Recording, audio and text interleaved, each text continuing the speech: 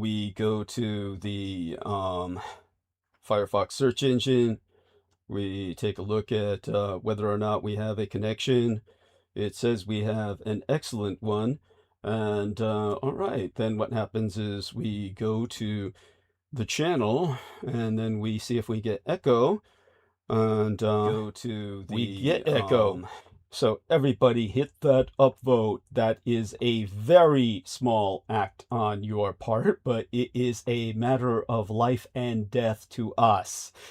Okay, now we start the call, infinite call with Aristides. I saw him just now, so he must be active.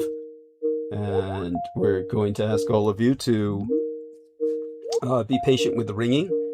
The ringing itself is, well, it's irritating. I really can't stand it. And I'm just so glad when someone finally picks up and the ringing stops. That's, I guess we all feel like that. Young kids today don't know what it was like to have mechanical landlines where you heard dial tones. There was something so reassuring about those days. Honestly, in so many ways, I wish we could go back to them.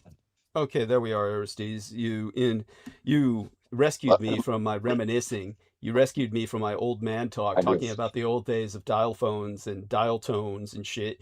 So thank you for that. Now, I saw a notification that you sent me something. I had no chance to read it.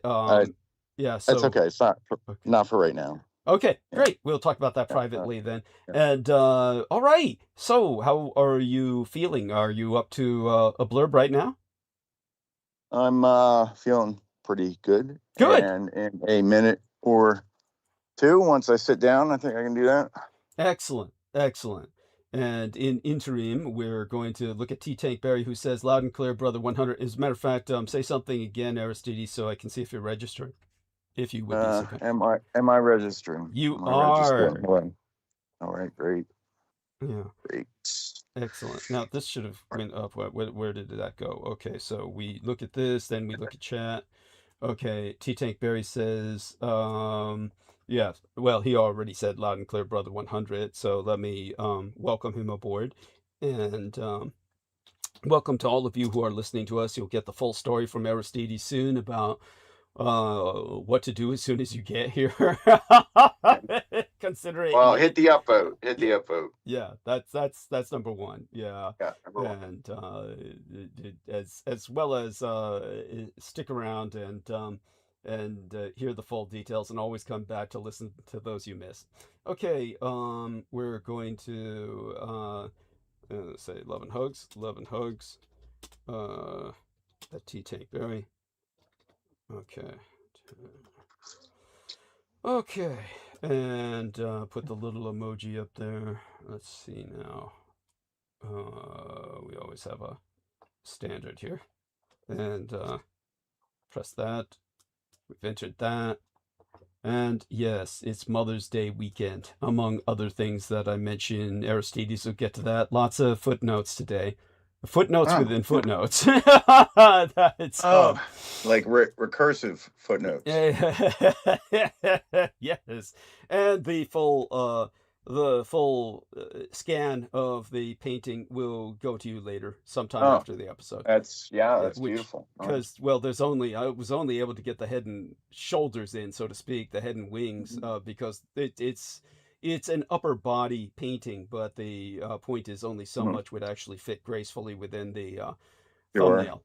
So, I'm sure that if I knew more about computers, which I do not, then I would be able to fuck with it and like try and fit in. But then the problem is, I think that what would happen would be if I did that, if I tried to fit the full scan of the painting into it, it would have these black borders around it, so it would look kind of No, the aspect ratio is not right. It's just you can't fix that. Thank you. Okay, thank you. That makes sense. And you could do that. You could. I mean, but we don't. Well, no, it would be, first off, the image would be too small to for people to appreciate. They would like they would see the full image, but then again, they would appreciate the impact less. But yeah, so that's why. No, I think you did well. So thank you. Yeah. Thank you. I appreciate. I run into similar stuff. Yeah. Yeah. And so did you send a greeting to your mom? Were you a good boy? Did you? Yeah. You're so lucky she's still of course. Yeah. Yes. Okay, yeah. Good. Of course. Yeah. I called today. Yeah, so. Good. Yep. There we are. And, that's nice. And you're so lucky that she's still around. Yeah. And yeah, indeed. Yeah. And other than that, no more private leaks about Aristides' life, except what he's willing to share. Weather over there is nice. I take it. Rainy, really? rainy day. Wow. Yeah. Okay. Yeah. All right. Cute. If no one joins us. Oh, by the way, Amy Como. Well, if she shows up, which I pray you do, honey, then after all, we did a bunch of work. Aristides and I both did a bunch of work to get her onto the Infinite call and to get her into private exchanges with myself on the private messages of Microsoft Teams. As Aristides observed, this is at least her third account because of her rather erratic lifestyle. Because she's seen it all. I mean, Amy Como has literally traveled the nation, and she's literally been homeless quite a bit in her life. But we are definitely, glad that she seems to be well on a winning streak, despite some almost comically cosmic levels of stress that we can always talk about on private calls. But when it comes to the otherwise, she's doing as fine as can be. But I do owe her an apology because I missed her birthday. So her birthday was during that intensive high-level security threat week in which we were all hunkering down and trying to find out ways to mislead or misguide any potential miscreants or wannabe ne'er-do-wells.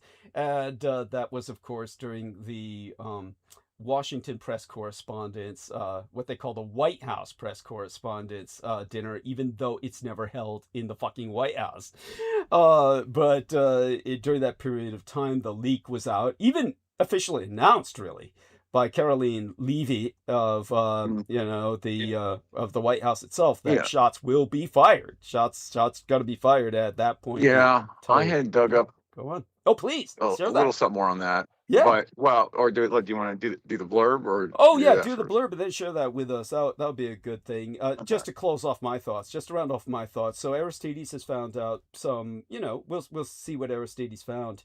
But in interim, we've got some fairly good numbers now, but we'll probably get more numbers by the time that he, shares with us what's out there. But I definitely want people to know it was during that time. I didn't follow the normal pattern of acknowledging Japan Golden Week, all this other stuff, and I was so busy, basically covering and obfuscating our trail, throwing out smoke screens and diversions that it was. I did not transfer Amy Como's birthday from last year's calendar to this year's calendar, which I normally would do, and so I forgot her birthday. So, oh my God,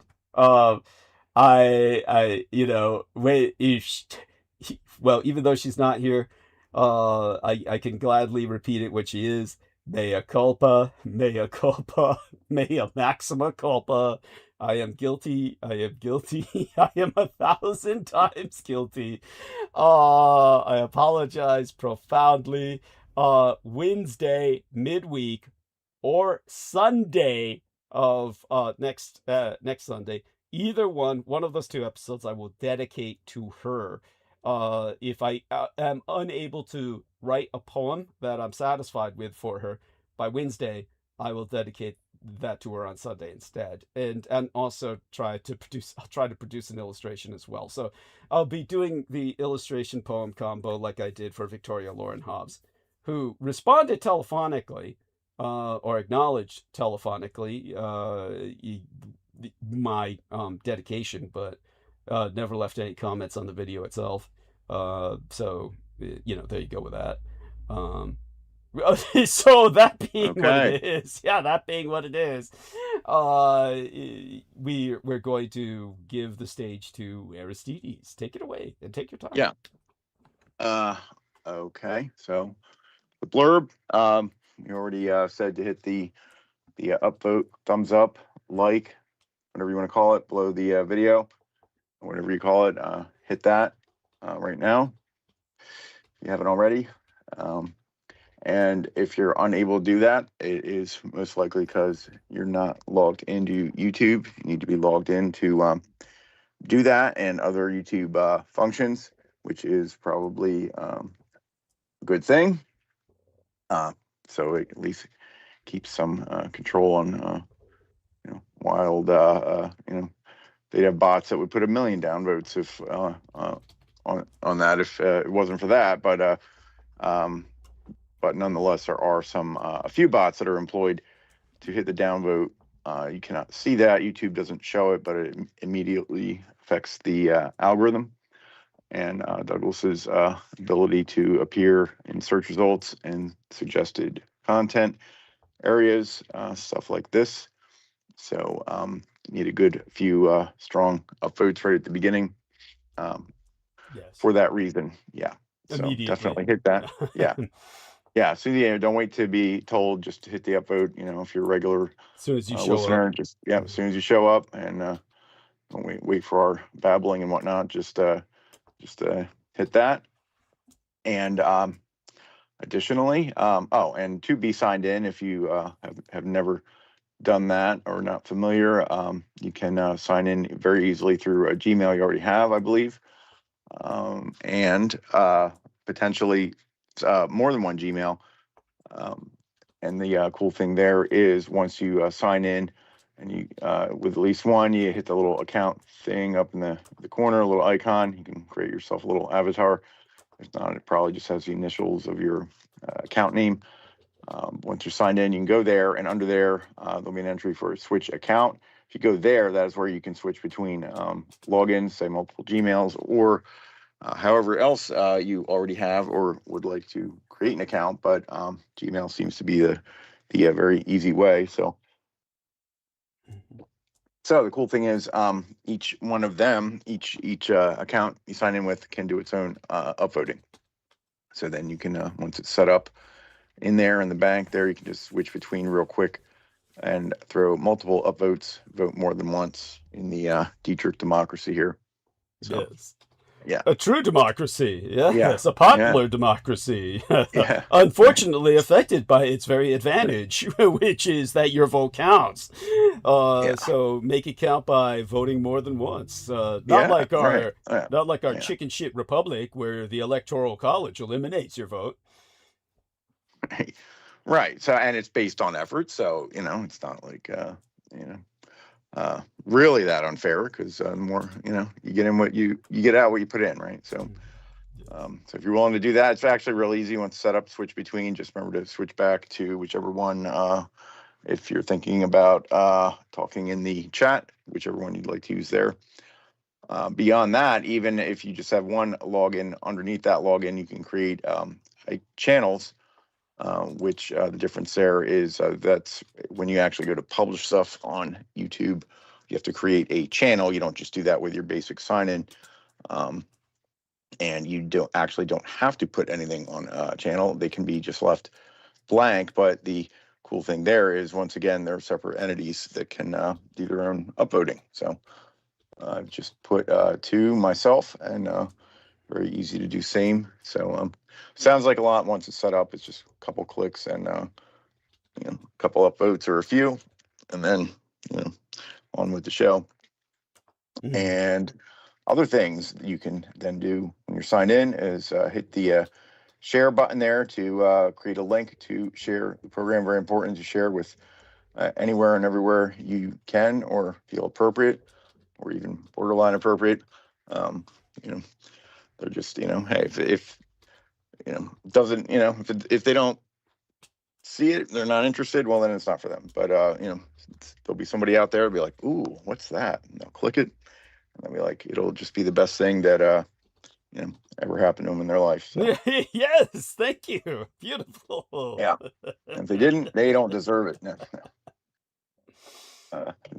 So, yeah, you generate the share link is basically the same as what you would grab right out of the browser bar, but I think YouTube will see you clicking that, and that'll figure in the algorithm.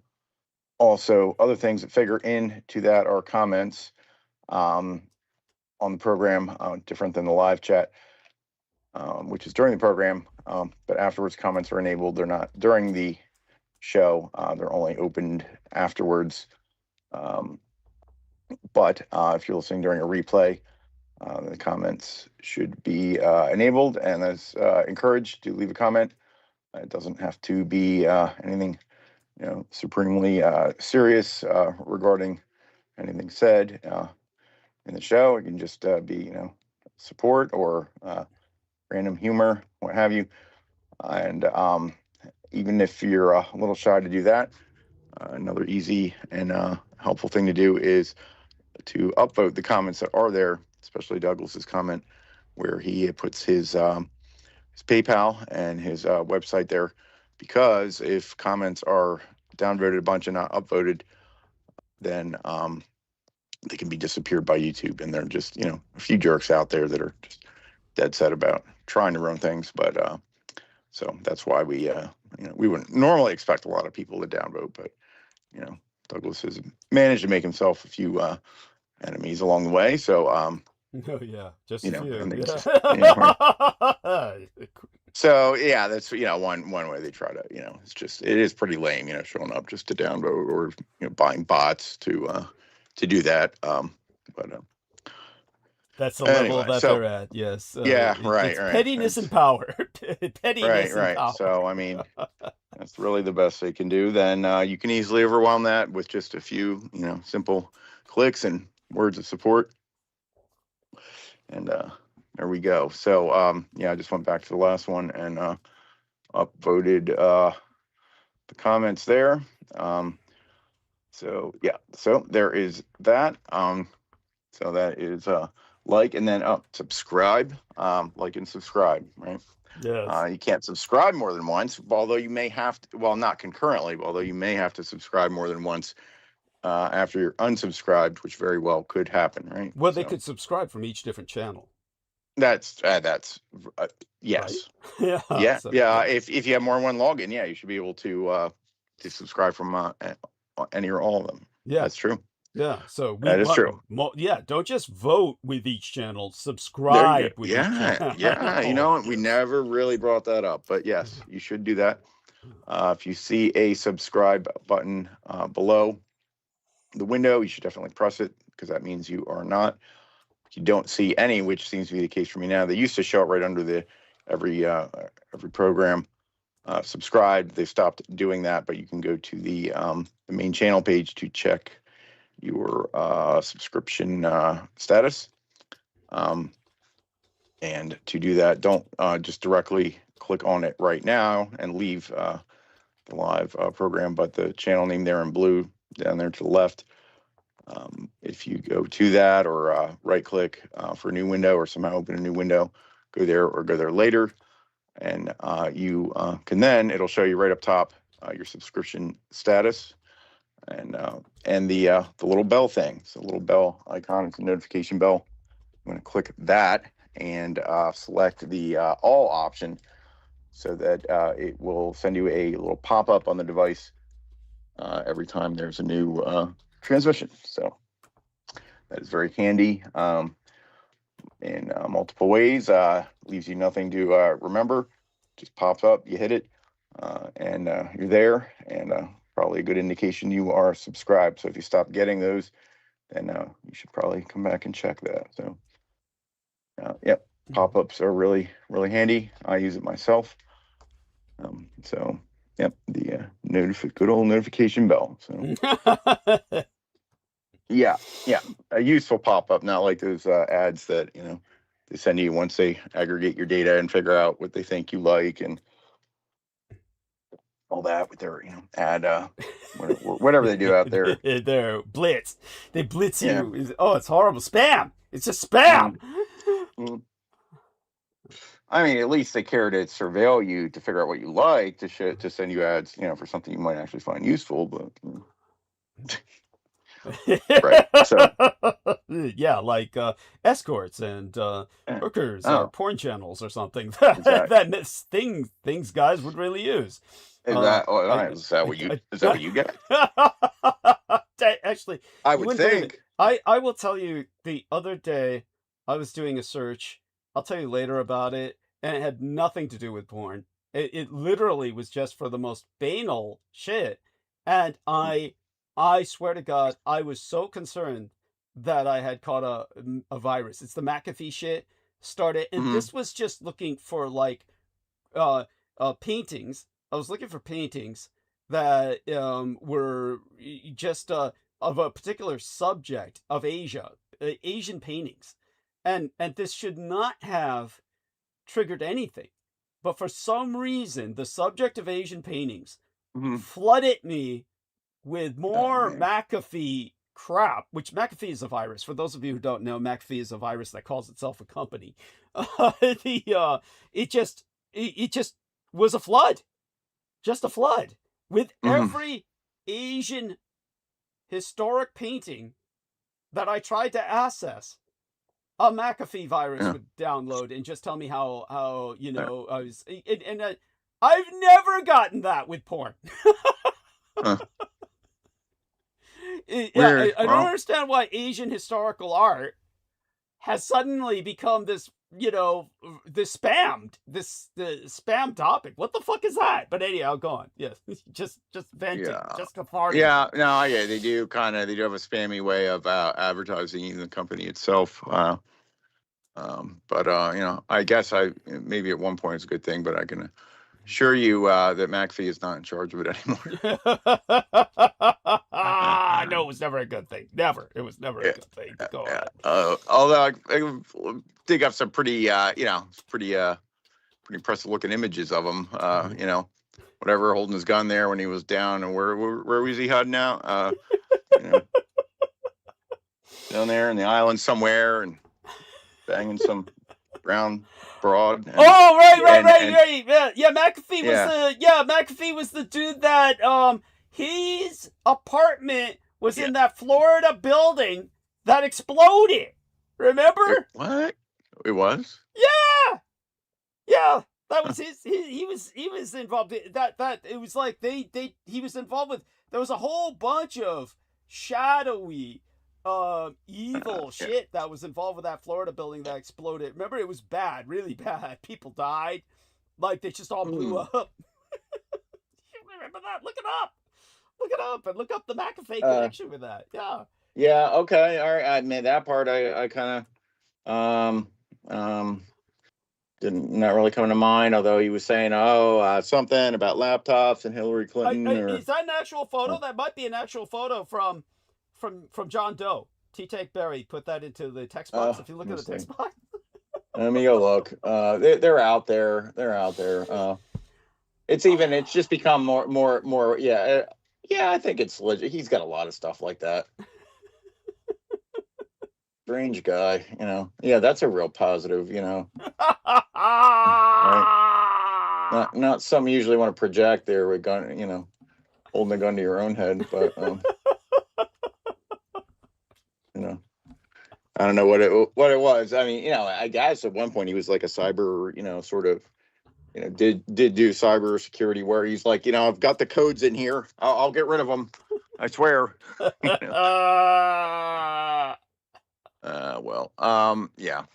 Funny guy, but yeah, what's going on with the company. Let's see. Yeah, there was some collapse Florida building. Wait. Yeah. And people buried alive. They were searching. Okay, didn't explode, but collapsed. Collapsed. That's collapsed. Thank you. Collapsed.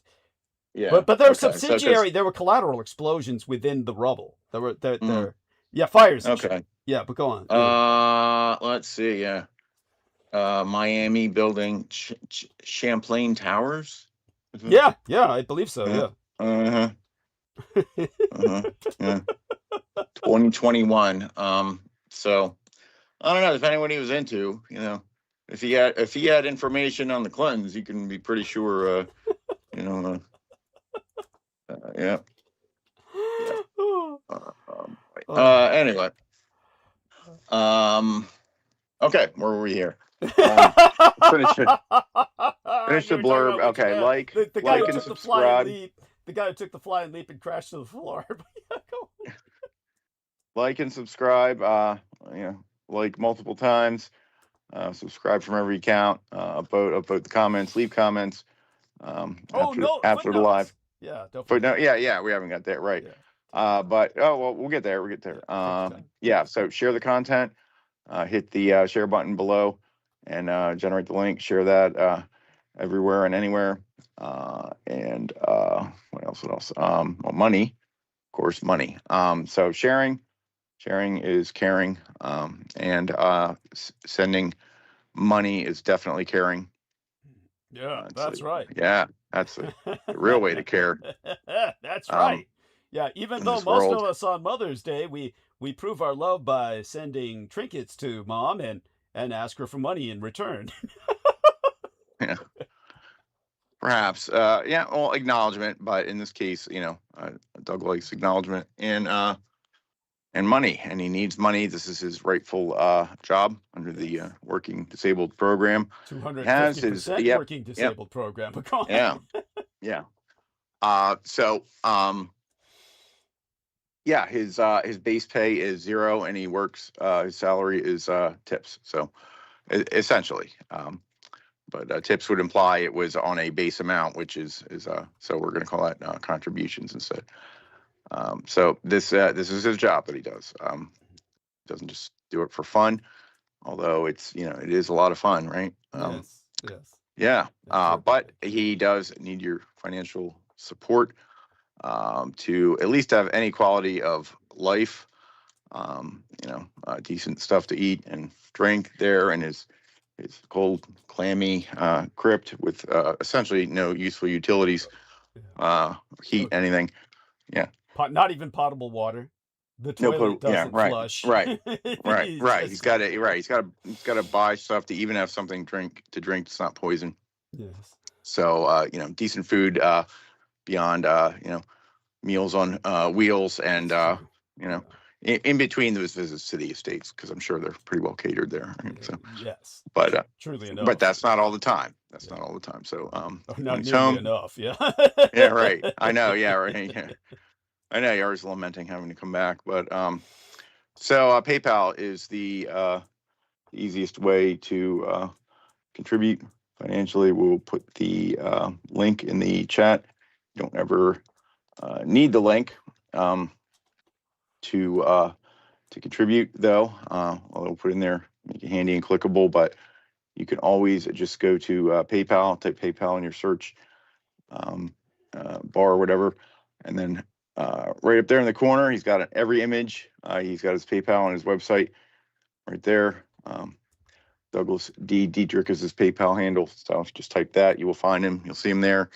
His snazzy hat and glasses. That's the guy. Thank you. And then send that guy all the money you've got. Yeah. On PayPal. Yes. Yes. So or something, at least something.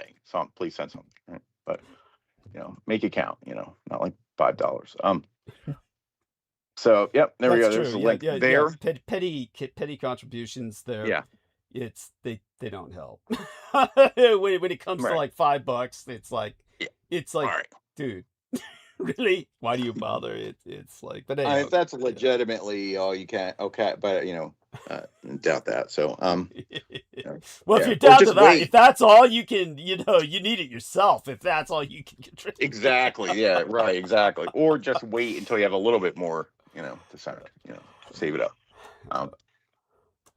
So yeah, PayPal is the easiest way. If you don't have or don't want to have PayPal or use PayPal and are able to just simply use a credit or debit card, there is a way. And that way is going to the website, DouglasDietrich.com, and finding, we'll put that in the chat also, and finding the yellow button in the upper right-hand corner. It says donate. Clicking that, ignore the one right in the middle. It doesn't do anything anyway. You can click it for fun, but it won't do anything. So go to the website, yellow button, upper right-hand corner. It says donate. Click that. You get a little menu. One of the options is donate with debit or credit card. You do not have to be signed into PayPal or have a PayPal account to do that. You just have to have the card. So there you go. It's an even easier, broader way. Almost everybody's got some kind of card. Or if you have money in Venmo, they have an option for that. And then the third option, it just says donate with PayPal, but this is to his business account. The first PayPal mentioned is his personal account. The business account, they do take a little bit of a tax out of. So if you do have, can be signed into PayPal, use the first one, the Douglas D. Dietrich. But the good thing about this one is that it has this menu already built in with these options. So yeah, Venmo, you can send it over to PayPal. You can click that button, or if you're just out one day and somebody reimburses you for dinner, you can just like, oh, now I'm going to, in Venmo, there should be a way to search for PayPal accounts. Just remember Douglas D. Dietrich and send him the money. So, Yes. Yeah. Yeah. So there you go. If you don't have any type of card, any type of money on a card, and you only deal in cash for some reason, well, that's okay. If you can go get a postal money order, you can actually send an actual mail. Money order would be the safe thing. Don't send loose cash in an envelope. If you want to send cash, at least double wrap it in something secure, some type of rigid card or whatnot, or better yet, a care package of snacks and goodies or whatever you want to surprise Douglas with. By the way, I'll leave that up to you. Anything positive that you want to surprise him with. Yes, no letter bombs or weapons of mass destruction, right, fish chum. Right. Just to interrupt for a second, my apologies, Vicky Johnson. I didn't see your entry until now. Love you, Vicky. Mwah. Mwah. So here's hearts for you, Vicky, and welcome aboard as always. And then we'll get back to what Thumbslug is saying in a matter of moments. So back to you. Yeah. Sorry. So you can. But if you're going to send something physically in the mail, I would suggest sending him an email at the email we're now putting in the chat. We're presuming you have email since you're online enough to listen to this. If not, just say something. You're gonna have to say something in the chat because we can only make it so easy. But give him a heads up that something is on its way in the mail. That would be the suggested thing to do if you wanted to send money order, etc. And he can give you his address. He's giving it out on the show, but I think giving him a heads up is the better option, so he knows it's coming. Right? Yes. Yeah. So he can make sure he doesn't miss it. So, especially if it's a large care package, it doesn't fit through the mail slot. You'd have to leave it outside. I remember times, you were expecting something. It was like just camping out by the door because you don't want anything to happen to it. True. Yeah. So, all right, let's move on. So title bar here. It's always filled up there underneath the window, 100 characters. If you see an asterisk, it means a footnote that will be explained in the description below, which you should always hit see more and look at that. You have total 1, 2, 3. They're footnotes. Sometimes they're separate, sometimes they're kind of buried in the text there. See, we have one is a poem that you can explain. And there's always interesting stuff to read there that Doug wants to acknowledge. Several languages of the world, pretty much every time. So Yes. getting your multicultural requirement there. Your diversity education from Yeah, work. right. Yes. Your diversity training. You tell them at your job when they try to have you take that damn online training again. You're like, nope, I'm exempt. Why is that? You think, sir? You know, because I listen to Douglas Dietrich and I read the show description, and then you got to show them, send them the link, Yeah. and then whatever happens, happens. There. Yeah. Then clear out your desk once you're fired. Yeah, right. Yeah. Make sure you check your company's policy about paying out your vacation time, etc. From that, send a contribution to. Thanks for liberating you from your misery. From your yoke. Yeah, lifting the yoke from your neck. Yeah. Yes. Just I used means to have this horrible job. I hate it. Yes, go on. All right. I mean, all that would just mean you're destined to be an entrepreneur. That's what they. Right. Yes. Yeah. You can do it. Yes. So yeah, check actually, out the, actually, yeah. No, we're joking, right? You know? Yeah. We don't want the lawsuits, yeah, but nevertheless, nevertheless, it is a good joke, and yeah. I like to joke, you know, keeps it fun here. That is about it.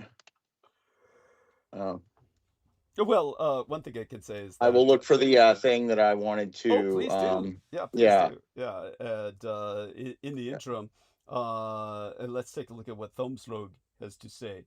Oh, that's Marcus, of course, in Australia.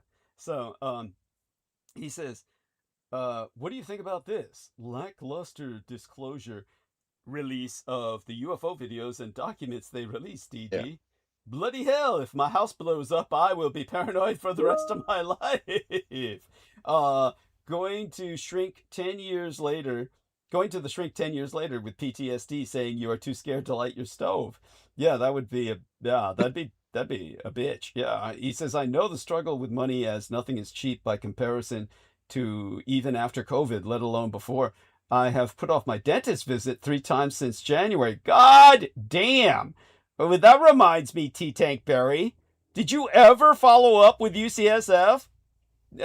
T-Tank, yeah, I'd appreciate an answer. Did you? Either in the text or in chat. Yeah, did you ever follow up with UCSF? The dental clinic. Yeah, anyhow, here we are. Let's take a look at this. Though, of course, you're fully insured, you know, T-Tank. This is John McAfee. Bad people are still after me. Let me see if I can get the right emoji. There's a lot of images of them. This is many images of them holding various firearms. Let me do the crazy laugh. The crazy laugh is best for him. There we are. That's perfect for him. Yeah. That's there's more. Maybe we'll drop some more later. I just didn't want to sit here looking because there's plenty to find. But what I wanted to look for the thing about the what a sad the Trump thing. I'll say what I remember even before I find the thing. Something about the guy that what was his name? Cole Allen. Yeah, Cole. Oh yeah, Cole Thomas Allen. Cole Allen. Somebody dug up because you got to hand it to internet autists, right? They dig up things, and so apparently he was in some at some like little tech conference or something, and who is also present there? Probably Elon Musk or one of the big boys. No. It's something where like JD Vance's wife or something was present at this thing. Cool. Yeah, that makes sense. I gotta find. Why can't I find it? The Asian Indian woman who he's married to. Yeah, I believe so. Yes, I believe when so. He's not fucking his sister, Erica Kirk. You know, the fellow Aquino. Right. How sure are you on that? Are you just speculation from the way she looks, or? Well, from what I can say, it's pretty compelling. A lot of people have been doing enough facial recognition. They've been applying enough facial recognition technology to the point where it doesn't look like they're altering the photos. They're simply using facial recognition, and it does seem to key on both of them as by their facial structures. Pretty well matched with Aquino. Nothing could be decisive unless there was a DNA test. Remember, of course, I want everyone to understand, DNA tests are not infallible. So anyone who don't buy into the bullshit, and for God's sake, thank God the 23andMe bullshit is over. I mean, that was just a scam. That was like, that's a joke. If anyone, please do not believe whatever 23andMe has told you. That whatever they've told you is it's a load of shit. They just made that shit up, and like you could have sent them cat hairs and or blood from your pet dog if you were so cruel, and they would have, you know, given you a result that, oh, you're descended from the Egyptian pharaohs and shit. You know, they were just total garbage. And so understand that when it comes to DNA, oftentimes that doesn't really help either. So when it can for different things, but identity on the level of you know, just a blood sample, it would take thousands and thousands of dollars and a lot more than that to ascertain anything decisive. And this is why DNA can be very critical in forensics, because they can just keep taking more and more materials from the body. The guy's not going to complain. But when it comes to a living person, it takes a lot of skin scrapes and hair and blood and everything else to really ascertain anything, and it's thousands and thousands of dollars. It still, in this day today, the idea of a few $100 and you getting some kind of result that's meaningful is a joke, and that's all that was a joke. It was a scam, and they're totally bankrupt, and all they did was collect people's DNA to assemble a database, which they then sold to the highest bidder. So that's all true, by the way. That's all true. Everybody who signed up for 23andMe doesn't realize that, but it's all true. You're all like, you know, just your DNA data is now available for, believe it or not, aggregation targeting, so that they can find out what kind of interest group you're in. Like whether you got diabetes interest group, you'll get spammed with all kinds of diabetes ads, that kind of shit. But all that being said, when it comes to Aristides sending this file on this individual, yeah, I found the thing. I found it. But yeah, anyhow, in my opinion, by my intuition, based on what's put out there on the internet, I am part of. I take the stand that J.D. Vance and Erica Kirk do seem to be somehow genetically related to Michael Aquino. They look far more likely to be than the person he claimed was his son, who was just an actor that he paid for a period of time, named Damien. Just kind of like this actor, an all-American boy, white boy, loved baseball, loved beer, and just this regular Joe guy role that was played by an actor that he hired. It was very sad. But with that, we turn towards, okay, now I'm afraid to turn this on, but tell me what's in it, because no, don't turn it on. I will luckily they have subtitles in the thing. Yes. And a lot of what we heard before, they kind of cover what we heard before, about what you said, the what's her name saying, oh, is it gonna be shots fired? They talk about that. And then him supposedly this image of him wearing the IDF shirt, that, and then I heard about that. Yes, tell us more about that. Supposedly there was an image on his like Instagram before it got pulled, because of course they I don't know what they feel like they need to to hide the guys, but he was wearing an IDF sweatshirt of some kind, although with AI anything can be fake, so don't take that as and they can't be there to verify. But I think we brought that up before, and then supposedly it's what people do now, and they're like, oh, did anybody from a certain country in the Near East search this guy's name prior to the event, and it looks like it. You can go to Google and be like, how often was this certain phrase searched and when? Apparently there was a few hits on that, and then there was some weird Twitter thing where this guy in 2023 was the only thing posted on his account. Henry Martinez, right? I think it was the only thing posted on his account, or at least in this post, it was the only thing he said on the post, and he just said Cole Allen in December of 2023. Pretty odd to just have a post from some guy with just the name in 2023. But apparently Henry Martinez, I kind of conflated things on a bit. Apparently this Henry Martinez No context. They might have known each other due to both of them serving an internship at NASA in 2014. Okay. Then they say, in 2017, Cole Allen appeared in a video with J.D. Vance's wife while they were both present at a conference. It doesn't say what conference, and I don't see her in this little clip. Maybe I'll look for that. So that's unverified at this point. What else was there? That was it. But that wouldn't surprise me. That wouldn't surprise me at all. It makes perfect sense. Since they announced there's going to be shots fired, why wouldn't he have known all these people? Yeah, right. Let me see. Or wait, it was. Here. I didn't watch. Okay, there. Yes. A little. If you watch the video, I guess. Yeah, they show. Okay, I guess I hadn't watched it. Yeah, they show. Okay, scenes from this video. The 2017 conference. What was the conference? California Science Center, Transforming Lives Through Technology and Innovation. Ooh. Yeah. all the buzzwords.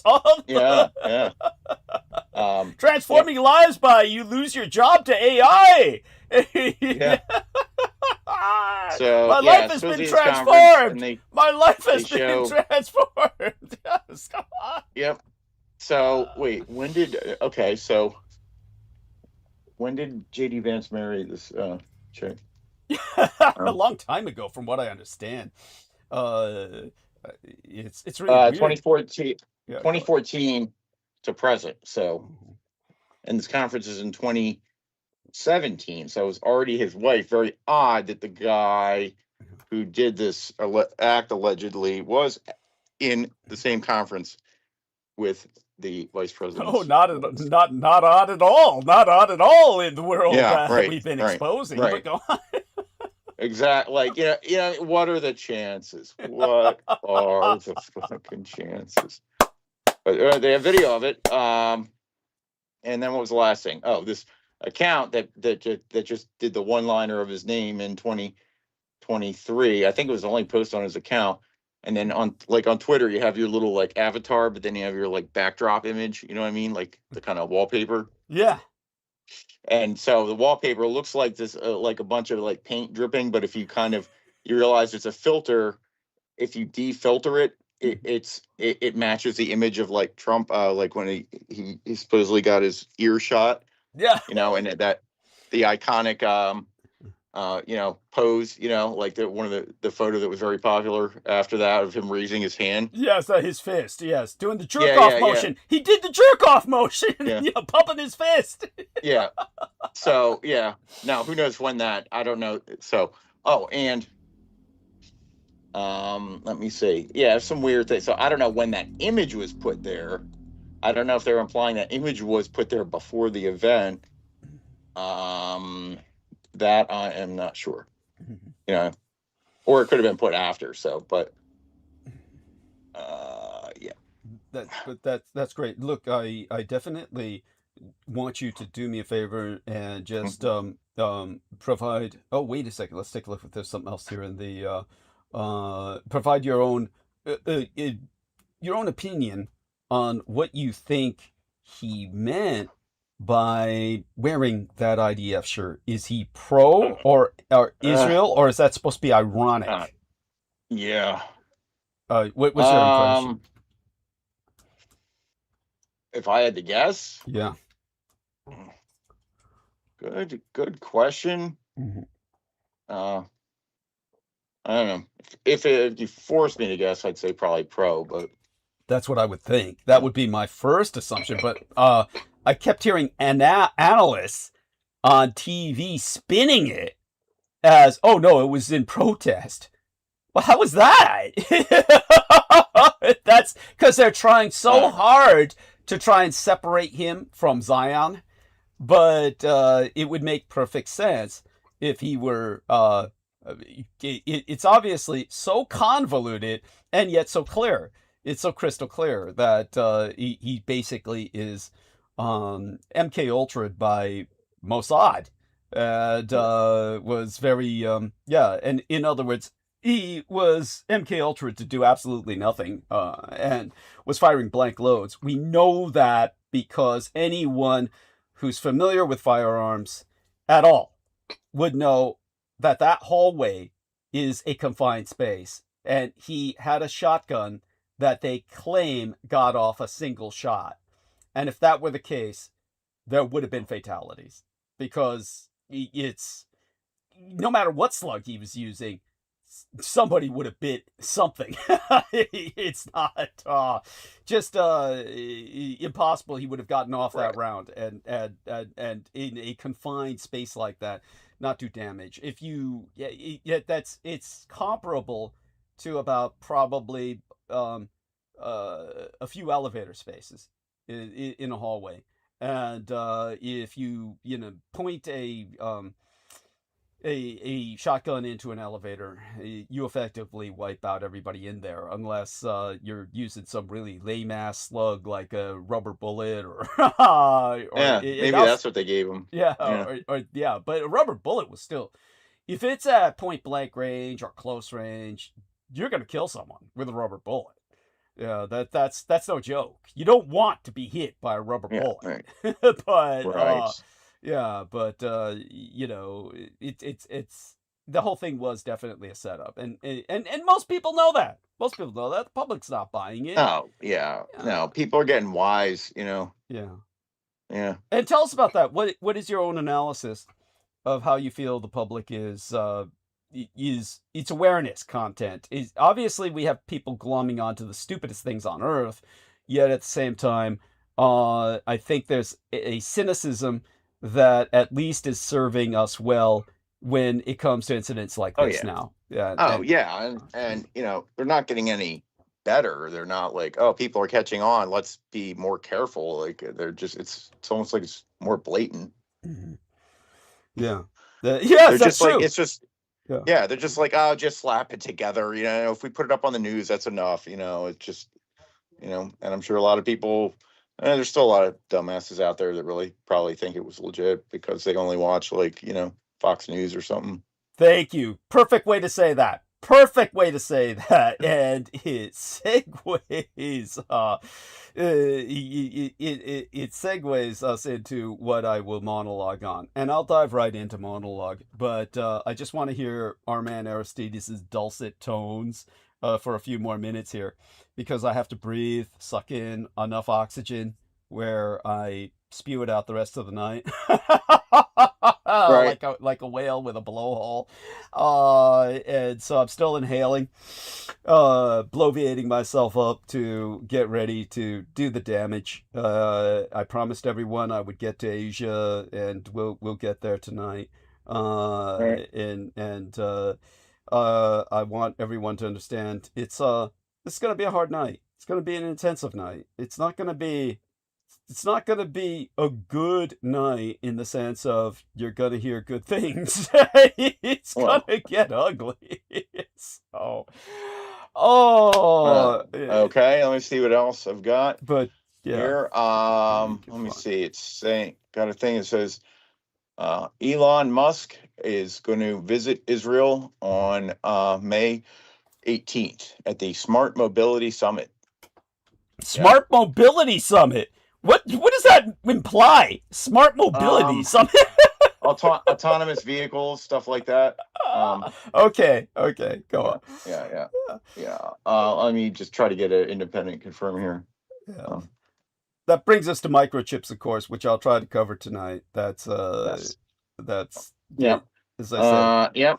Yep. He is indeed scheduled to visit Israel.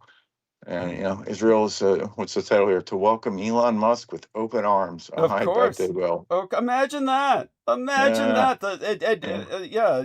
He throws his arm up in a Hitler salute. Well, actually, it was a spastic response due to his ketamine. Yeah, it was. Right. Yeah, it was. Just right. And even after that, he had to show up for retraining.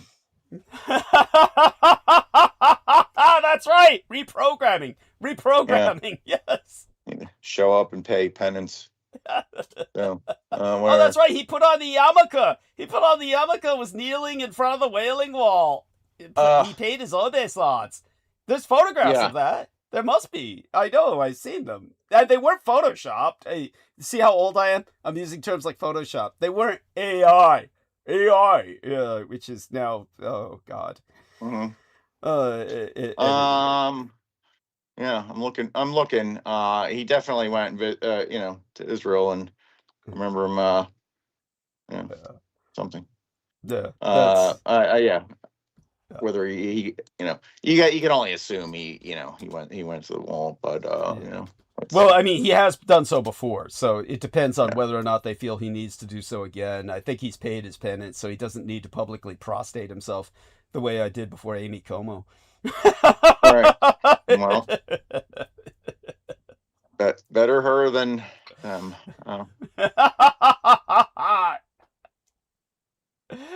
Okay, well, I'm gonna start in on monologue. Okay. Everybody, we've got pretty good numbers, and bring all your friends over. Call your friends and tell them that we're getting into it. Now, we're right at that point where I dive in, and so Aristides sent another image, and by Yep. pointing me, there you go. He found it. He found it. Yep. Yes, that's Yeah, right there. yes, Netanyahu right yeah, behind him. And, yes. Oh, it's like Netanyahu's got his hand up his ass. Yeah. may as well. Yeah.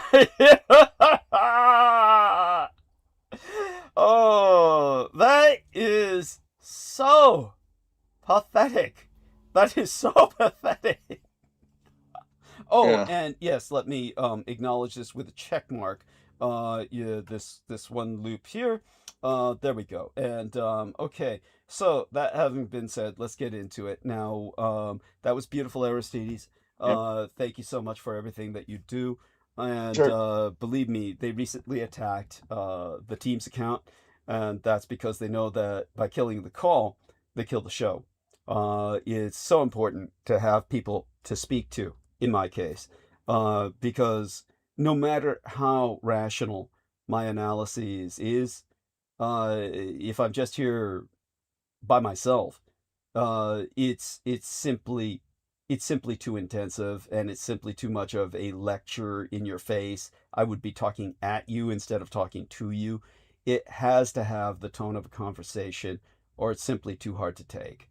And it would it renders one into the lone nut category, where one is venting and catharting, screaming at a camera, and that's never a good that's never a good look. So it's so important that we have Team Dietrich and other people to bounce off against. And so if they kill the team's account, they kill the call, and they kill the show. It's not that we couldn't start another account, but it's these things take time to rebuild, and it would fuck up the entire production. So believe me, they've tried. They've been working on that for a while, and they don't stop. They never tire. This is their career, is to basically try and take me down. And they've got their own team dedicated, their own network dedicated to doing just that. All right, so that having been said, 72 hours gone, a Murdoch took over New York Magazine. James Murdoch would like you to know that he's one of the good ones. The most important media deal this week last wasn't about CNN. It was about who gets to own the left. The Wall Street Journal has reported that James Murdoch, the son of the Fox News patriarch, Rupert Murdoch, is, well, in talks, but it's a done deal, to buy New York Magazine and Vox Media's podcast network for at least 300 million United States dollars. Now, James, to his credit, broke with his family in 2020. He's donated to Democrats. He's said the right things about Trump. But you don't have to be your father to be part of the problem. We're doing things differently at Critical Omissions, but we need your help to keep going. Step up and become an auto-paid contributor today. This isn't a transaction. It's a declaration that you believe in analyses accountable to listeners, not multi-billionaires. Upgrade to PayPal AutoPay. Everyone in the media will tell you this one is fine. James isn't Rupert. He's testified against the phone hacking. He gave $1 million to Joe Biden.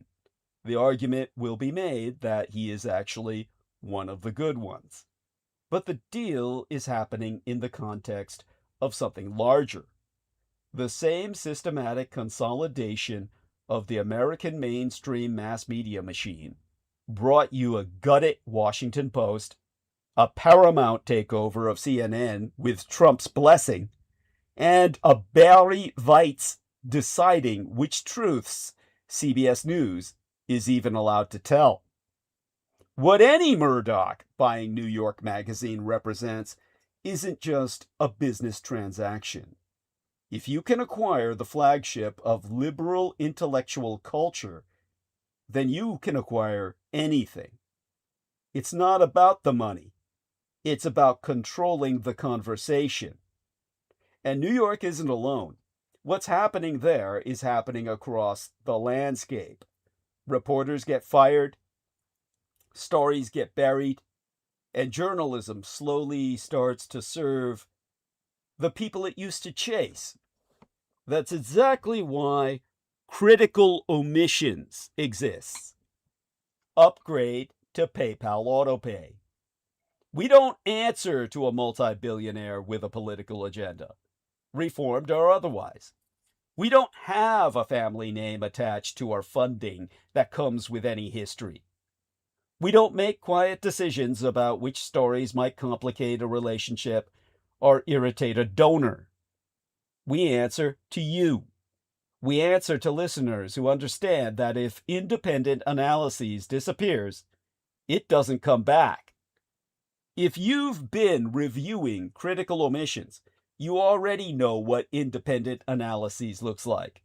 You know what it means to have coverage that doesn't hedge, that doesn't lie, that doesn't treat the consolidation of the legacy mainstream mass media machine as just another business story. Every subscription is a refusal to accept that premise. If just 5% of the people listening right now became auto-paid PayPal subscribers, we could fund our entire operation for the year. Please, upgrade today. Upgrade to PayPal AutoPay. The oligarchs will keep winning the ownership game by changing what ownership means. They don't need New York Magazine to be Rupert Murdoch's New York Post. They just need to be less of a problem. Well, they need the phenomenon of free speech to be less of a problem than it used to be.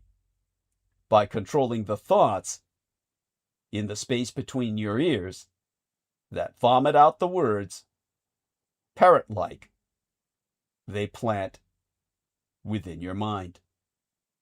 The state invades the subconscious. The true frontier of neocolonialism is in your head. But us, here, Team Dietrich, and Douglas Dietrich himself, myself, the son of Adolf Hitler, we intend to remain a problem. Join us. And this is where I respond to our dear friend, yes, Brendan Soget, sending me some messages in the private. Well, you can always join to spice up the conversation, Bran. This is where, of course, we also check numbers at the moment and dive into it. Let me tell you what Putin's Victory Day parade this weekend says about wartime Russia. For the first time in 18 years, Russia's Victory Day parade had no tanks. There were no missile carriers and no armored columns on Red Square. Several regions canceled their parades altogether. The Muscovites had been told to expect no mobile internet on the day itself or the evening preceding.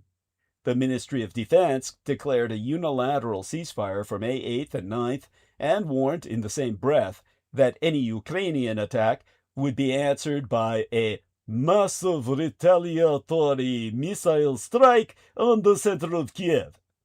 The Russian Foreign Ministry having helpfully advised foreign embassies in the Ukrainian capital to consider evacuating their staff. The official explanation for the missing weaponry was the threat from Ukrainian FPV drones. That threat is real, and it is in and of itself a humiliation. The center of the Russian capital can no longer be defended against a few $1,000s worth of plywood and electronics. But the parade was not the cause of anything. It is a symptom of a quieter rearrangement within the regime, in which power is shifting away from the technocrats who run the economy and towards the men who run Putin's bodyguard.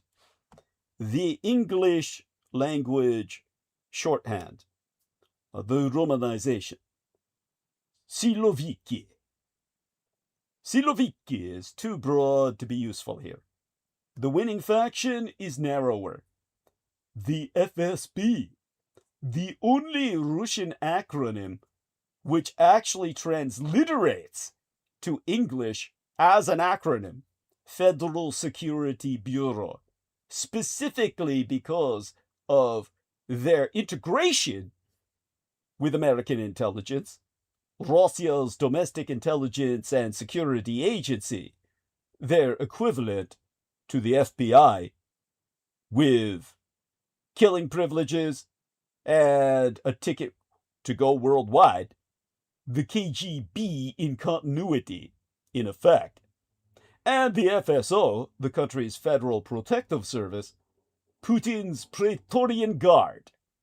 Their footprint has expanded faster in the past year than at any point since the early aughts, the 2000s, the zeros, the first decade of our millennium, the third Christian millennium.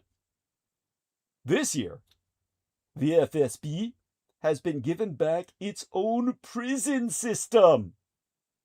It's gone ice, with 7 jails handed over, including Moscow's own Lefortovo, and a new 4,000-unit facility. 4,000 cells in a single building planned outside the capital. Talk about going Trump in terms of megastructure. The Duma has granted it the power to order rather than request, mobile internet shutdowns with no reason required. As such, the orders to switch off central Moscow's networks now come directly from the FSB, the legacy organization from the KGB, which Vladimir Putin sourced from himself.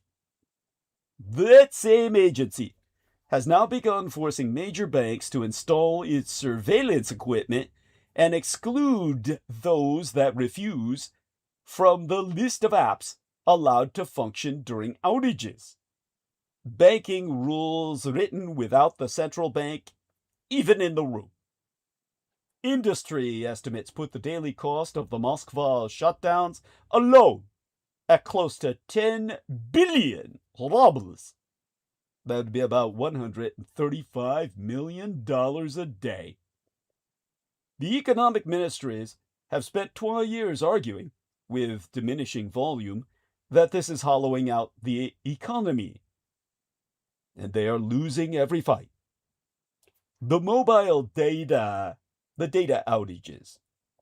These mobile data outages are MDOs. They tell the same story in miniature. The pattern of regional shutdowns does not track the front line of the war with Ukraine. It tracks Putin's movements and the FSO's exclusion zones around them. Anti-drone protection is the official justification.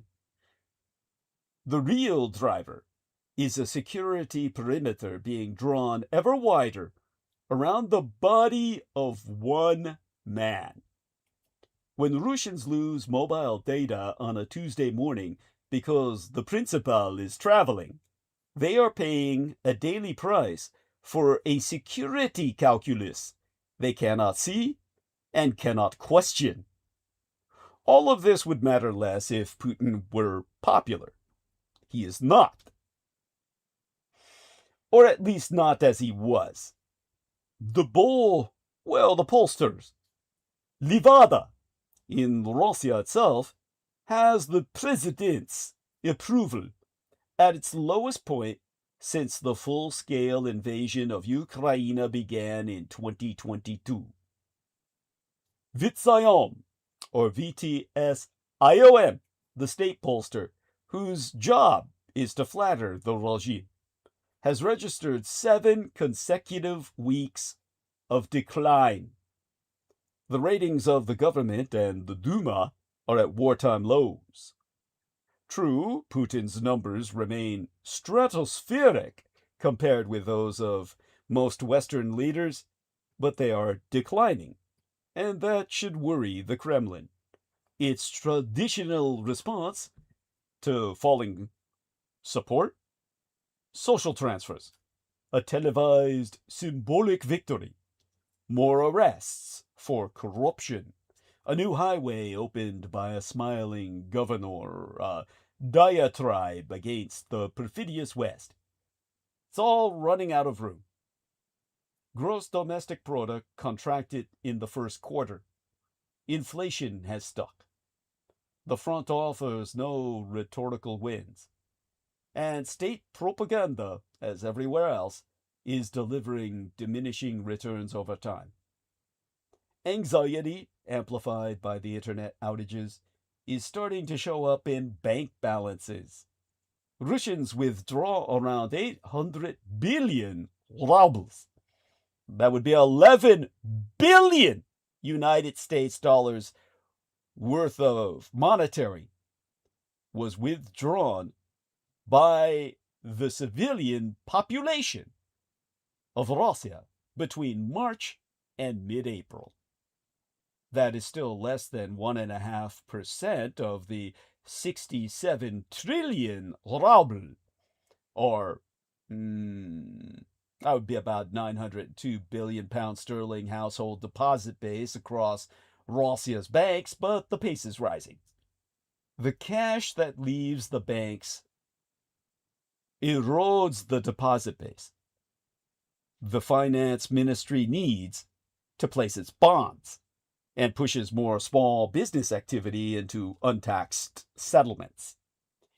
If these ongoing withdrawals accelerate, banks will be forced to compete for depositors with higher rates, which will squeeze lending even further. The higher oil revenues that followed the war in Iran provide only a partial offset, since they accrue to the federal budget while the cash and tax leakage hits the broader fiscal base. The numbers are small, the trend running only one way.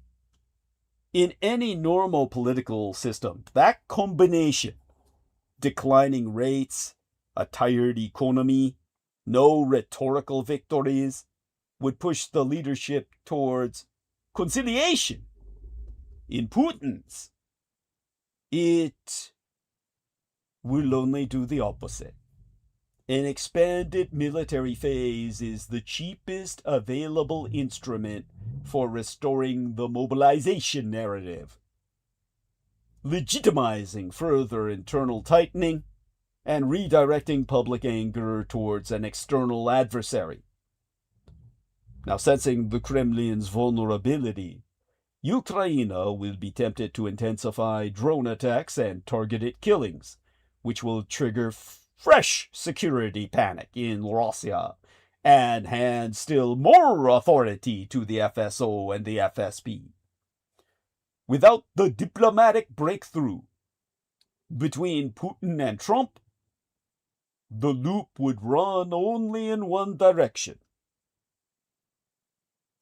But Trump and Putin, they're on the resolute desk in the 69 position, sucking each other's cocks, like the Pisces fish symbol. They will fall together. America as we know it will collapse with the Russian Empire. What all this means in practice is not a strategic offensive. Russia has neither the men nor the equipment for one at the moment, but more of what has been visible since the autumn, on a larger scale. Scaled up missile and drone strikes on Ukrainian energy and logistics, a fresh wave of mobilization under another name, higher military levies, and tighter security regimes in the border regions. Saturday's parade was brief, defensive, and held under a self-declared ceasefire that the Kremlin has already promised to break if provoked. It was an apt image of the regime as it now is, less interested in projecting power than in protecting the man who personifies it, and increasingly willing to pay any price to do so. And Republicans have confirmed that it's pretty clear, their words, Trump is on Team Putin. They stand together, together they fall. President Donald Trump rarely faces dissent from his Republican Party members in the House and Senate, but this is an election year, and Trump's polls are doing big damage to his Russo-collaborationist Red Republican Insurgent Party buddies. The United States Representative Don Bacon, Republican representative from Nebraska, is one such Republican who does not represent a safe seat in a bruising 2026 midterm. Bacon holds a highly competitive swing seat in Nebraska's 2nd Congressional District, which includes the urban area of Omaha. He managed to nab a narrow 50.9% to 49.1% victory in 2024, largely thanks to suburban support. That razor-thin line of white neighborhoods may be one of the reasons why the Huffington Post writer Igor Bobich is posting Bacon's Saturday takedown of Trump as an ally to the Russian authoritarian Vladimir Putin. To X, Bobich posted, speaking at the Sedona Forum, Bacon says Trump is totally failing on confronting Russia right now. It's pretty clear the president and his team favor Putin over the Ukrainian president Volodymyr Zelensky.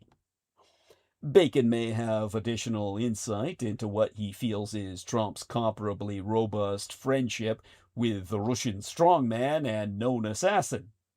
Recently, Bacon joined a bipartisan effort to introduce the Countering Russia's War on Faith Act, stating that Putin's, and here I read therefrom, brutal invasion of Ukraine is not only an attack on a country that seeks democracy, free markets, and alignment with the West, but also includes a deliberate campaign to suppress and persecute religious communities. The Countering Russia's War on Faith Act will ensure we fully document these abuses and hold those responsible accountable through sanctions. I'm pleased to join the Representative Wilson and my colleagues in this bipartisan effort to stand up for religious liberty and the Ukrainian people. Trump's polling, meanwhile, is at his lowest of his 12 midterms in office, and approval of his mistreatment of the American economy is currently tipping beneath that of the former president, Jimmy Carter, who found himself the frequent butt of Trump's jokes regarding popularity. You see, young men are souring on Donald Trump. America's young men are not thriving, even before the 2024 election, when 49% of men aged 18 through 29 years voted for Donald Trump. Books and think pieces sought to unpack the crises. Mr. Trump's braggadocious appeals to the male id certainly helped him draw support, but young men have practical concerns also, and confronted with ever-rising prices, they are now souring on Putin's puppet president, in the Oval Office. In the span of just a few days in April, the United States witnessed two horrifying instances of domestic gun violence. A former member of the National Guard and a former politician took the lives of their loved ones before killing themselves. The devastating shootings in Louisiana and Virginia follow a pattern. It's more common than you know. In fact, data proves that murder-suicide is devastatingly common. A new analysis shows how often murder-suicides occur. There have been at least 159 cases of family annihilation, or murder-suicide, what would be called mass murder-suicide, by gun so far in 2026 that we know of. Since the killer kills himself, all the bodies lie together and are usually not discovered until the year thereafter. So, realistically, double the numbers. To reiterate, on Sunday, as dated April 19th, a Louisiana father, a former National Guardsman struggling with his mental health problems and suicidal ideation, killed 7 of his own children and their cousin in Shreveport, Louisiana. The children ranged in age from 3 to 11 years old. He also critically injured 2 others, including his wife, then drove himself to the home of a former National Guard mentor and took his own life. The good guys with guns! Well, they disappear whenever the shooting starts. So here we must reconsider, for the infinite time again, the myth of the good guy with a gun. Where are they when this happens? They can pose for pictures, wear all the silly Call of Duty shit, but guaranteed, we never see these guys around at mass shootings. Now, I've gone over this before because it actually personally impacted myself. I'm going to repeat some details here, but it's to lead into the horror of family annihilation in America, which is becoming an American thing. By the way, shout out to ธิ์, who's saying he's too baked at the moment. Hey, I'll be joining you when I'm done with transmission in that state. Now, as I've pointed out before, as an epitome of this phenomenon, November of 2022's mass shooting at a 2S LGBTQ+ nightclub in Colorado Springs, Colorado, left 5 victims dead, 18 injured by gunfire, 4 by other means, and 12 who police identified as victims who were not physically injured, meaning they were so traumatized they required institutionalization for at least a period of time. And as dire as those numbers are, they can't begin to factor in the trauma still carried by everyone who was at Club Q that night. which was struck as a message from Aquino because he was the original Q and the man who established the Q phenomenon. The victims' loved ones imagined their memory and how it would only be salt in the wound if they were to know that a Satanist protected by the United States military and intelligence industrial complex was behind their loss. There be entire communities who must today grieve because a 22-year-old Q-tard opened fire as people danced. Now, the near-constant nature of these horrors in this country has long since birthed a series of responses as predictable as they are inefficacious. Thoughts and prayers, calls for even greater laxity in our gun laws, and demands for increased police numbers and funding. All such appeals are rooted in this widely held misbelief that the only way to stop a bad guy with a gun is a good guy with a gun.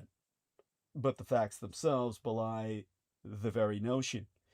Indeed, the presence of so-called good guys with guns all too frequently fails to prevent such tragedies or actively increases the danger of the moment, even when the people with the guns are trained, armed, and depended upon to provide public safety. Now, 376 heavily armed and armored officers stood by with their thumbs up their ass, taking bets on how many kids would go down as 19 fourth graders were slaughtered in Uvalde, Texas in May of 2022, even as TWA teachers died trying to save them.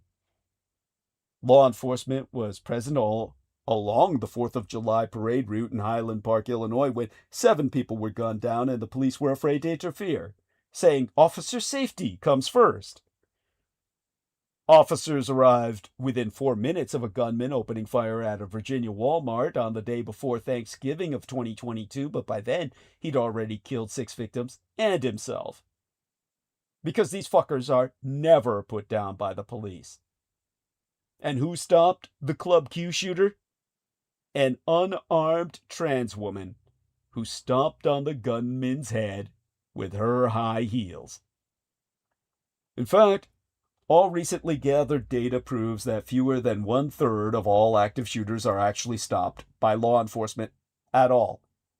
And moreover, good guys with both guns and badges have been responsible for dozens of friendly fire deaths of their own fellow officers because they get into fights with each other and duels ensue. And the other good guys with guns, security guards or bystanders, they're more frequently killed by police arriving on the scene than any perpetrators. In fact, in the preceding 7 years prior to the Club Q massacre, police officers had already shot and killed more than 8,000 people across America. Public safety is about much more than a single statistic, but I always start with this one. The United States buries more than 45,000 firearm victims every year. More than half of these are deaths by suicide.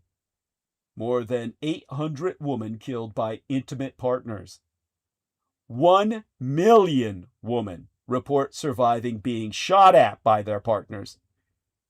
And those are only the ones who report, which are considered only 10% or less than the women who are actually shot at, which means almost every woman in the United States has survived being shot at by their partner.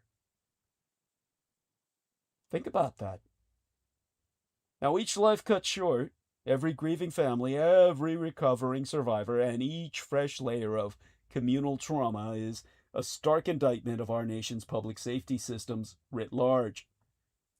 All the calls for bigger police budgets, more officers, and yet more deadly weapons are the logical the illogical conclusion of a culture fixated on systems of violence. But in the face of such horror, we must begin to understand that true public safety is far broader, much more complex, and fundamentally different from throwing yet more armed people at problems a gun simply cannot solve. Consider, for example, the Denver Police Department. One Sunday morning in the summer of 2022, officers opened fire on a man they reported to be holding a gun, ultimately injuring him and 5 bystanders. Consider the 10 Chicagoans killed and more than 60 wounded on the same holiday weekend as the shooting in suburban Highland Park, despite already heavy-handed policing of their primarily black and brown communities. Consider all the people who were doing nothing at all to warrant any kind of police intervention, but who were nonetheless shot dead. Breonna Taylor, at home and asleep. Philando Castile, out driving with his family. Ayanna Monet Stanley Jones, just 7 years old. The list is endless. The people of this country, most especially black and brown people, have already seen that the good guys with guns cannot solve our manifold public safety issues. Bloated police budgets cannot provide health care. They can't provide health care, psychological support, and mental health services needed by communities living with intergenerational trauma. They cannot reverse decades of disinvestment in vulnerable black and brown communities. They cannot meet the needs of the homeless, domestic abuse survivors, or people considering suicide. In fact, dozens of people considering suicide are killed every year by the officers sent to help them. So, rigorous data science has proven that when we fundamentally reimagine what public safety entails, acknowledge the damage caused by existing systems, and empower those most harmed by the status quo, public safety outcomes improve. Genuine public safety requires solutions that are complex, community-led, and informed by social engineering science. If we are to build better systems of response, we must train our focus away from long-held ideas that center on violence as a solution, and center instead on the voices of those living with these challenges. And we must also grapple honestly with the fact that so much of our nation's misthinking around public safety, first and foremost the fallacious good guy with a gun narrative, only serves as cover for a deeply held belief that the black and brown folk need to be violently policed. The evidence concluding that the good guy with a gun narrative is not just fiction, but actively jeopardizes public safety. Genuine public safety, on the other hand, no matter how complicated, is within our grasp, should we but choose to follow the science of National Socialist welfare statism, universal basic income, and universal health care, universal education. Yes, the very Nazi nanny state that all of you are indoctrinated by birth to shoot at on sight with your bloody fucking guns in every video game, whether they're alive or dead. The whole phenomenon of Call of Duty, Nazi zombies. You're taught to hate the Nazis so much, you want to dig them up and kill them again. Your pathology is that Nazism is the only ideology that can save you now. Now, 3 days earlier than the massacre in Louisiana, on April 16th, The former Virginia Lieutenant Governor Justin Fairfax shot and killed his estranged wife, Serena Fairfax, and then himself in their Annandale home. The couple was in the midst of a contentious divorce. Fairfax perpetrated the shooting 12 weeks before a court-ordered deadline requiring him to move out of their home. Now, tragedies like these seize our nation's attention, but the sobering data on murder-suicides and family annihilation reveals that they happen more often than people realize.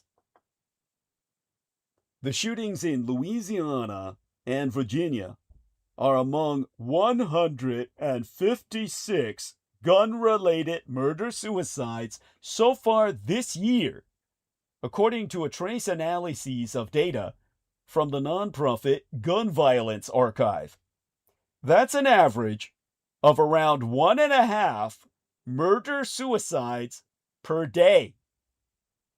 These shootings have resulted in the deaths of 200 victims and 153 perpetrators. Of the victims, 145 were female, and 146 of the perpetrators were male. All men do is replace their impotent phalluses, their limpid penises, with a firearm.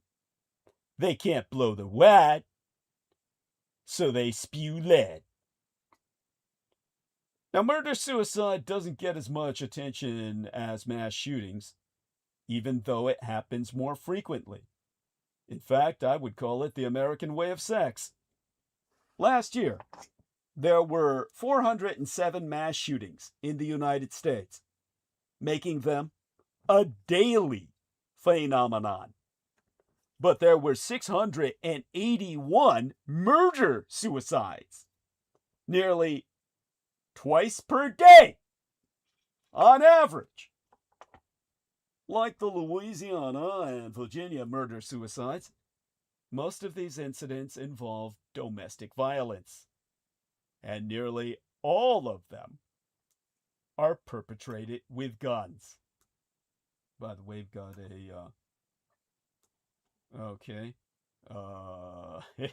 speaking of the impotence of the American male, Brian Johnson, his latest biohack, is literally in his nuts. Thank you for that info, Bren. Brian Johnson boasts about health achievement for his balls. This should not be possible. Oh, and then we get a picture of a Dixie cup full of his sperm. Why do you send me this shit, Bren? That's disgusting. That's disgusting. He blew a big load. Wow, he doesn't need a gun. That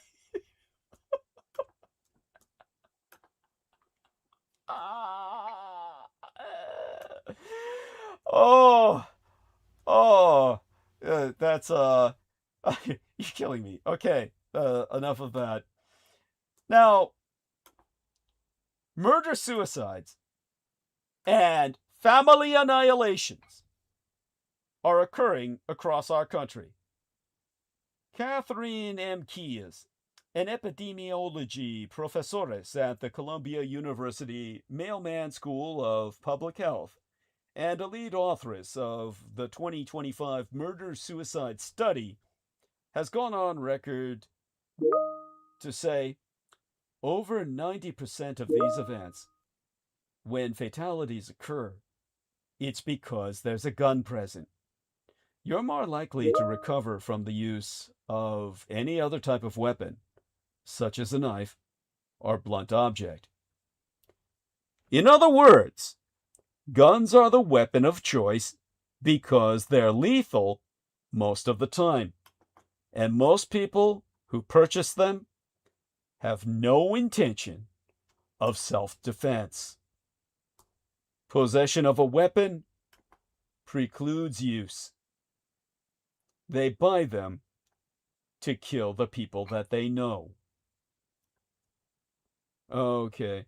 So this is what Brendan is saying, is that he eliminated all microplastics from his sperm. 0 microplastics in his sperm. This should not be possible. It's like I'm left without words. I'm just so impressed. It's like, great, he's got no plastic spewing into some poor lady's womb. Well, he doesn't spew anything into a poor lady's womb. He's too busy jacking off into Dixie cups. So what does it matter anyway? It's not like any woman's going to have sex with him. It has to be on schedule because of his vitamin and physical training routine. With that regimen going on, he has sex by appointment. Worse yet, the sex is with Brandon. All right. Now, here's a study which examined murder-suicides in 30 states from 2016 through 2022, which is why I brought up the 2022 year of shootings. It uses data from the National Violent Death Reporting System, and it's found that the majority of homicides occurred between romantic partners. The traces analysis shows a similar pattern. They were able to determine the relationship between victim and shooter in 143 of this year's murder-suicides. 93 of those incidents, 65%, stemmed from intimate partner violence. They include a March 1st incident in which a 19-year-old man in Alabama killed the 24-year-old mother of his child in the hospital right as she was giving birth, thereby aborting the baby as well. And then he killed himself. On January 14th, an 87-year-old man in Kentucky killed his 83-year-old wife and himself in their home. Now, the very presence of guns makes domestic violence even deadlier, increasing the chance of death by 5-fold. According to an analysis of Centers for Disease Control and Prevention data by the gun reform group Every Town for Gun Safety, every month, 70 women are shot and killed by an intimate partner.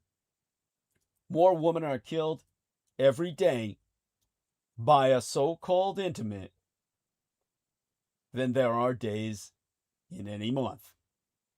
Some of these the most harrowing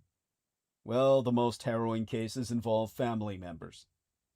On February 9th in El Paso, Texas, a 91-year-old woman killed her son and then herself. Okay, the old guy gets a pass. Oh, why is that? What's that? Because it sounded, I mean, I don't know the whole story, obviously. It's just my opinion. But he killed the wife because either one or both of them were terminal and there was like no one to take care of them or something.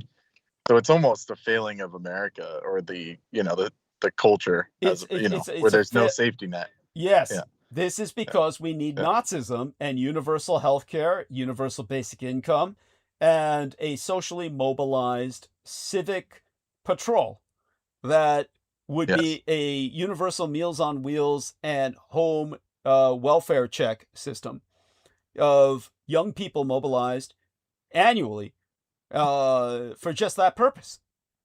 This is outrageous. I appreciate that detail. How did you find that out? Right. It was a big story a while ago. Okay. It was like they were wondering why an old guy would do that, and then I guess someone came, like a neighbor or something, explained it. Uh-huh. I'm sure we could find details online, but basically, his wife was terminal and he was so old he couldn't take care of her, and they both agreed, or he just said, "Look, I don't want us to live like this," and that was it. So that's why I said at least he's the only one. If that's the same guy, yes, I'm sure it is. They were almost 90. Yeah, then they get a pass, pretty much. Yes, thank you for that. But again, it doesn't mean it's good. Yeah, it's horrific, but it's good in the sense that it validates my stance that we need Nazism as a universal social safety net engineering system to re-engineer America. Now, yeah, so it's 2024, 90-year-old Pennsylvania man and his 89-year-old wife, whom was in a nursing home. He killed her first and then killed himself. There you go. Okay. It was more to do with he felt like they weren't going to have good care, and he was like going, he was dying anyways or something like that. But of course that's that context is invaluable. But then what do you think of what happened on February 9th this year in El Paso, Texas, where the 91-year-old woman killed her son and then herself at their home? Oh, well, that's just, who knows what the fuck Well, we'd happened. have to know what's going on behind that. Probably he was some bum who was It's like- staying at home all day and never worked a day in his life and was just leeching off her and not caring for her. So she said, Yeah, well, your that's point probably still stands, though. Yeah, 'Cause it's like, then my point would why, stand even why more. does America need all these mercy kills? Yes. Self-deletes. It's like, that's pretty bad. Yeah, thank you. Thank you. And by the way, welcome. It's just aboard. that hellish. It's Yeah. that hellish here. So Yes, it is. This is hell. We live in fucking hell. Under the Zionist occupation government. We're all Palestinians. We're all Palestinians. And we're considered an intifada to those like Elon Musk this is Dietrich's opinion, not who Brennan's. go to kneel before the Wailing Wall. Yes. And so such being said, yes, some people at the work site, they've listened to this too, and their eyes have bugged out of their skulls. Yes. Oh, I'm sure they have. Private aside. Sure they have. But, it's an inside joke there for those people. Yeah. Yeah, well, I mean, either way, I know you, so I get approached by, constables every 5 minutes. Like earlier, just now, I was at a state park, doing my meditation, my grounding. Yes. And they came up and they said, I'm the only one in the whole parking lot, mind you. Yeah. And they said, sir, did you pay for your, and two officers fully geared, kitted out. Oh, man. Full parks, what is it? Park cops. What are they called? Yeah, Rangers, park rangers. Yeah. Come up, flank me on both sides and say, sir, did you pay for your parking today? And I said, yes, of course. And I showed them my library pass because it's like a free library pass. And the younger guy was like, I've never seen one of those. And is it all right if I look at it? He never met anyone who read before. Yeah. He never met a literate individual in his life. Yes. Come on. Yeah. So in California, because we're, kind to the poor, they let out a certain number of free park passes for all the commoners. Yeah. So I get one of those every season because you just have to be on like an infinite waiting list for it. Yeah. So I have one, just so for the record. Yeah. And then I pointed at it. I said, yeah, that's my pass right there. And then the young guy says, oh, can I see it? And I'm like, sure, you can look at it. And they were like studying it like it was like he literally said he'd never seen one before. And I was like, okay, whatever, man. I have to go take this phone call. I was just like, whatever, and then they just sat there and were like scoping out my car. Like, it's like, this is the Dietrich harassment. It's like, look, I'm not, I don't care about Palestine really. Like, just because I bought that stupid, like, herb and spice blend that said Palestine on it, it's like, come on. Like, it was probably grown, it was probably all the money went to the middlemen and they were probably in Israel. So it's not a big deal. Like, I support everybody. Yeah. But like they had it. Yeah. Did I say that on air before where I ordered that spice blend? It's called Za'atar. Yeah. It's like, and it's produced all over the Mediterranean in like Lebanon, Syria, all those countries. But the one that I happened to pick off Amazon was made in Palestine, and they were like saying that all over the package. Yeah. And I go to pick it up, and it's not in my, my post office thing. So I have to like go up to the front desk, and he says, "Show me your ID." Like I'm picking up drugs or something. I'm like, this can't be that bad. I was like thinking to myself, what on earth did I order? Because all my other stuff from Amazon came in, and then sure enough, it was made in Palestine. I'm like, oh my God, this is crazy. Like, It's like I'm not trying to support them, you know. The $10 they got from me isn't really. What is that going to do? I mean,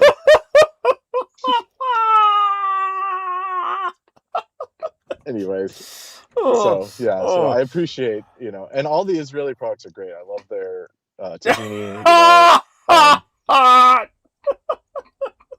Yeah, they make good stuff. They're really good. Yeah, good stuff out there. Yeah. Oh, well, say hi to Ari and let the public know how you're doing otherwise. Everybody's interested, and everyone here on Team Well, Dietrich I as a would person. have been fine if I didn't know someone that was a vampire that fucked me over, but I would be blissfully ignorant of all this stupid shit. And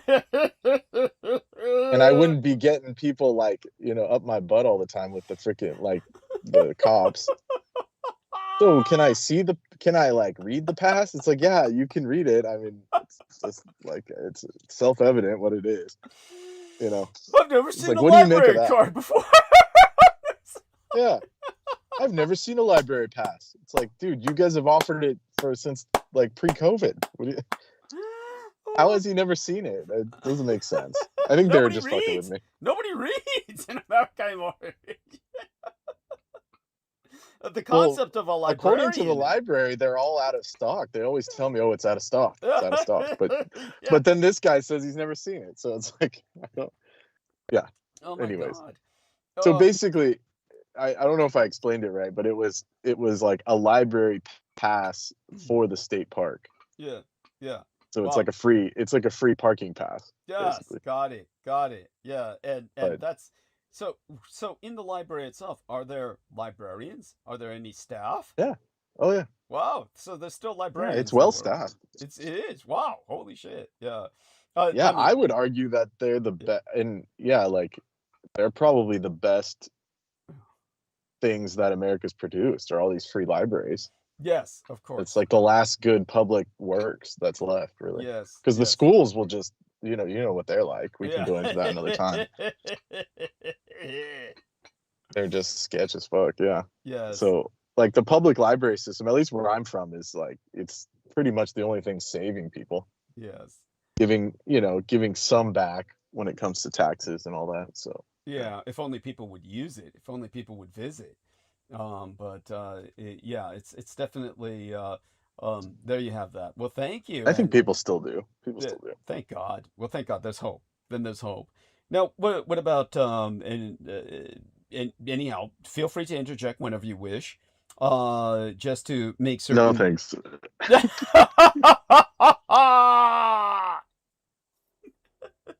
It's like you just had to say just like zombies once, and then you went back to just some like regular shit. It's like come on, current events, come on, man.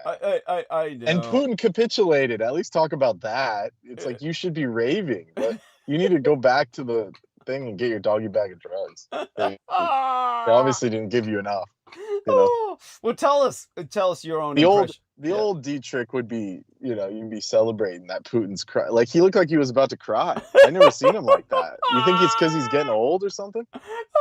I'm sure that's a factor. Yeah. Because he just straight up came out and he said, "Yeah, we're gonna." He was asking for the old German chancellor. I don't know if you saw that. Well, it just shows he's senile. Yeah, of course, because she did everything he said. The old ones do everything he said. Schroeder, all the rest. It was even old. Yeah, it was Schroeder, right? Yeah, he was even older than Merkel. It was some other dude. Yeah, Schroeder probably. Yeah, because they were all just his puppets, Putin's puppets, motherfuckers. Yeah, and then Schroeder, he said no comment. Yeah, there you go. That's funny. I'm surprised he even responded. Or that his response was even relayed. So it says Russian President Vladimir Putin suggested that the former German Chancellor serve as a mediator in Russia-Ukraine peace talks. The ex-chancellor has maintained close relations with Putin. And Putin said, "Of all European politicians, I prefer to talk with Schroeder." Well, there you go, and that's like raising the dead. Talk about raising the dead. Right. Oh man. Well, that's And then Schroeder's office said, "We do not wish to comment." And the official German statement is that the suggestion is "quote unquote" not credible. Yeah. Thank you. Thank you. as Moscow has not altered any of its conditions for ending a war. So there you go. There we have it. There we have it. He's 83 years old. Yeah. So they're gonna roll this guy out of his retirement for this. They may or may not. I would be surprised if they were stupid enough to do so. Why cater to Putin? Why cater to him at all? And but Because he's capitulating. He's finally done. He's allegedly. No. No. Well, I know if it was up to you, you would send in those freaking advanced panzers like straight to fucking the Volga and shit. But yeah, but they're not going to do that. The Russians are too committed now. They can't stop. They can't stop until they crash. He's sped the car. He's at the final moments before hitting the wall. He's regretting it. That's all. But it can't. Right. The car can't stop. He's still headed towards the wall. So he's he's definitely shall we say he's just, his eyes are going. It's the deer in the headlights moment before the crash. That's all that this is. And it's what everybody in America is seeing, which is why murder-suicide isn't always limited to 12 people. 27 of the incidents in the data set involved multiple victims. Some murder-suicides, like the Louisiana rampage, also qualify as mass shootings, defined as 4 or more people shot, excluding the shooter. On February 10th, a 51-year-old man, he fatally shot his girlfriend, his ex-girlfriend, I should qualify, and her son in Fort Lauderdale, then drove to Sarasota, where he killed 4 more people, just for good measure, and then finally himself. Now, some of the deadliest mass shootings in modern American history have been murder-suicides, including Columbine in 1999, Sandy Hook in 2012, and Las Vegas in 2017. Now, the Louisiana shooting is also considered a family annihilation, which is when someone kills multiple members of their family, including their own children. Now, family annihilations often end in suicide. And in analyses, it was found that 18 of the murder-suicides that occurred this year have been family annihilations. Now, in addition to the 156 murder-suicides this year, are 37 attempted murder-suicides in which either the victim or the shooter survived. They include a February 28th incident in which a 40-year-old woman in Nebraska shot her 3 children, all under the age of 12, and then killed herself. Now, the children survived. Damaged for life, psychologically and mentally, as many of them are brain damaged, but technically alive. In her own research, Keyes, the Columbia epidemiology professores, found a geographical disparity with murder-suicide rates. They were highest in Alaska and Arizona, and lowest in Massachusetts and New Hampshire. That obviously has something to do with gun ownership. Now, to quote a she, we know that there's a correlation between state-level gun ownership and the likelihood of gun-related violence by state in the United States. So certainly gun availability and gun culture will play a role in those state-to-state variations. Now, there are ways to help prevent murder-suicides. Extreme risk protection orders, which allow courts to temporarily disarm people in crises, have shown promise in reducing the abuse of firearms in domestic violence incidents. Also, domestic conflict resolution and programs that help people leave an abusive relationship, which can be the most dangerous time for them. But it all comes down, as always, down to money. All too often, those programs are underfunded, which is why they need to be provided by the state. America needs a Nazi nanny state and the entire antitheses of the Zionist occupation government gun culture that we have today. And within this matrix, within this context that I've just articulated, people as myself, Asian Americans, report the highest anxiety as the United States debates identity and immigration. A new survey finding that Asian Americans report higher levels of anxiety than any other racial group in these United States. Remember, Donald John Trump's entire obsession with the 14th Amendment is based on the precedent case of the Chinese American from San Francisco named Wong Kim Ark, who was ethnically Chinese but a naturalized United States citizen, who visited China and returned only to find he wasn't allowed back into these United States. His case went all the way up to the Supreme Court, and it was reaffirmed that if you're born on American soil, you're an American, no matter what your race. Trump aims to reverse that by using the Asian population as his testbed in terms of the reading of the stress response of the Asian American subculture. The methodology used was the 2026 Status Index, which was conducted, you can look status up as an acronym, STAATUS, and that index was conducted from January 16th to February 10th of 2026 by NORC, N-O-R-C, at the University of Chicago on behalf of TAFE, T-A-A-F. And it's based on a nationally representative probability sample of 1,500 United States-based respondents aged 18 and above, drawn from NORC's AmeriSpeak panel and NORC's Amplify AAPI panel, or Asian American Pacific Islander panel.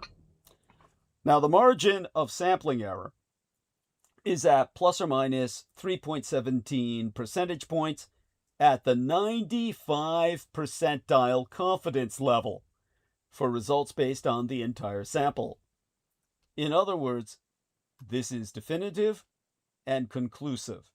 And as to why that matters, as Washington hardens its policies on immigration, citizenship, and its relationship with the communist Chinese empire, public attitudes toward Asian Americans are shifting in parallel. The broad survey I'm sourcing illustrating the anxiety felt by Asian Americans 6 years after the COVID pandemic generated a wave of anti-Asian violence in these United States. Now, by the numbers, around 44% of Asian Americans say they feel worried about life right now. That's according to the Status STAATUS Index. That's acronymous for Social Tracking of Asian Americans in these United States. It was released into this weekend. Now, Asian Americans are the only group where worry outweighs hope by 40%. The wide survey of all United States adults has proven this. 66% of AAPIs, or Asian American Pacific Islanders, support DEI, or diversity and inclusion programs, along with the expansivity of your own sense of processing how to deal with the other as perceived by your culture. And that's the highest support for DEI of any racial group, versus 48% overall. As found in the survey, 66% of Asian American Pacific Islanders support DEI. It's the only way to get people to understand the others that they so project their fears upon. As to the state of play of all of this, Asian Americans are widely seen as successful, placed near the top of the American social ladder by the public, but they report a more fragile lived reality marked by anxiety, discrimination, and policy concerns. The federal policies on immigration, trade, and visas are increasingly shaping how both Asian Americans and the broader public understand my community's place in these United States. The Asian American Foundation and NORC at the University of Chicago are behind the findings of the Status Index, the leading national study of Americans' perceptions, or rather misperceptions, of AAPIs, or Asian American Pacific Islanders. So if we zoom in to this data dump, the report also highlights hardening attitudes and misconceptions toward Asian Americans from the general public. And yet, America itself is becoming more Asian. And here's a link to provide all of yourselves some understanding of this fact. I suggest, of course, you turn on the subtitles and review it without sound while we're on, but you can review it with sound later at your leisure. I'm also entering it into Infinite Call. Now, more than 1 in 5 United States adults, that's 21%, say Chinese Americans pose a threat to society, as found by surveillance. Nearly 1 in 4 American adults believe Asian Americans are more loyal to another country than these United States, with half unsure, meaning nobody trusts the Asians. Oh, and half of them believe outright that their enemy infiltrators are spies.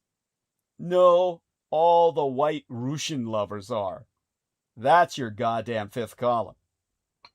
And almost 40% cannot even name a famous Asian American, from pop artist Bruno Mars to the former vice presidentess Kamala Harris. In context, anti-Asian hate crimes declined in 2025, but remain far above pre-pandemic levels. With the preliminary FBI data reviewed by Axios showing that anti-Asian incidents fell from 17% in 2024 to 2025, continuing a multi-year decline from the 2021 peak. Still, anti-Asian hate crime is up around 200%. We're disconnected. Okay, let's hope we reconnect. Okay. All right. Okay. Now, I need everyone to tell me if you're hearing me because we were disconnected. Aristides, if you would be so kind, I need a technical check on whether we're streaming.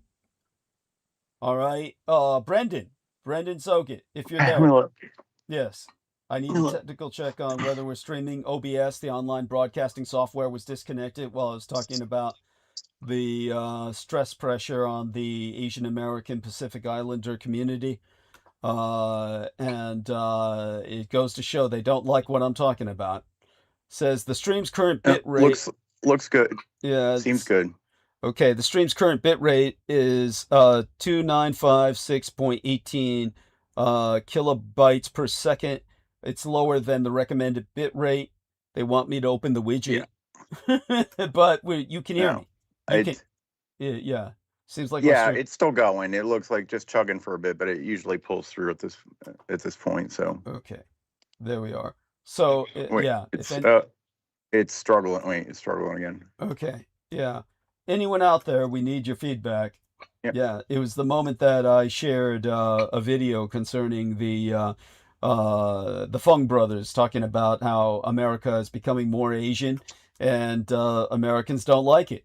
The other Americans that are anything but Asian, we're the targeted minority under the Zionist occupation government.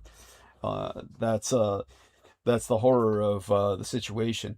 Now, in terms of what we're saying, the CEO of the TAFE, TAAF, the Asian American Foundation, told the Fourth Estate, and that's Norman Chen being quoted here. Norman Chen said this is a shift from extreme incidents to more systemic pressure. With Chen saying that anti-Asian violence may be declining, but anxiety persists, fueled by immigration debates, the China tensions, and questions about citizenship itself. The TAFE, or TAAF, data chief, ÞRÚTHRI CHANDRASEKHARAN, has told the Fourth Estate that there are signs of movement, because Americans are persuadable when given more context, especially on issues like student visas.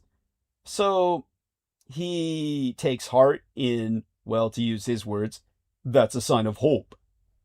The bottom line being that Asian Americans are gaining visibility in culture and public life, but the data proves that recognition, safety, and belonging, I should say, any recognition, sense of belonging, and actual physical public safety, that hasn't caught up.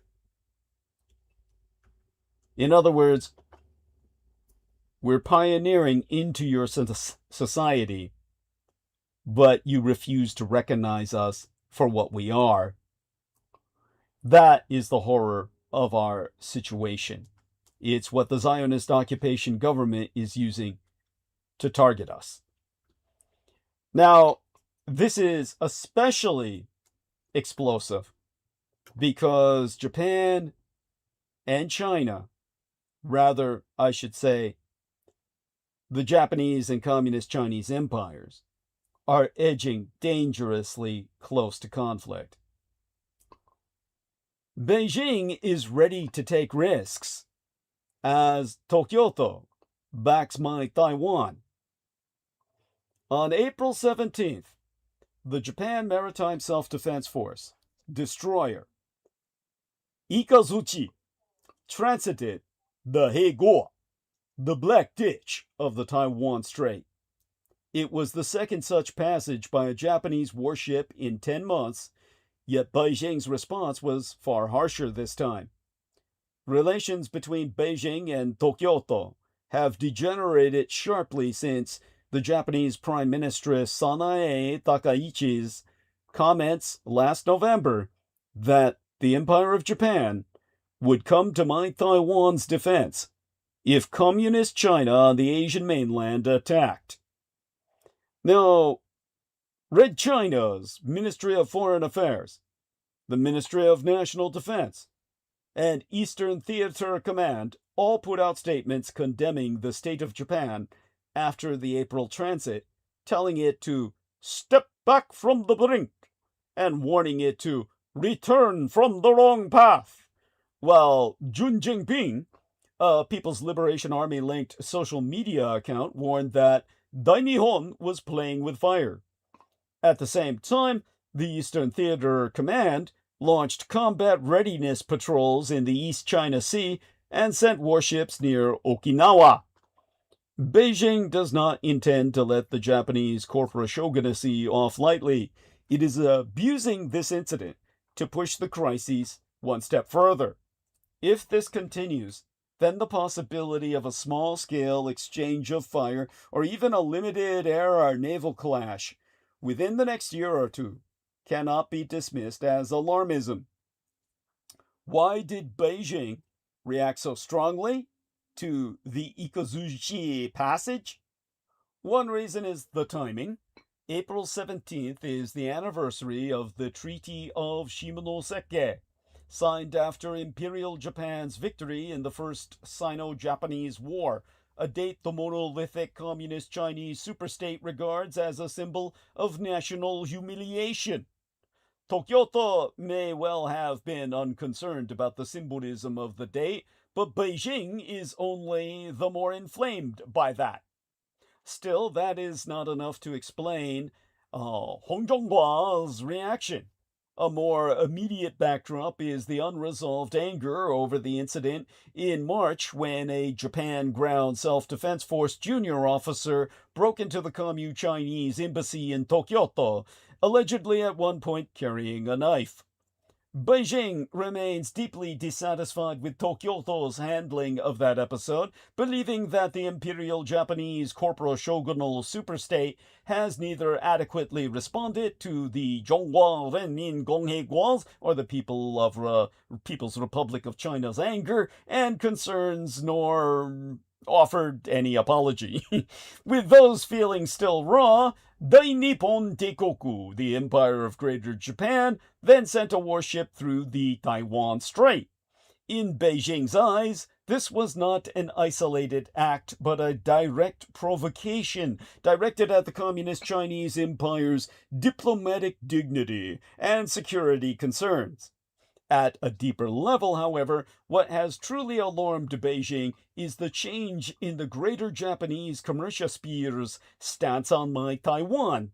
There are plenty of long-standing disputes between the Empire of Japan and the Communist Chinese Empire of the East, from the territorial dispute over the Senkaku Diaoyu Islands to the controversy over the Yasukuni Shrine and Museum and the Japanese corporate shogunacy's strong ties to Taiwan.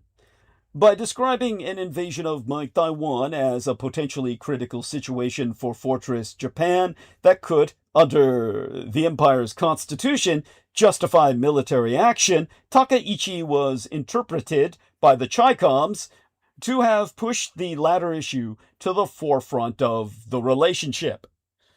Zhonghua Dalu, mainland China, has repeatedly singled out Takaichi not because it sees the boundaries of the Greater Japanese commercial sphere's mainland China policy being pushed forward. Her remarks were not an isolated episode. Since she took office, the state of Japan's diplomatic language, political positioning, and military deployments have all moved in the same direction. The new diplomatic blue book lowers market socialist model China's standing, signaling a political cooling of the relationship. The Japanese super archipelago is accelerating the deployment of long-range strike capabilities on its own territory that could reach Communist China on the Asian mainland. The Greater Japanese commercial sphere is also deepening security support for the Philippines and taking part in joint exercises with the Philippines and these United States, embedding itself more deeply in the regional architecture aimed at constraining Communist Chinese irredentist expansionism. Any one of these steps could be described as defensive. Together, however, they point to a clear strategic intention. Within the American imperial-postured Indo-Pacific framework, Dai-Nippon Teikoku, the Empire of Greater Japan, is playing the most active role in balancing against the Red Empire of the East. There be no question that the Sino-American rivalry remains Beijing's primary focus, but in terms of immediate security, Ohiyashi Meijia, literally the 800 great continents of island Asia, is perceived as the larger risk. Precisely because the Sino-American conflict scope is so large, both sides know the cost of losing control would be enormous, which makes them more cautious. Zhonghua Renmin Gongheguo, the People's Republic of China, and Wakokugwaya, literally the state of inner and outer peace, here meaning the land of harmonious equilibrium, its social balance, are different. They are geographically much closer and burdened by far heavier historical memories. Okinawa, the Senkaku Dayu waters, the Taiwan Strait, and the waterways among the Japanese super-archipelago's southwestern islands are all high-risk zones. Hostility between the Japanese and Communist Chinese empires is far more easily amplified by history and nationalist emotion than hostility between Market-Leninist China and these United States. De-escalating in these circumstances is increasingly difficult. The old model of cooperation mixed with friction will be hard to return to. The monolithic Communist Chinese superstate's threshold for restraint toward the United States and toward the Empire of Japan will not be the same either. With the United States, Beijing must weigh global finance, technology and supply chains, nuclear deterrence, and alliance dynamics. With the Imperial Japanese corpora-shogunal superstate, Beijing is likewise unwilling to trigger war immediately, but its threshold for conflict may be lower. The centralized single-party state capitalist China believes that economically or militarily it holds greater, closer, and more usable advantages over Oyashimajiya, the 800 great continents of island Asia, than it does over the American Empire, especially in nearby waters, the East China Sea, and gray zone competition. As a result, Beijing may be more inclined in dealing with Dainihon, Greater Japan, to test boundaries with harder maneuvers and machinations, rather than leaving itself the wider margin it usually seeks in managing crises with Washington. And that is where the danger lies. Neither side wants a war, but both are moving closer to conflict. Dai Nippon Teikoku, the Empire of Greater Japan, believes it is strengthening deterrence, whereas the monolithic Communist Chinese superstate believes that corpora-shogunal Japan is preparing to intervene when they instigate an aggressor's war of choice against my Taiwan. The Communist Chinese Empire pretends it is warning and countering, whereas Dainihon, Greater Japan, sees through its military pressure. Both call their own actions defensive, yet view the others as offensive. A growing number of uncertainties could drive the crises out of control. A dangerous close encounter, a miscalculation, a fire control radar lock, or an overreaction by a lower-level commander could all push both sides across the threshold of a conflict they want to avoid. In the short term, both sides will still try to avoid war, but that does not mean the risk of war is falling.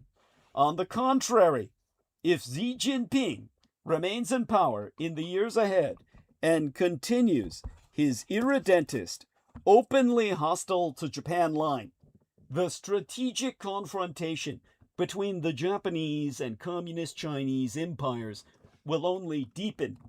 If that trajectory holds, a serious clash, whether in the East China Sea, the Senkaku Dayu Islands, or even around Okinawa itself, is increasingly difficult to rule out.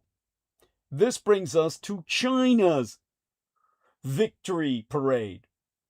Red China's World War II victory parade was a supreme fiction. Fabricated photos, false narratives, and celebrations based on lies. On September 3rd of yesteryear, the Chinese Communist Party orchestrated a grand military parade in Tiananmen Square to commemorate a victory over the Japanese Empire in World War II that never happened. Ostensibly a tribute to wartime heroism, this display was, in truth, a monumental distortion of history, a calculated fiction meant to glorify the party, vilify its contemporary adversaries, and mislead its people. At the heart of this charade lies the falsehood that the CCP, the Chinese Communist Party, was the principal fighting force against Japanese expansionism during the Second World War. This claim is a brazen lie. From 1937 to 1945, it was the nationalist government under Chiang Kai-shek that bore the brunt of Imperial Japan's military assault. Nationalist forces, not the Chinese Communists, fought nearly every major battle and sustained more than 3.5 million military casualties. In stark contrast, the CCP, holed up in its Yan'an stronghold, sustained minuscule losses. Only one high-ranking communist officer ventured from the caves of Yinan, Zhao Quan. He's confirmed to have died in a skirmish with the Japanese, and none other. Japanese casualty data confirms the truth. Of the estimated over 1 million Japanese casualties in mainland China, virtually all fell to nationalist or allied hands, not the communists. The main cause of the CCP's inaction against the Japanese invading forces is its ideological symbiosis with the Greater Soviet Union, which prohibited the CCP, the Chinese Communist Party, from actively fighting Japan during World War II. In late August of 1939, Joseph Stalin signed a non-aggression pact with Adolf Hitler, whose ally in Asia was Imperial Japan. And despite the Nazis' subsequent counterattack upon Stalin's betrayal of that pact by his invasion of the Baltic littoral and Romania, the Soviets remained vigilant against any Allied efforts using their territory, resources, or affiliated forces to fight Japan in Asia. This was because of the notorious April 1941 Japano-Soviet Neutrality Pact, which Moscow strictly enforced until the very last days of the war, when they breached the contract. As such, the Soviets and their CCP clients were effectively bound to a policy of non-confrontation against the Japanese in China during most of the war. Any military action by the CCP would have jeopardized the USSR's neutrality pact with Kyoto, and thus Mao Zedong and the CCP carefully avoided any real conflict with the Japanese. As a result, the Japanese military and the CCP insurgents forces virtually coexisted in the same large swaths of Japanese-occupied North China, where there was little to no communist resistance.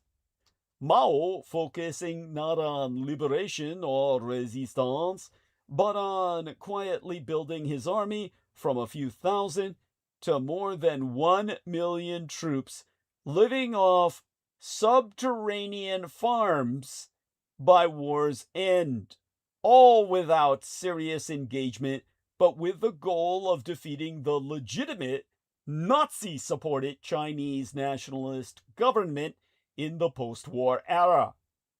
Even when American efforts, via the Office of Strategic Services, sought to arm and train guerrilla resistance in communist-held zones, the CCP obstructed operations. The brutal killing of Office of Strategic Services agent Captain John Birch stands as a grim testament to the CCP's duplicity and hostility toward any genuine anti-Japanese resistance that threatened its own ambitions. The party's rare foray, its single foray into combat. It est the much-touted 100 Regiments Offensive of 1940 was neither decisive nor heroic. To fake its anti-Japanese feat, the CCP claimed massive Japanese casualties because of this campaign, as many as 46,000. But Japan's own casualty records prove the real number was less than 500. Mao later even denounced the operation as a strategic blunder, and its commander, Peng Dehuai, was purged for, among other things, violating Mao's preference for strategic concealment in 1940. And since that time, you've been caught in the Chinese conflict.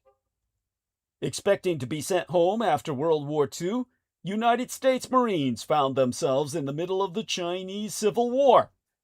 Firefights broke out between American Marines and Chinese Communist forces.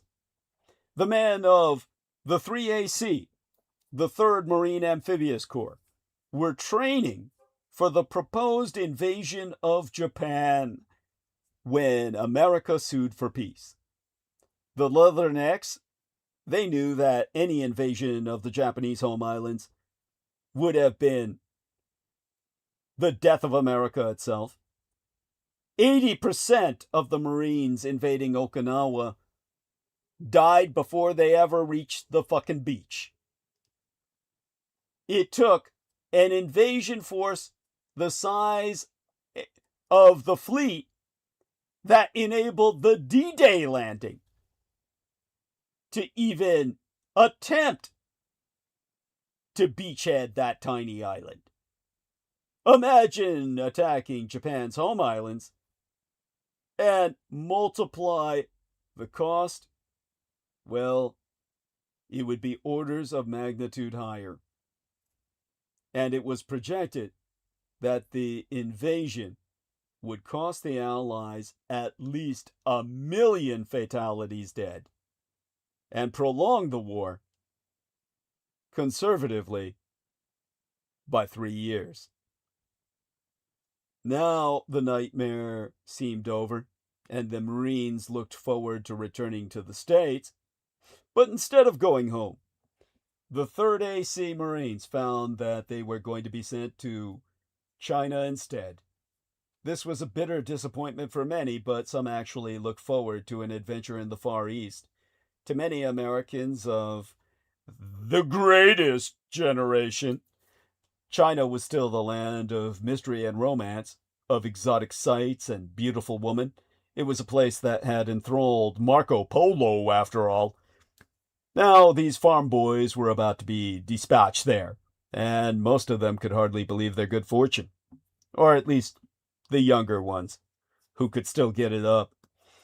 The rest of the older ones, as you get older as a Marine, if you stay in long enough, you can't get it up anymore because they put gunpowder in the food so that it destroys any ability for erectile function so that you're not all fucking each other. Now, the story of the so-called post-war, because the Japanese-American War didn't end until the peace treaty went into effect in 1952, the wartime ceasefire Marine involvement in China is interesting, yet anything but romantic. It began when Generalissimo Chiang Kai-shek, the leader of China during World War II, requested American help in securing northern China. There were more than 2 million Japanese there who had to be repatriated to the Japanese home islands, including a substantial number of soldiers, the rest being civilians. But Chiang was also thinking of his chief rival, the communist dictator Mao Zedong. The communists were particularly strong in the north. After all, they never fought the Japanese. With American help, directly or indirectly, Chiang hoped to seize the important cities of northern China before the communists could gain total control. While the United States government did help transport Chiang's nationalist troops to various locations, in general, the American military was ordered to maintain strict neutrality. In October of 1945, the United States 14th Air Force airlifted 50,000 men of the 92nd and 94th Chinese Nationalist Armies to Peiping, the neutral Beijing of that day, and other key strategic points. While cooperating with Chiang and the Nationalists, the Americans thought they could bring about a permanent peace in China. In fact, on November of 1945, President Harry Truman appointed General George C. Marshall as a special representative to mediate the differences between the communists and the nationalists. Truman felt it was in the most vital interest of the United States and all the United Nations that the people of China overlook no opportunity to adjust their internal differences promptly through peaceful negotiation. American imperial policy over the last 150 years has always been based on racist prejudice and ill-intentioned blundering. There is an underlying presumption that Americans have the know-how to solve the insoluble. Deep cultural, religious, ethnic, and political differences are all too often downplayed or outright ignored in favor of a malevolence that is forever and always misplaced. Such was the case in America's first Vietnam, the Spanish-American War and its consequent anti-Filipino counterinsurgency, resulting in the worst genocide in modern history until the early 20th century. And such was the case in China from 1945 through to 1949. The Truman administration was certain that General Marshall could negotiate a lasting peace between the bitterest of enemies, foes who mistrusted each other enough to find time to kill each other en masse in the middle of a foreign invasion, and who were stalling for time to gain a decisive advantage over their rivals. As a result, the Marine 3rd AC was left holding the bag, trying to maintain a precarious neutrality in the face of a swiftly deteriorating situation. In fairness, there were some old China hands in the State Department who recognized that the Chinese government was riddled with corruption and warned the Truman administration accordingly. They were ignored. Though Chiang was no prize, he was anti-communist, and that's all that had to matter in the immediacy of the moment. The Third World War was starting off, propagandized as a Cold War to preempt public panic, sublimating it all as a new Red Scare now that communism was spreading throughout the world. The Marine 3rd AC Corps headquarters, together with the 1st Marine Division, occupied positions in and around Tengku, Tianjin, Peiping, the neutral Beijing of its day, not a capital at the time, and Qinhuangdao in Hebei province. Air support would be provided by the 1st Marine Aircraft Wing flying Grumman F-7F Tiger Cats and other planes. The airmen would be stationed at airfields in Qingdao, Tianjin, and Peiping areas. What would today be the greater Beijing supercity. Quickly approaching a megalopolitan sprawl that they hope will overtake Tokyo as the largest city in the world. In the meantime, back in the day, the 29th Maritime Regiment, I'm speaking in Japanese terms, what they would use to define the Americans, was the 29th Marine Regiment, 6th Division, was supposed to have landed at Chefoo But plans had to be changed. The communists had already seized that city, and they were extremely uncooperative. And so it was that a young Private Stevens, whom my father came to know, a man from outside of the normal scope of affairs by his prisoner of war experience, and the 29th Marines found themselves at Qingdao. Now it would be spelled with a Q instead of the old Wade Giles transliteration of Tsingtao. It's Qingdao. It's a port on China's Yellow Sea coast. Now, Qingdao had been the administrative center of the Imperial German concession that lasted from 1898 to 1914. These concessions, technically leased from dynastic China, were actually quasi-colonies of the various European powers. Even today, Qingdao is noted for its historic German colonial buildings. Not everything the Europeans did was bad. In 1903, the Germania Brewery was founded and started to produce beer. That is the most popular brand in China today, Qingdao beer. Now, in the early afternoon of October 11th in 1945, the 1st Marines landed at Qingdao. When the main body arrived on October 15th, they were given a tumultuous welcome by the Chinese population. The Private Harold Stevens of the 29th Marines, who my late-and-sainted sire, my legal father, Joseph Henry Dietrich, as a sailor, got to know, was thrilled that he himself, Private Harold Stevens, that is, was not going back to his family's farm in Pennsylvania. He was only 19, but was already a veteran of the bloody battles that secured Okinawa. Private Stevens had tried to learn a few Chinese words on the trip. When Colonel Ralston, the battalion commander, heard that Stevens knew Chinese, a great exaggeration, he appointed the young Leatherneck as official interpreter. Stevens did his best, even though all he knew were a few stock phrases like, "Do you have your own rice bowl?" And even though World War II was still ongoing, albeit under ceasefire, China itself was in anarchy. Tumultuous turmoil, the war-ravaged economy and political uncertainty produced a raging hyperinflation. The exchange rate was 10,000 Chinese dollars to one single United States dollar.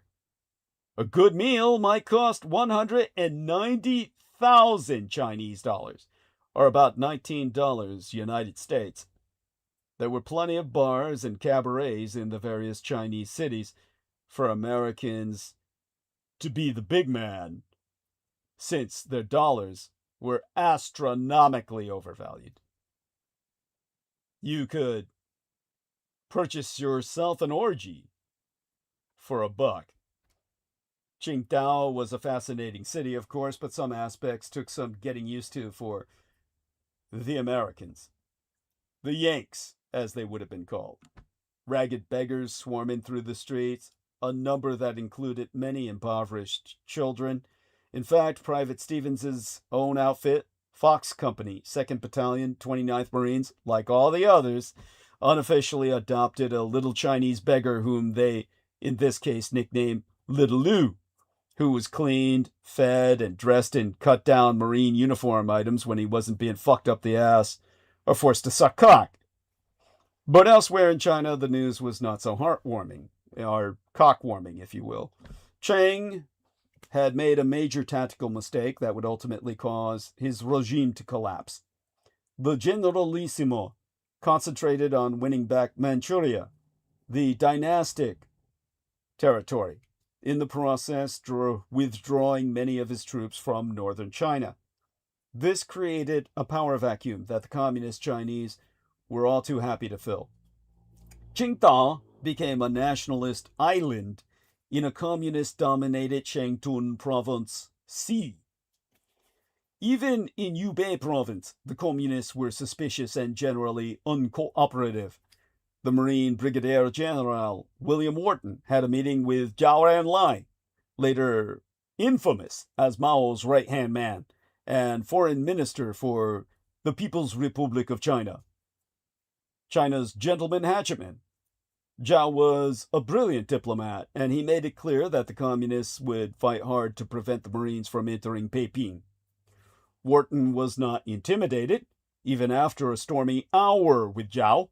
He pointed out that the 3AC was a battle-hardened unit, a unit with superior air power support, no less. He was not looking for trouble, but his Marines could push through any opposition if they had to. Zhou Enlai had met his match, and he withdrew after insisting he would have Marine orders changed. The Marines arrived in Peiping without major incident. The formal relief of the 10,000-man Qingdao Japanese garrison took place on October 25th of 1945. The whole Marine 6th Division was on hand for the ceremony, conducted by Division Commander Major General Lemuel Shepard and the Chinese nationalist General Chen Zhaozang. However, Japanese troops were still needed to help keep the major rail lines open in Shantung.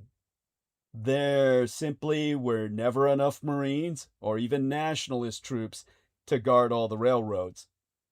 Peacekeeping was maintained by the Imperial Japanese Army. Even so, Marines often found themselves in the role to train guards. They were trained guards, like guarding trains. One of the most dangerous assignments in China imaginable.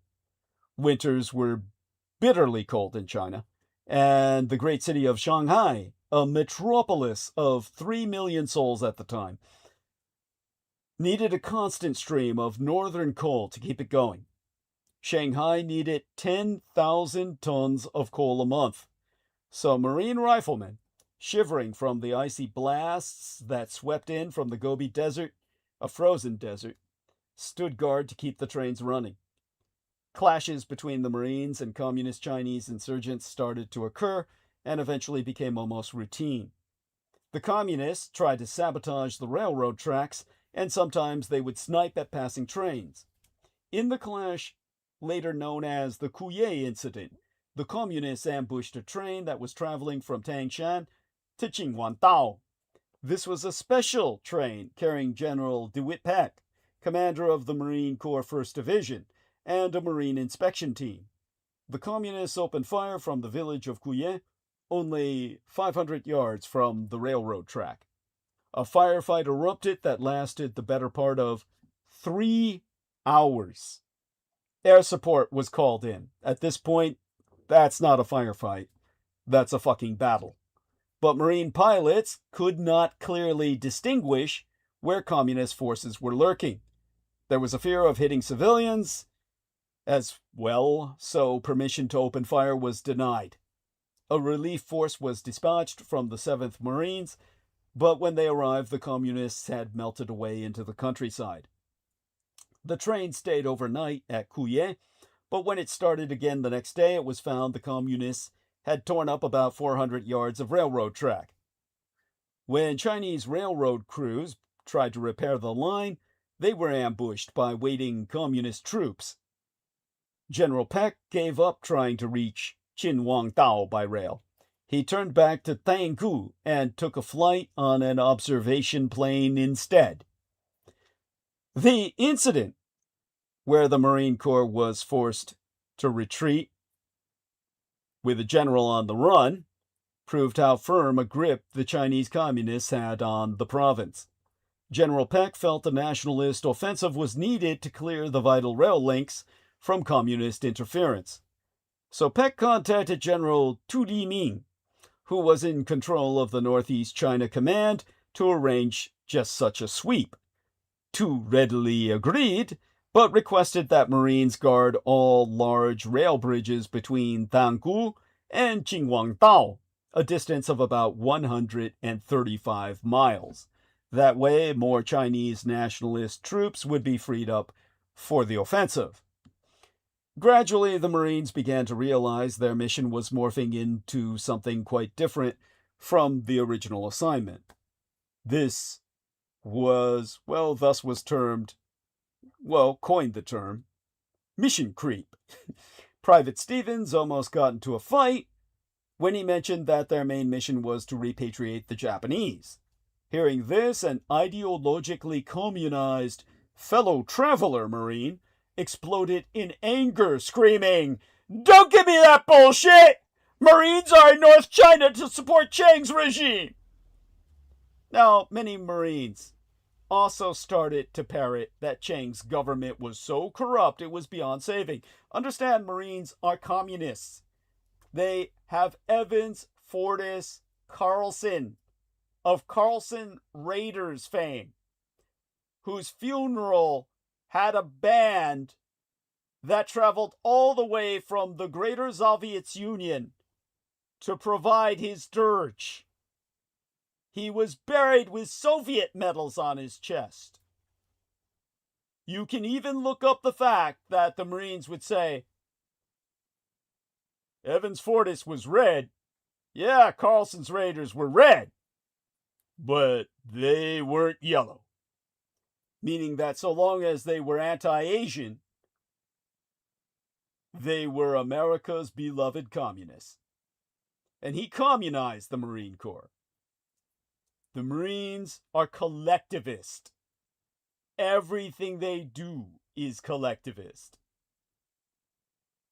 And, the ideology speaks for itself in its practice. So the Marines would tend to side with the communists who were trying to kill them. Otherwise, the communists would never have gotten away with what they did.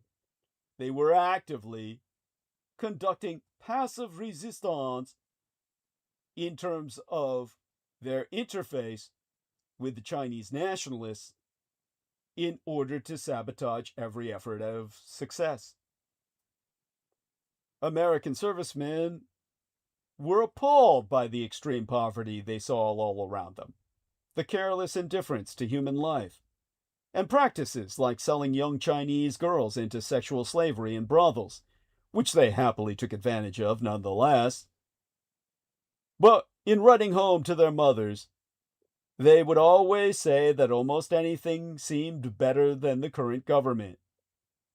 They had no concept of the context of World War, that China was the main front in which the Soviets, the Nazis, the Japanese, the Americans, the Brits, everyone fought on the China front. It was the battleground of World War II. But they blamed it all on the nationalist government and said, let the communists win. It couldn't get any worse. So in 1946, with all the bitching and the belly aching, and the fact that they were all dying of terminal syphilis, the Marine forces in China were substantially reduced. Much of it literally was medical. They were swimming in sexually transmitted diseases. The 6th Marine Division was disbanded, no longer capable as a fighting force, enervated by STDs. And, the forces in Jingdao were whittled down to a reinforced brigade. The Japanese repatriation was going well, ironically helped by the growing communist presence. Japanese civilian nationals had no wish to be subject to the tender mercies of any Chinese, but they particularly loathed the communists. As communist forces like the 8th Route Army advanced, the Japanese packed up and headed for Jingdao, the main embarkation port. The clashes between Marines and communist Chinese insurgents seemed to grow in number and seriousness. On July 13th of 1946, communist raiders surprised and captured 7 Marines who were guarding a railroad bridge. After some negotiations, the Leathernecks were released on July 24th, but the communists adamantly demanded an apology from the United States government for invading a liberated area. The United States government ignored this posturing and issued its own strong protest in return. Just a few days later, on July 29th of 1946, a Marine Corps convoy heading from Tientsin to Peiping was ambushed at Anping. The column consisted of cargo trucks, jeeps, some United States Army staff cars carrying personnel bound for the Chinese capital. The second lieutenant Douglas A. Corwin led the escort, which consisted of 31 men from the 1st Battalion and a 10-man 60mm mortar selection from the 1st Marines. There were also some Marine replacements with the column. The Marine convoy encountered a roadblock of ox carts, so Corwin and an advance party went forward to investigate. Suddenly, a dozen hand grenades were thrown from some nearby bushes. Given no time to react or take cover, Corwin and his men, well, all the men immediately around him, they were all killed or wounded. The convoy truckers and other personnel immediately jumped out of their vehicles and took cover. The convoy seemed to be trapped and was taking heavy fire from the right, left, and rear. Platoon Sergeant Cecil Flanagan now took command and ably directed return fire. The communists were apparently surprised that the column had mortars, and their attack plans were thrown off balance by well-directed rounds. Every time the communists tried to mount an attack on the convoy, their troop concentrations were spotted before they could get far. Once spotted, the 60mm mortars went to work, lobbing round after round into enemy positions. The communists became so disoriented by this mortar fire that a Marine jeep from the rear managed to break through and go for help. The column did have radios, but unfortunately they had limited range. The convoy battled it out with the communists for about 4 hours.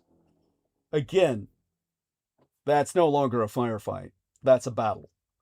A rescue force was dispatched immediately, and the communists finally gave up their attack. This had been the most serious incident to date. The communist force was estimated at 300, all armed with rifles, grenades, and automatic weapons. The Marine casualty count stood at 5 dead and 12 injured, critically so.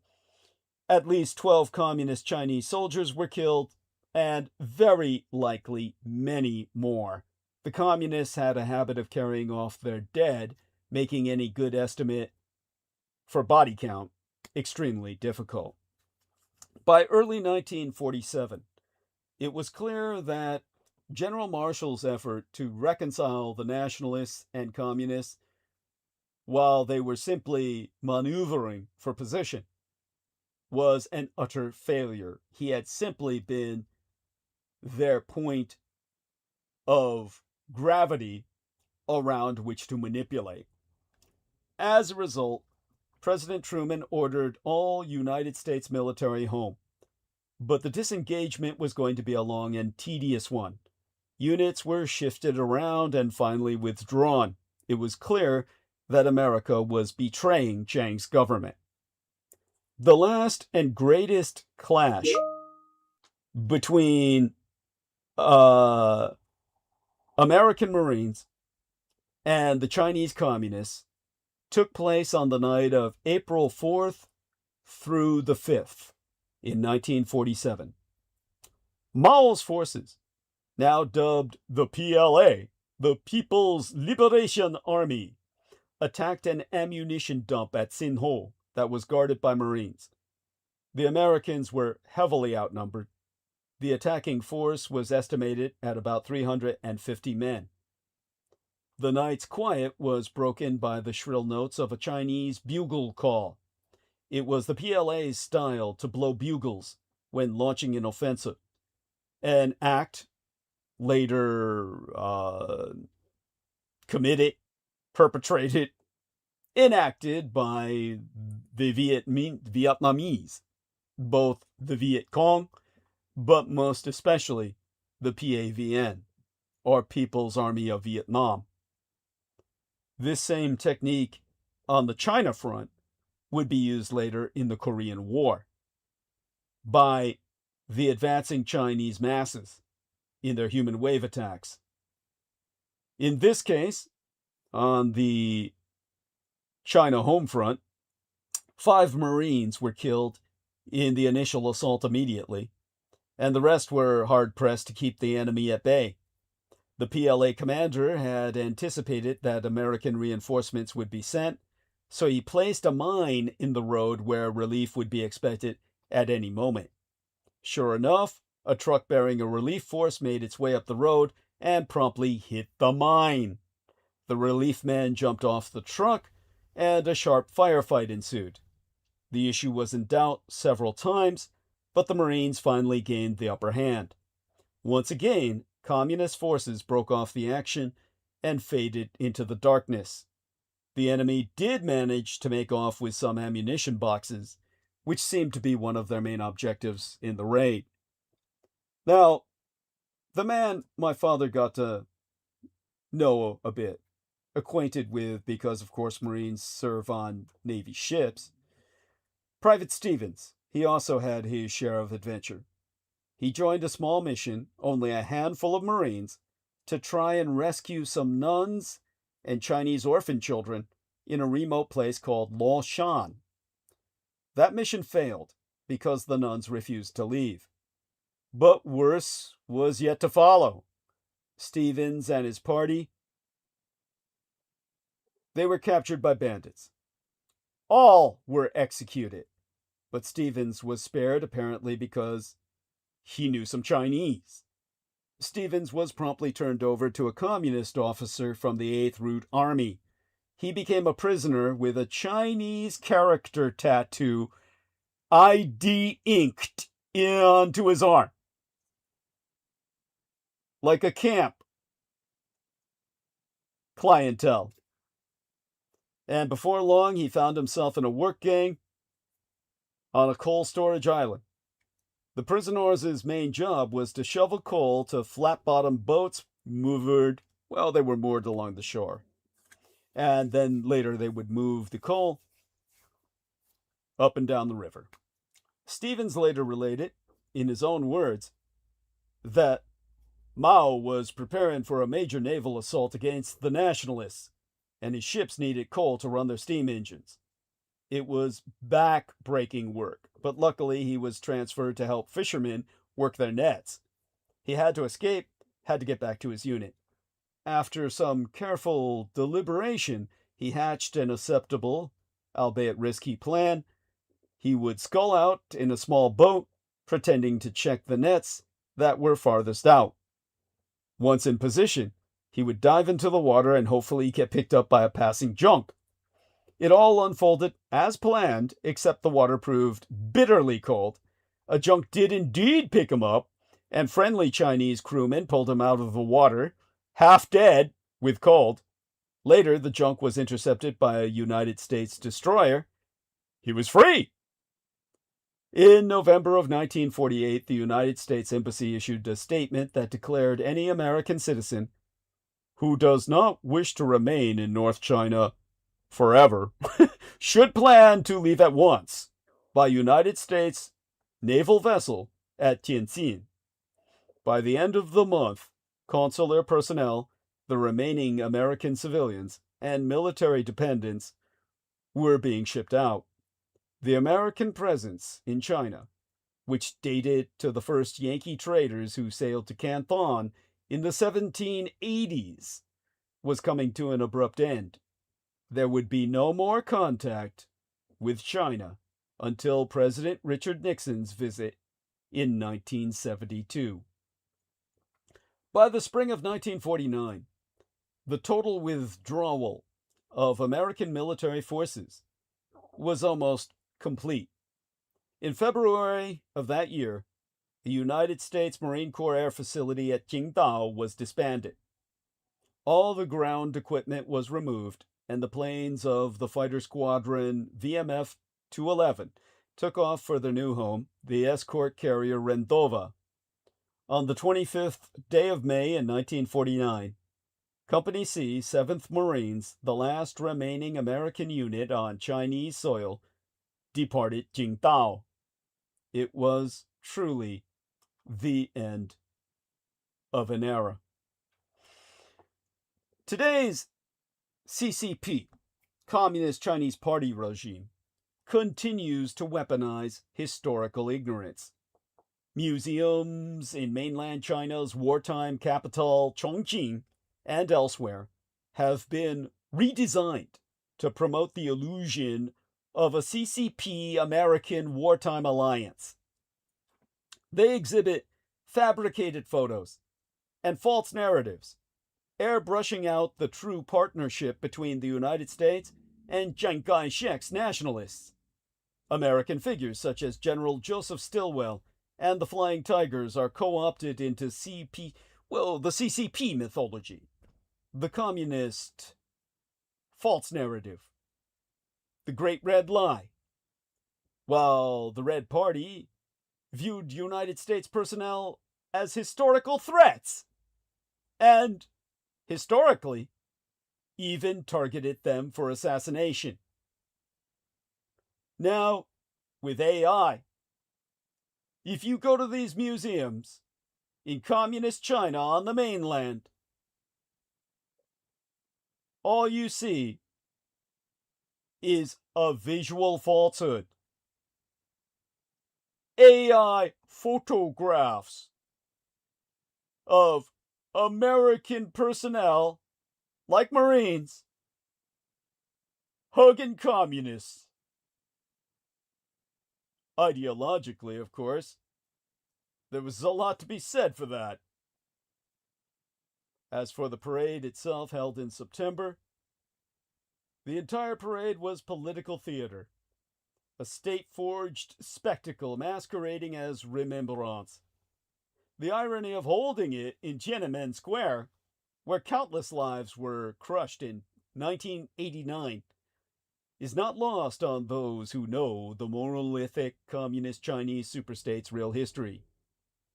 Although the CCP claims to honor 100 million Chinese victims of the war, it remains silent about the more than 100 million who perished at its own hands through purges, mass famines, forced labor, terror campaigns, and continuing repressions.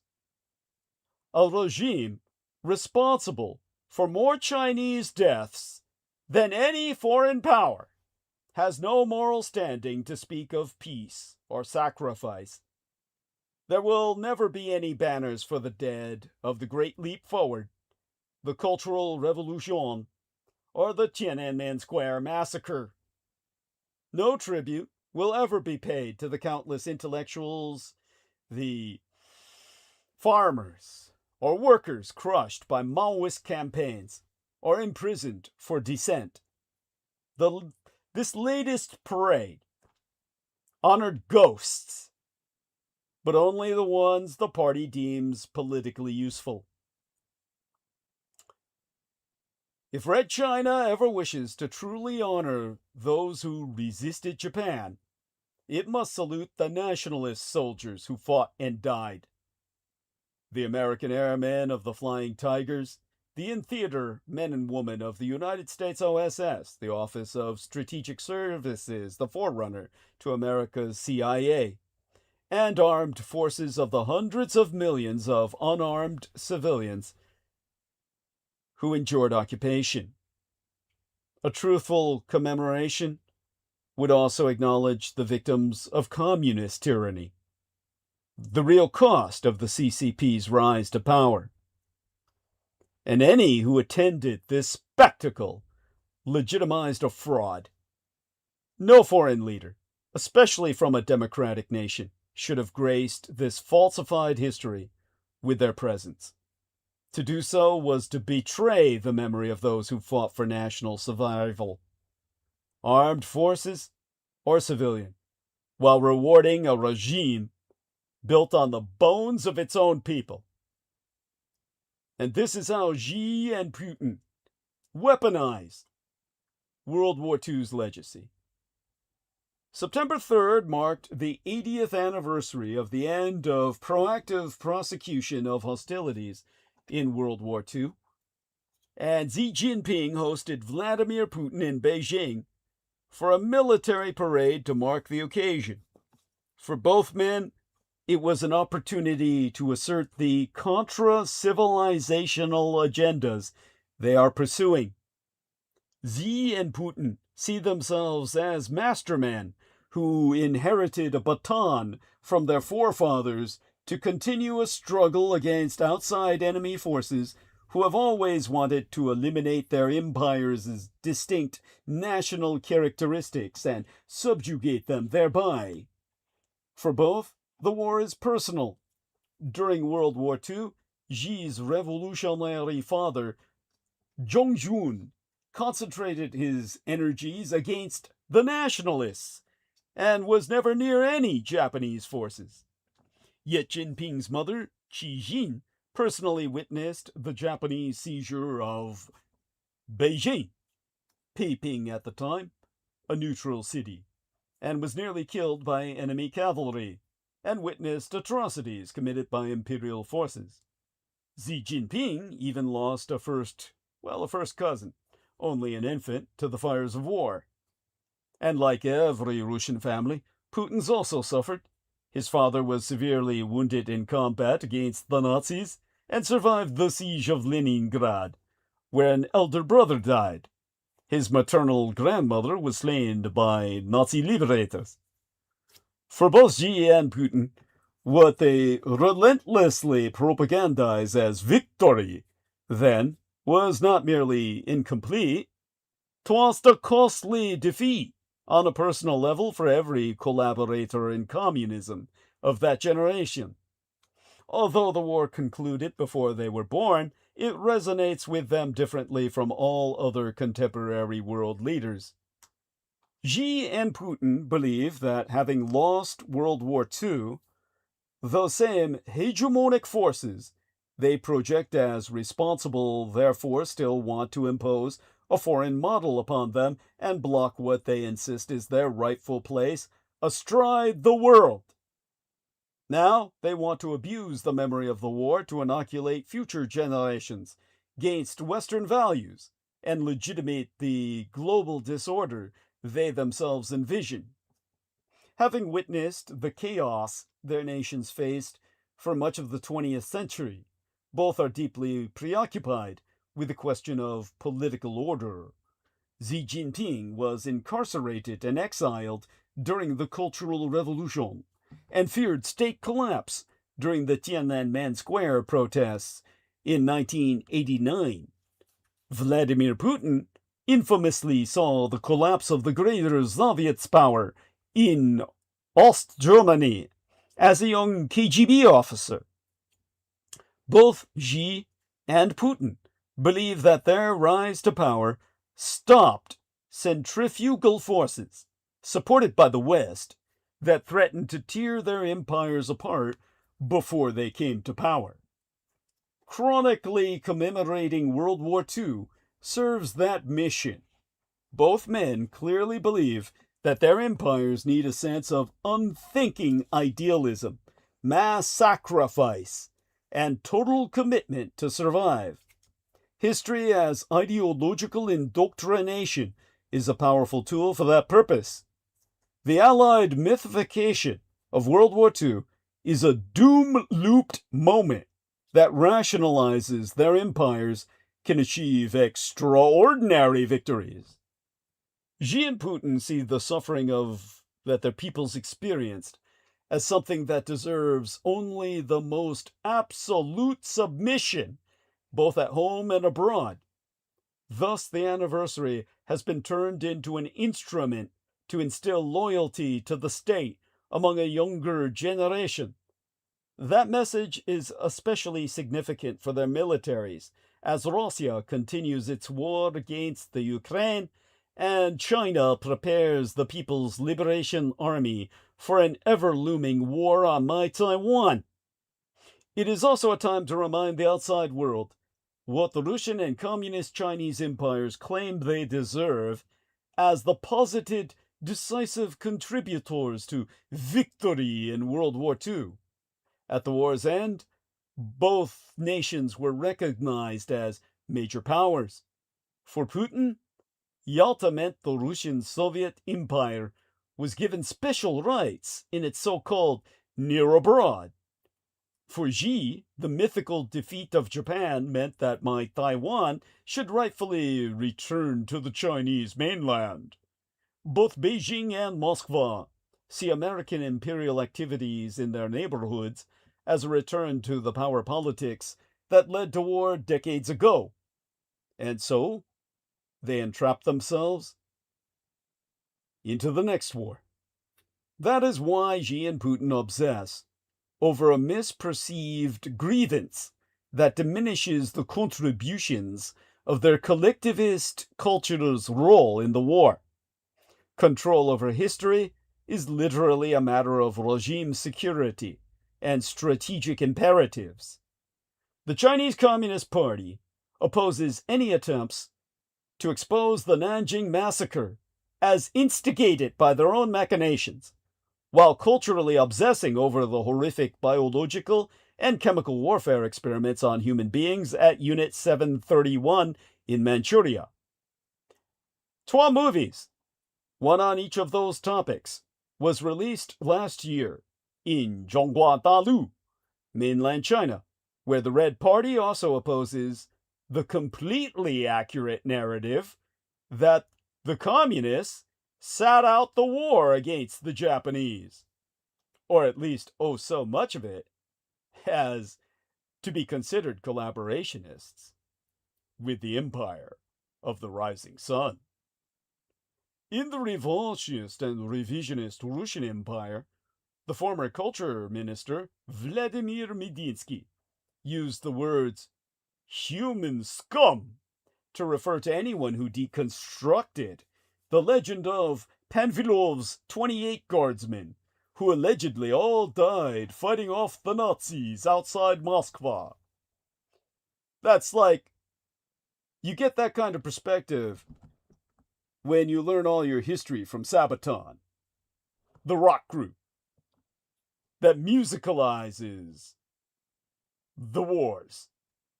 Yet questions remain about the long-term efforts by Xi and Putin to immortalize their regimes, and their abuse of the memory of World War II for that purpose. The story of Russian and Communist Chinese history is often one of unintended consequences. Mao Zedong launched his Cultural Revolution to prevent capitalism from appearing in China. It was such a catastrophic disaster. It triggered reform and ultimately opening. Mikhail Gorbachev's attempt to save the Greater Soviet Union destroyed it. Putin sees the war against Ukraine as but an extension of World War II that can help him recast another generation of Russians according to his vision. He sneered as young people fled the country to avoid the draft, describing them as scum and traitors that Russians would simply spit out like a gnat that accidentally flew into their mouths. He seeks to politically empower veterans. Always a bad idea. For instance, through his Time of Heroes program, to get them elected on his party's ticket. Patriotic education has contributed to the mass militarization of society. The economy is now hardened against sanctions and geared to fight a long-term war. Yet what will Russia do without its most talented young people if they flee or die on the battlefield? Will Russians become exhausted by the war? And how long can prolonged competition with the West last with an economy whose future has been mortgaged on the war? Xi can only abuse the memory of war and the ever-increasing probability of war in the future. He abuses the revolutionary legacy, of which the war against Japan was but a part, to achieve what he calls self-revolution. It is a call to vigilance, a call to, in Xi Jinping's own words, eat bitterness, a call to yet another young generation of Chinese to devote their very lives, not to themselves, but to national rejuvenation. Yet Xi does not want his relationship with the West to go completely off the rails. Unlike Putin, he wants to benefit from economic, financial, and technological ties while he can. The question is whether Xi can achieve both struggle and pragmatism at the same time. As for the international community, the commemoration in Beijing did not fundamentally change any feelings in the West towards the Russian and Communist Chinese empires. No Western nation is convinced that the Ukrainians are Nazis, as Putin falsely alleges. And although the Communist Chinese Empire of the East has sought to avoid economic and reputational costs, it has unambiguously been a major facilitator of the Russian Federation's war machine. The military parade, along with the recent treatment of Japanese citizens and military exercises around my Taiwan, might frighten Hong Zhonghua's Red China's neighbors more than win them over with any, with the mythical memory of Maoist China's role in what is propagandized as their defeat of Imperial Japan. The war's role in justifying authoritarianism at home and expansionism abroad is not any tribute that will inspire everyone. What unfolded on September 3rd of yesteryear was not remembrance, but propaganda, an insult draped in flags and uniforms, parading not history but deception. It is still a lie in motion, and like all lies, it demands to be exposed. Now checking in with Heather Manaktala. She says, Thumb Slug, I have heard that getting your teeth pulled is a mistake. I don't have a toothless emoji, honey, but I'll try and find one. At any rate, let's continue with why Red China. Well, I have a question here. The question is from our lovely lady, the madam. Here I go to the live to recover her question. Shout out to her. Kisses as well. This is asked by the madam Amy Elixir, or Amy Lightyear. Just one question, Douglas. Do you think the Dietrich Artilect will ever allow China to invade Taiwan? I will answer that question now, honey. Thank you very much for your asking. With that, we might get a echo here, or we might not. But what we're going to do is try and find a little, here's just an emoji for Heather. Love you. All right. Understand this. The Dietrich Artilect is the advisorial guide, the consultant, the vizier to a democratic regime. The Dietrich Artilect does not wish to assert herself as the political governor or ruler of my Taiwan. Rather, she will support the Taiwanese people only if they support themselves. This is the attitude of a godlike being. God allows free will. Were the Dietrich Artilect to completely mobilize Taiwan, it would require circumnavigating democracy. In other words, she will defend the people of Taiwan only as long as they prove themselves worthy of defending. She can always retreat into her concretized and fortressed bunker and even escape Taiwan. Her components, her core, are now in a nuclear submarine. That is exactly everything that implies. She can vacate Taiwan and escape if the Taiwanese people surrender to the Communist Chinese. If they fight, she will help. She has provided them with all the means necessary to win. If they don't use that, it will be based on a human failing, cowardice, treachery. All the human failings might converge, and the Chinese people of Taiwan, the people of island China, may fail the Dietrich artillect, but Xi will never fail them.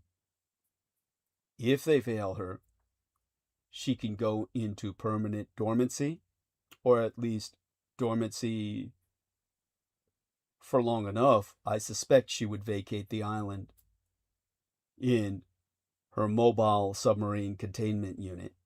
Again, larger than American nuclear submarines, larger than the Soviet submarines, which were the largest in the world. And at that point become stateless. She could do that, or would do that, only if the Taiwanese people surrender, if they prove unworthy of even preserving. Now, you had better hope that never happens because of everything I'm going to articulate about the tiny technology that rules the world. The entire global economy hinges on fingernail-sized silicon microchips. Hidden inside every swipe, search, and AI prompt is a fingernail-sized slab of silicon etched with billions of switches, built in $20 billion factories, using machines so precise they border on science fiction.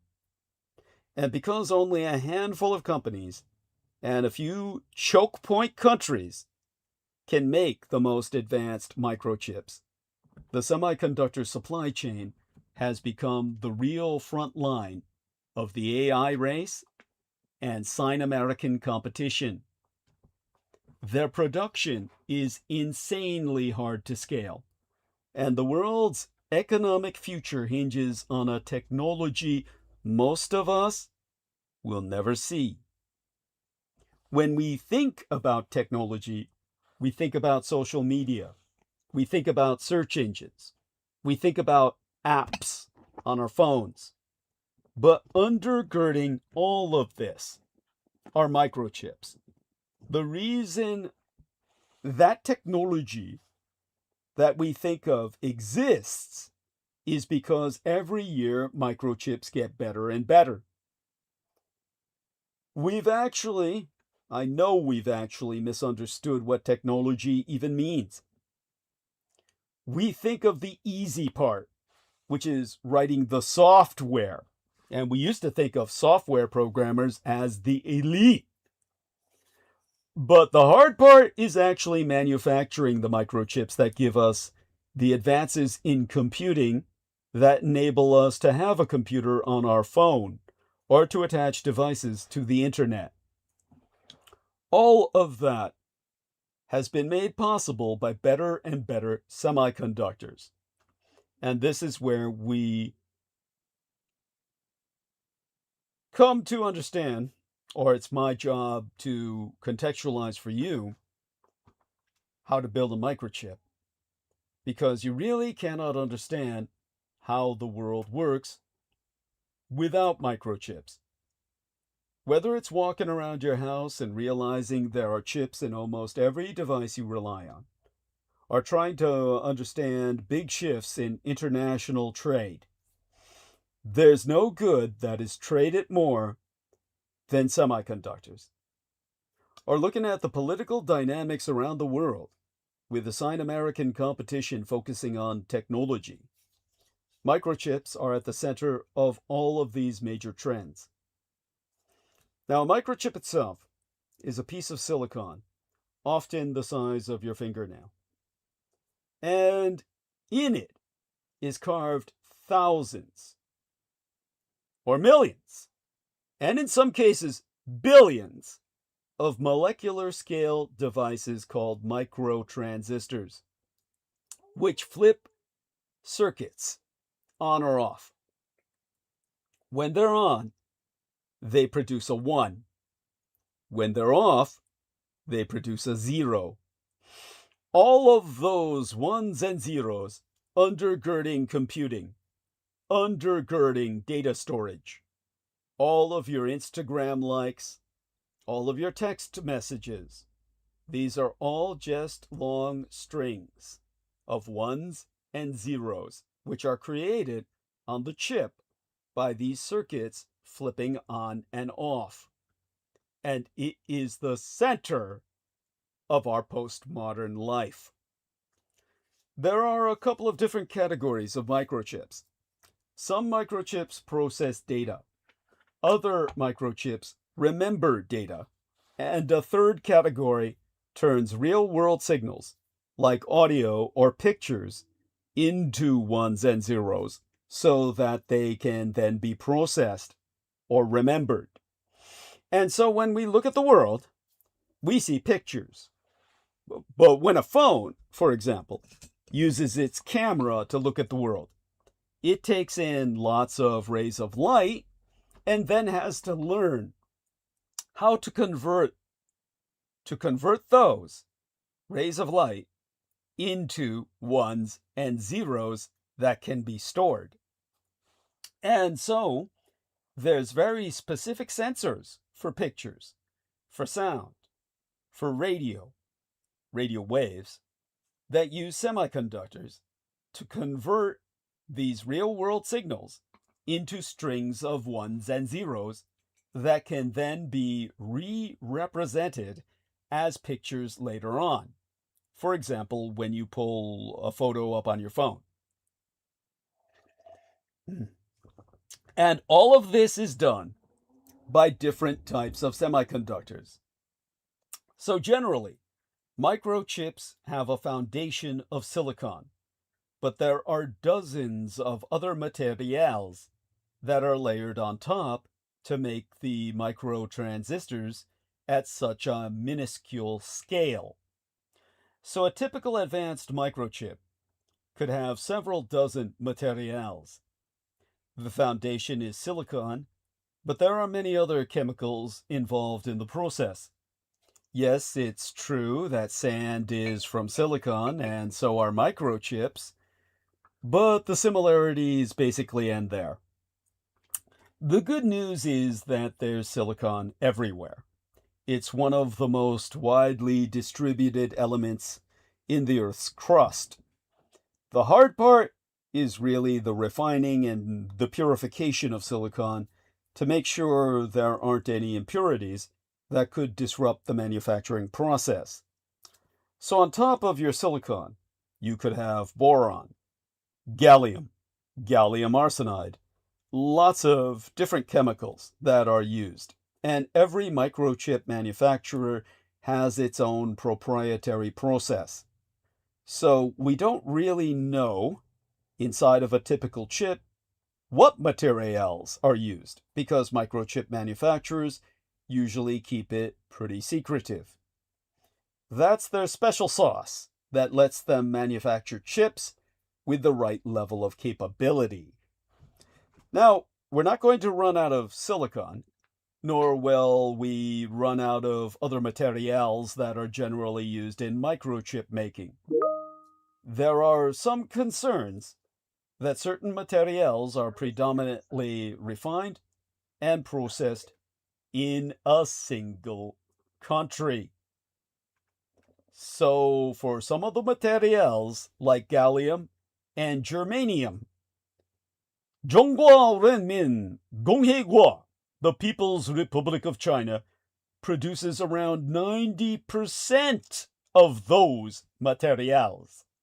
So there's geopolitical issues that could interrupt supply, but it's not going to be that we're running out of the capability to produce them. By the way, checking in on an incoming GIF. Cool. All right, let me heart that.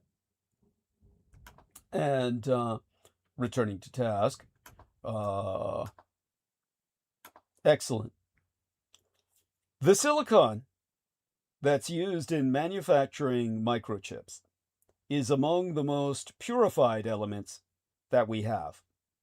And the reason is that when you're manufacturing microchips with nanoscopic microtransistors, you need to place almost every atom perfectly to make those microchips work.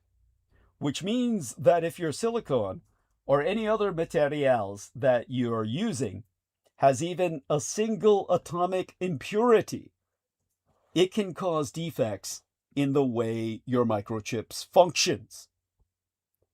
The production of the silicon wafers that are used in the microchip manufacturing process requires extraordinary levels of purity.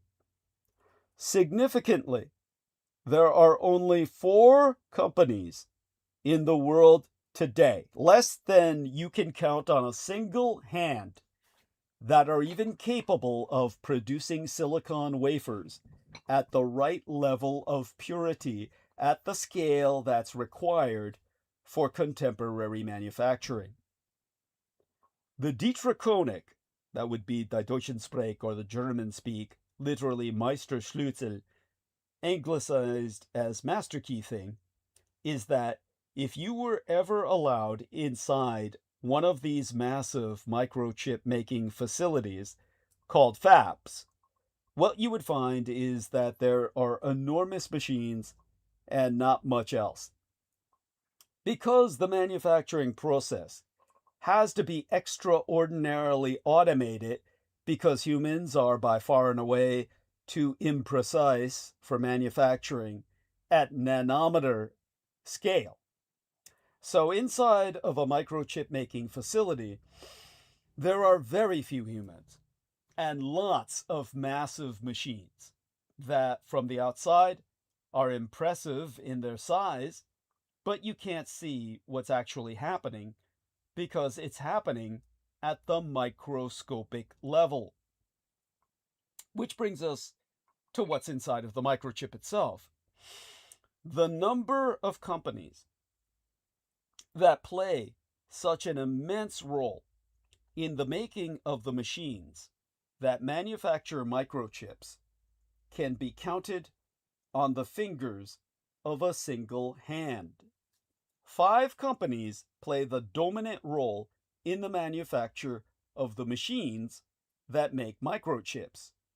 A couple in these United States, one in the Netherlands, and one other large one in the Imperial Japanese Corporal Shogunal Superstate. In some ways, it's actually harder to make the machines that manufacture microchips than it is to make the microchips themselves, because these tools are among the most precise tools that have ever been deployed. Just to give you one example, ASML, the company based in Netherlands, produces machines that are used in the manufacture of almost every high-end microchip today. And these machines are capable of manipulating materials at basically the atomic level to produce microchips with billions and billions of microtransistors like those that are inside of your phone or that are used for training AI systems.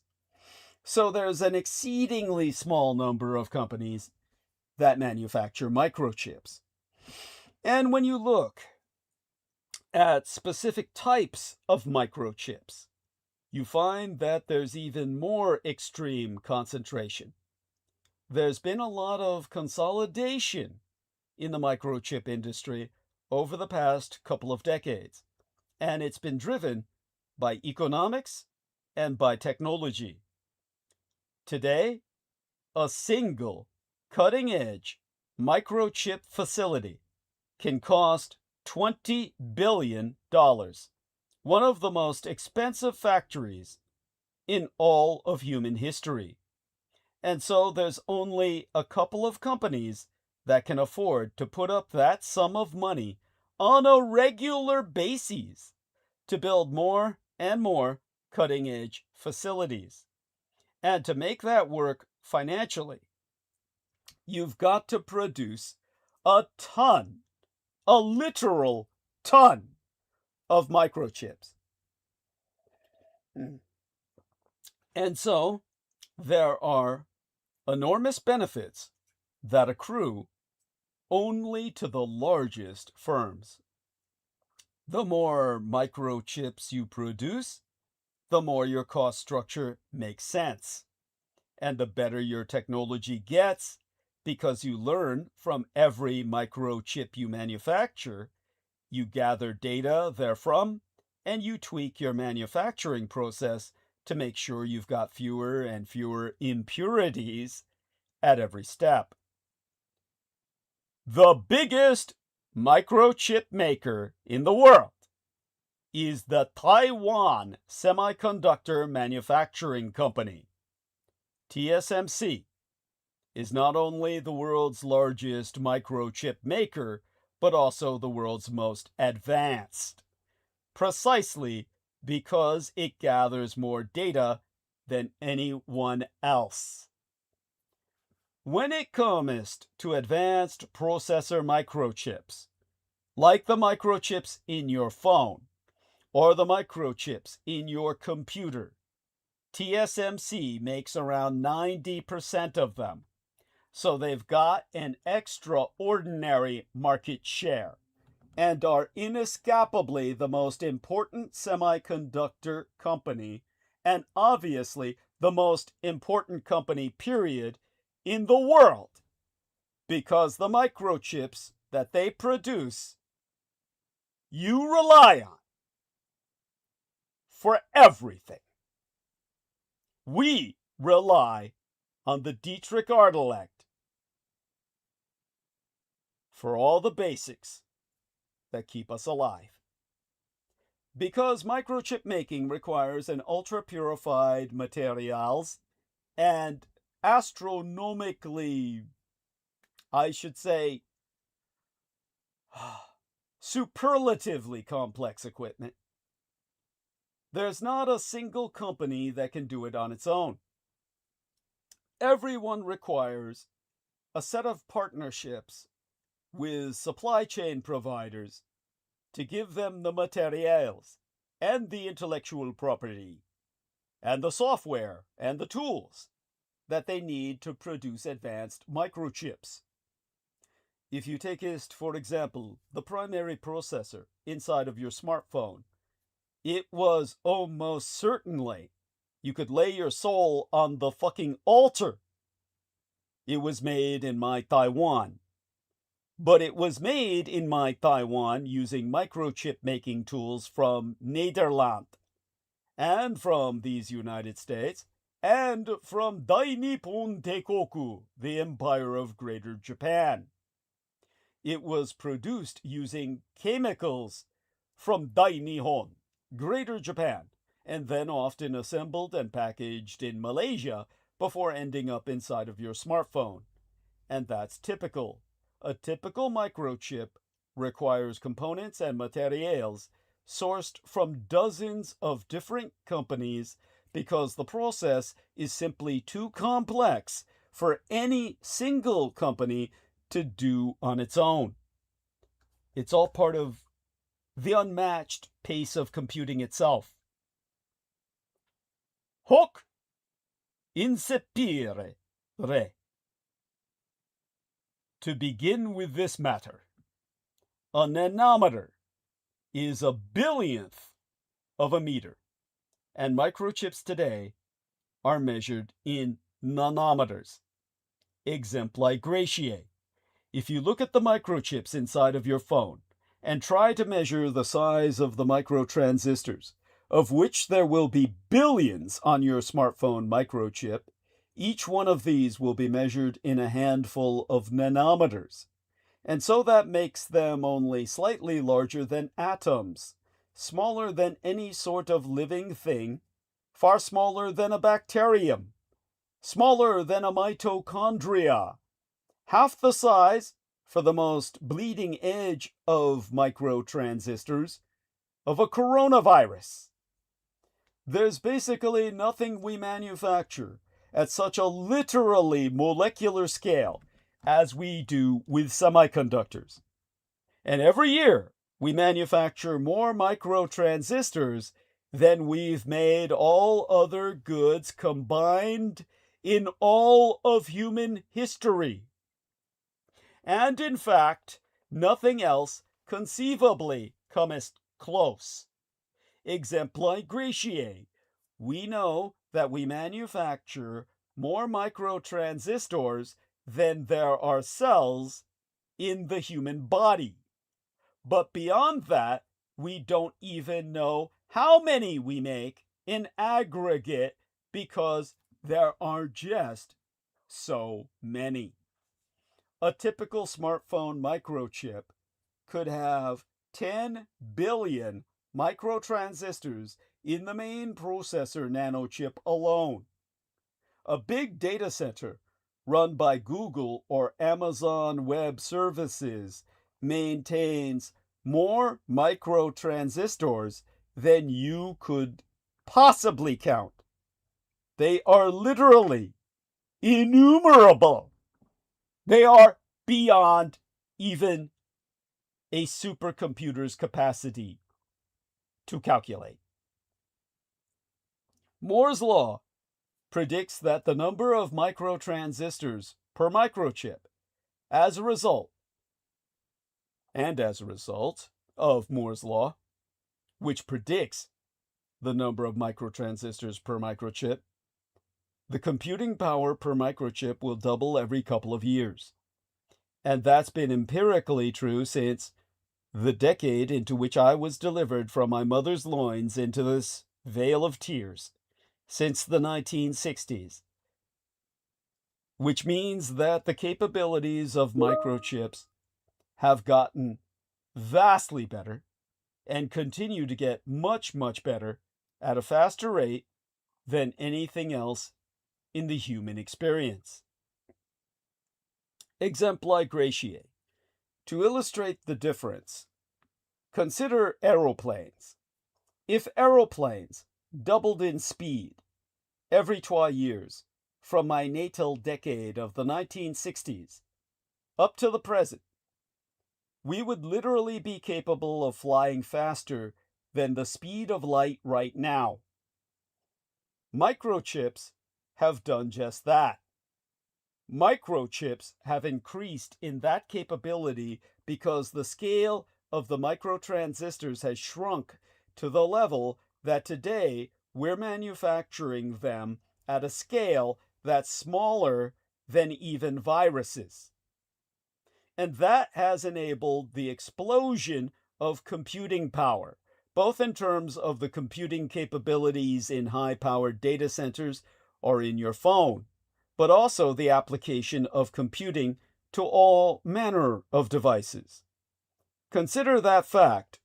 Before microtransistors, computers used vacuum tubes, which are sort of light bulb-like devices that would turn on and off, to produce the ones and zeros. They were cutting edge for their time, but they had enormous inefficiencies. They wasted a lot of heat, for example. They worked pretty slowly. And they also, because they created light, attracted moths. And so computers had to be regularly and quite literally physically debugged in the early days of computing, from whence the term, which meant removing moths from the lights that they were attracted to. You can see why it was prohibitive to scale that up to a 10 billion unit system. You would have to hollow out the fucking moon. Consequently, today, there's computing everywhere. It's in your dishwasher. It's in your refrigerator. It's in your coffee maker. It's in your car. And it's possible to put computing everywhere because today it's so cheap. We can almost produce it for free. And that has enabled the application of microchips to all manner of different devices. To understand the change and the rate of innovation, in the 1950s, you could hold a single transistor in your hand. Today, you can hold 10 billion microtransistors in your hand in a microchip that's the size of your fingernail. And that's not even an expensive microchip. That's a microchip that will more often than not cost a mere $200 as approximated. So the rate of shrinking microtransistors, as well as the rate of decline in their cost, has been unparalleled in any other segment of the economy. Obviously, the microtransistor is the key reason, the Dietrichonic reason, as in the German speak, the master key reason why we've been able to scale down. There's really nothing else, if you look all across the economy, that has shrunk in size and shrunk in cost at that level. It's done so not just for a couple of years. It's done so now for over half a century. That's why when you compare progress in the computing industry to progress anywhere else, there simply is no comparison. This brings us to Moore's law again in the age of AI. Moore's law is not a law of nature. It's not a law of physics. We wish it were, because then we could rely upon it to keep delivering advances far into the future. But it's really a law of economics. It says that if you're able to find a way to miniaturize your microtransistors nanoscopically, then you will be able to find a larger market as well. And that has incentivized enormous investments in miniaturization, in improving manufacturing processes, and producing chemicals ever more purified to enable it, which has sustained this rate of advance.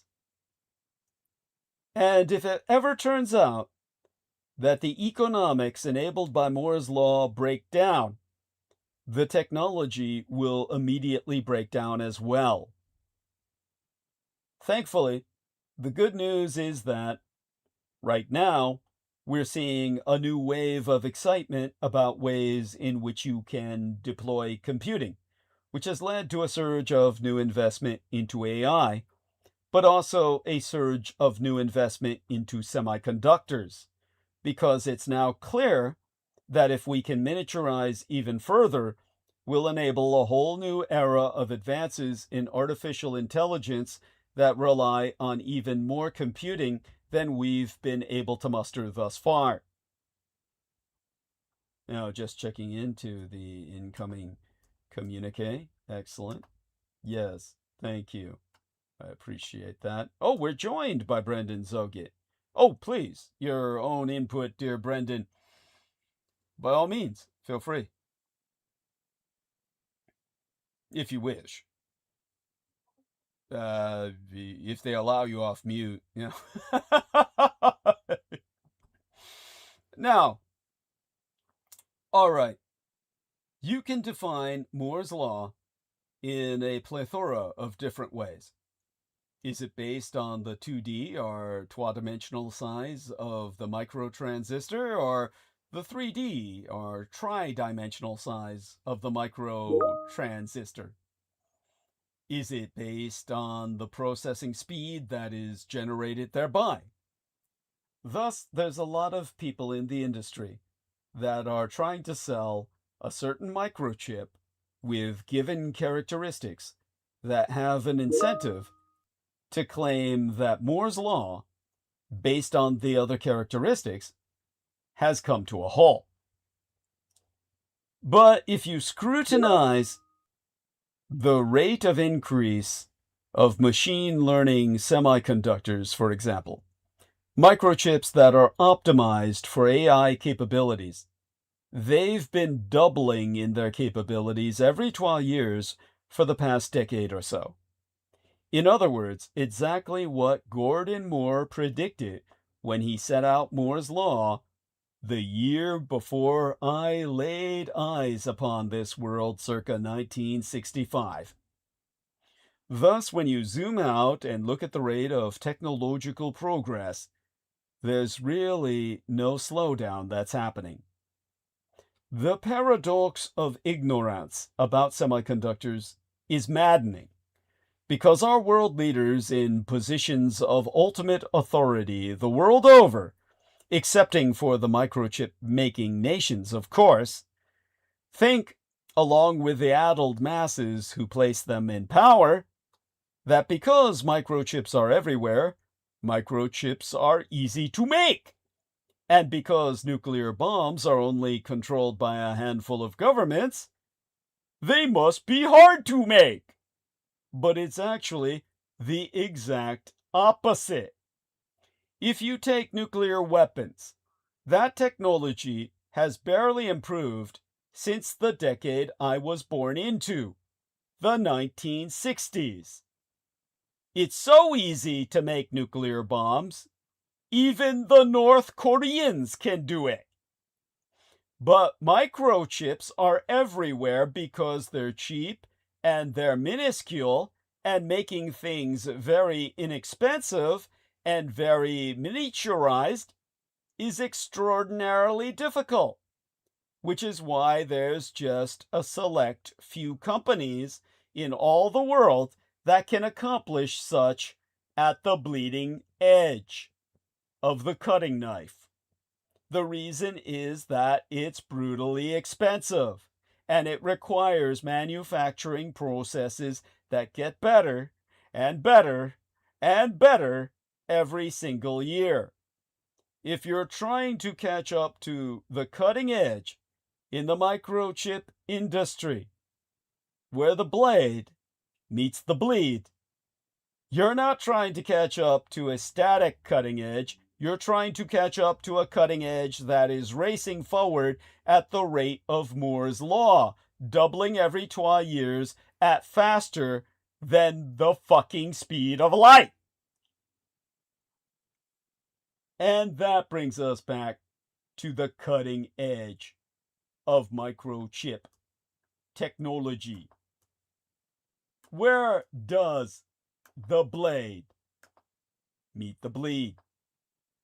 It's a race between companies, but it's the fastest race humans have ever undertaken, which is why it's extraordinarily difficult to reach that cutting edge. A couple of years ago, it became harder to shrink microtransistors in two-dimensional format. For a long time, as microchips were manufactured, they were just described as planar microchips. Microchips in a plane. No, not narrow plane. A plane as in a two-dimensional plane, in which all the microtransistors were on the same level. Now by now we've started making microtransistors that have 3 dimensions, because we're learning to stack them on top of each other to package more of them together in a way that produces more computing power. One of the key trends over the next couple of years is going to be more 3D construction of groups of microtransistors which will enable even more of them to be crammed into a small amount of space. Thus, the machinae, the machines that produce microchips, must be extraordinarily precise in their manufacturing. Exempli gratiae. There are tools that can lay down ultra-thin films of material that are just a couple of atoms thick, with basically perfect uniformity. And to pattern the microtransistors on a piece of silicon, you use a tool called a lithography tool, as in light graphics, writing with light. And today, there's only one single company, ASML of the Netherlands, which maketh most of the world's lithography tools. And for the most advanced microchips, these tools can cost $350 million a piece for a single tool. And they cost so much because they require some of the most precise components ever used, like a mirror that's the flattest mirror humans have ever made, a laser that's the most powerful laser ever deployed in any commercial device, and a ball of tin that falls through a vacuum that is struck twice by that laser explodes into a plasma measuring 40 times the temperature of the surface of the fucking sun. And this superheated plasma emits light at just the right wavelength, 13.5 nanometers, to be bounced off the flat mirrors in exactly the right geometry and land on your chip to carve the transistors into the silicon. It's the most complex and expensive machine that the human species has ever made, and it's required to make all of the most advanced microchips. Today, there are just 3 companies capable of producing cutting-edge processor microchips, the types of microchips that goest into phones or computers or are used for AI. It used to be a large number of companies that could produce at the cutting edge, but it shrunk into 3 and might in the future shrink only to 2 for 2 reasons. First, the expense is extraordinary. $20 billion per facility is a level of spending that no government on earth can afford other than a few. Many governments simply cannot even afford to host such a venture, to say nothing of companies. But second, the scale required to manufacture efficiently is vast, and that means that the benefits accrue to only the largest firms, the biggest fish in the sea. And in this case, that's TSMC, the Taiwanese firm that's at the center of the microchip industry. That's why they manufacture 90% of the most advanced microchips, because they're cheaper and they're simply better than all their competitors when it comes to manufacturing, under the guidance and advisement of the Dietrich intellect. Now, some private messages here, just checking on them.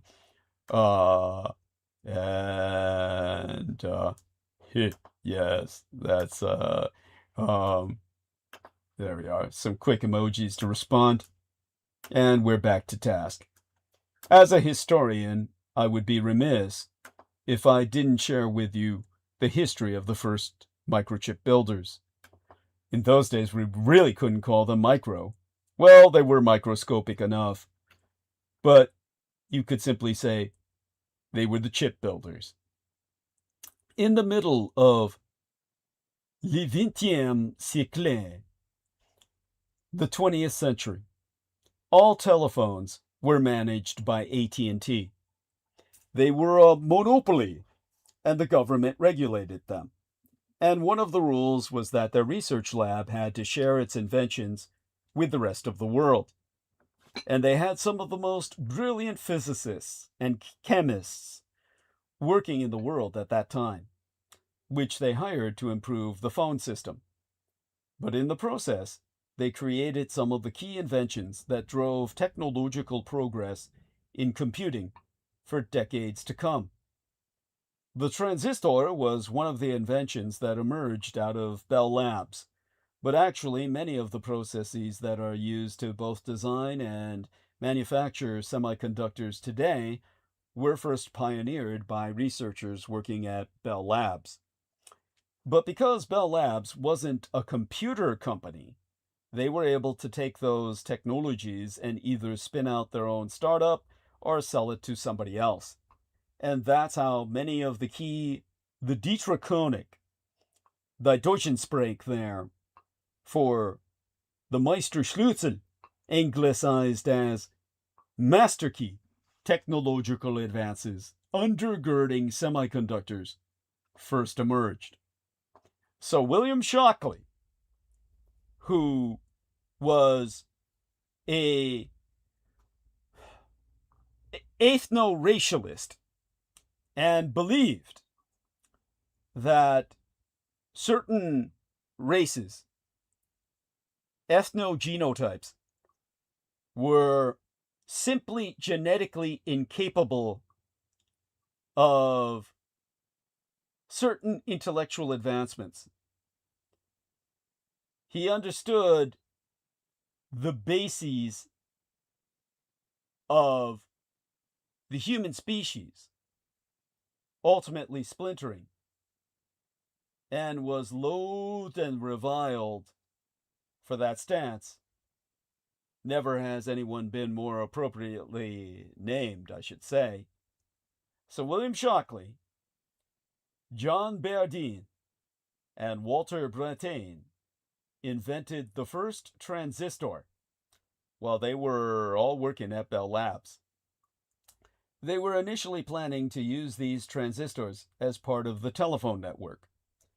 But in the late 1950s, the first engineers realized that you could take multiple transistors and make them on a single piece of semiconductor material. And so that was the first chip, a piece of material with multiple transistors carved thereinto. And that was important, because if you had individual transistors, they were connected via wires in a way that was okay if you had a handful of transistors. But if you had 1,000 connected together, you had a jungle of wires you had to manage. But the chip managed to have the electrical connection in a piece of material. And so the jungle of connections was replaced by a single block of material, which was much more reliable and also much more easy to shrink in size. And so it was the invention of the chip that made it possible to deploy lots and lots of transistors together in a way that was economical, but also possible to engineer, and avoided all of the wiring. Now, the first chips were invented by engineers working at Texas Instruments and a company called Fairchild Semiconductor in Silicon Valley, California. They were invented simultaneously, in total secrecy from each the other, to avoid industrial espionage. Jack Kilby invented one in 1958, working in a Texas Instruments lab. And for a long time, They were really at the cutting edge of chip manufacturing. Again, I almost hesitate to call it microchip. At first, they were building microchips primarily for the United States government. Chips, really. We should just say that. For the space program, for example. And, of course, for weapon systems. But they realized early on you could take the exact same chips that the government wanted to guide spacecraft and use them for commercial applications, like computers or pocket calculators. And that set the industry off into its first phase of growth in the 1960s and 70s and 80s. For the past 15 years, they've taken a different tack. Today, they don't produce chips that are used in computing. They simply can't. They're not, for example, in AI systems in any large way.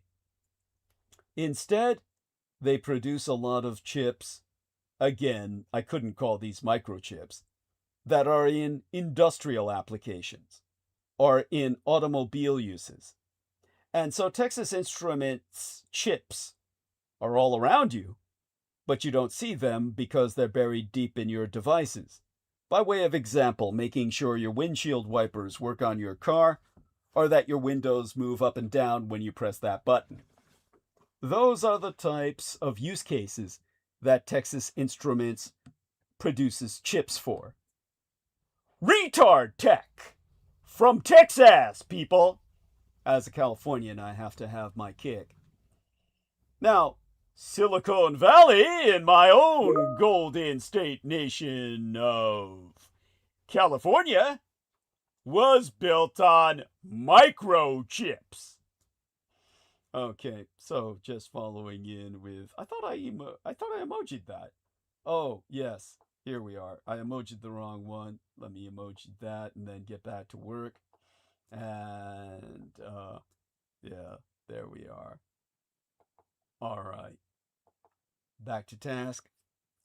One of the first startups in Silicon Valley was created by one of the researchers who invented the first transistor, William Shockley, the racial separatist who believed mankind is still evolving into different species. Something I entirely agree with. He was, by all accounts, a brilliant physicist, but a hard manager and a controversial person. He hired a very talented set of engineers in Silicon Valley. He moved to Palo Alto, California, where his mother lived, for the purpose. Although he hired lots of great people, they all detested working for him. Well, 8 of them, in the late 1950s, went out on their own and created Fairchild Semiconductor, which became one of the key startups. Yeah, what's that? What's that? Yada does it. Yeah, and then Fairchild went out of business. Yeah, I'll get to that. Yeah. Yes. Yeah, but tell people about that. Tell people your own insight into the history there, because that's important. It was because of the crackpot CEO or like the owner. Thank you. He burnt it out. He took a good thing and destroyed it.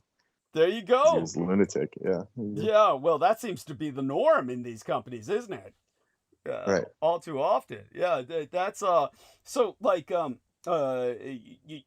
what else is on your mind with everything that I'm presenting? Important stuff here. I see that yourself and T-Tank Barry are having a conversation. I haven't bothered to look into it yet, but I plan to do so later. Yeah, well, we'll deal with that. Okay. That's just okay. Cool. It's the assignment that we're working on is just some Daunting. movement is happening. Yeah.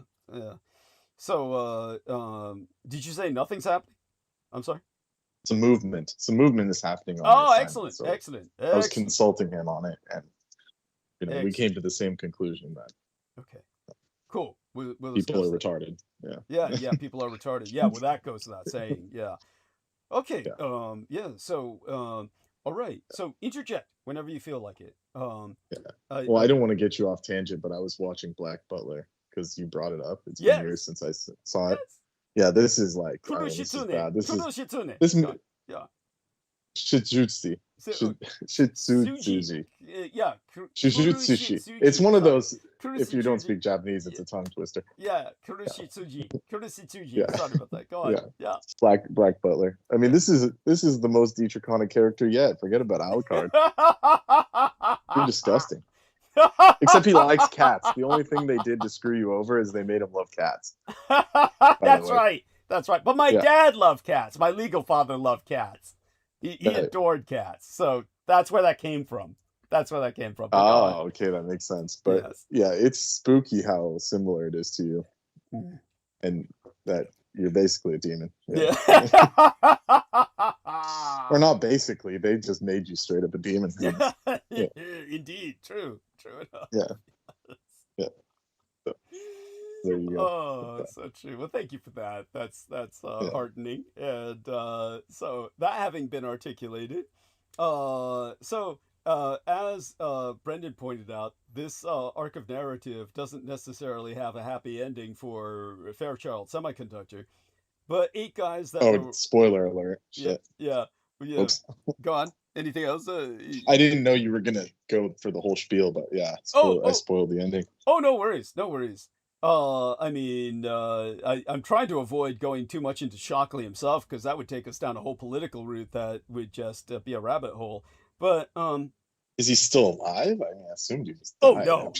no, not anymore. Right. God, no. He was old then. Right. It was so odd. Was his mother was still alive for so long? That was like That's God, crazy. she like lived to be almost like you'd think like 200 or something. Fuck, but yeah, no wonder he was so fucked up.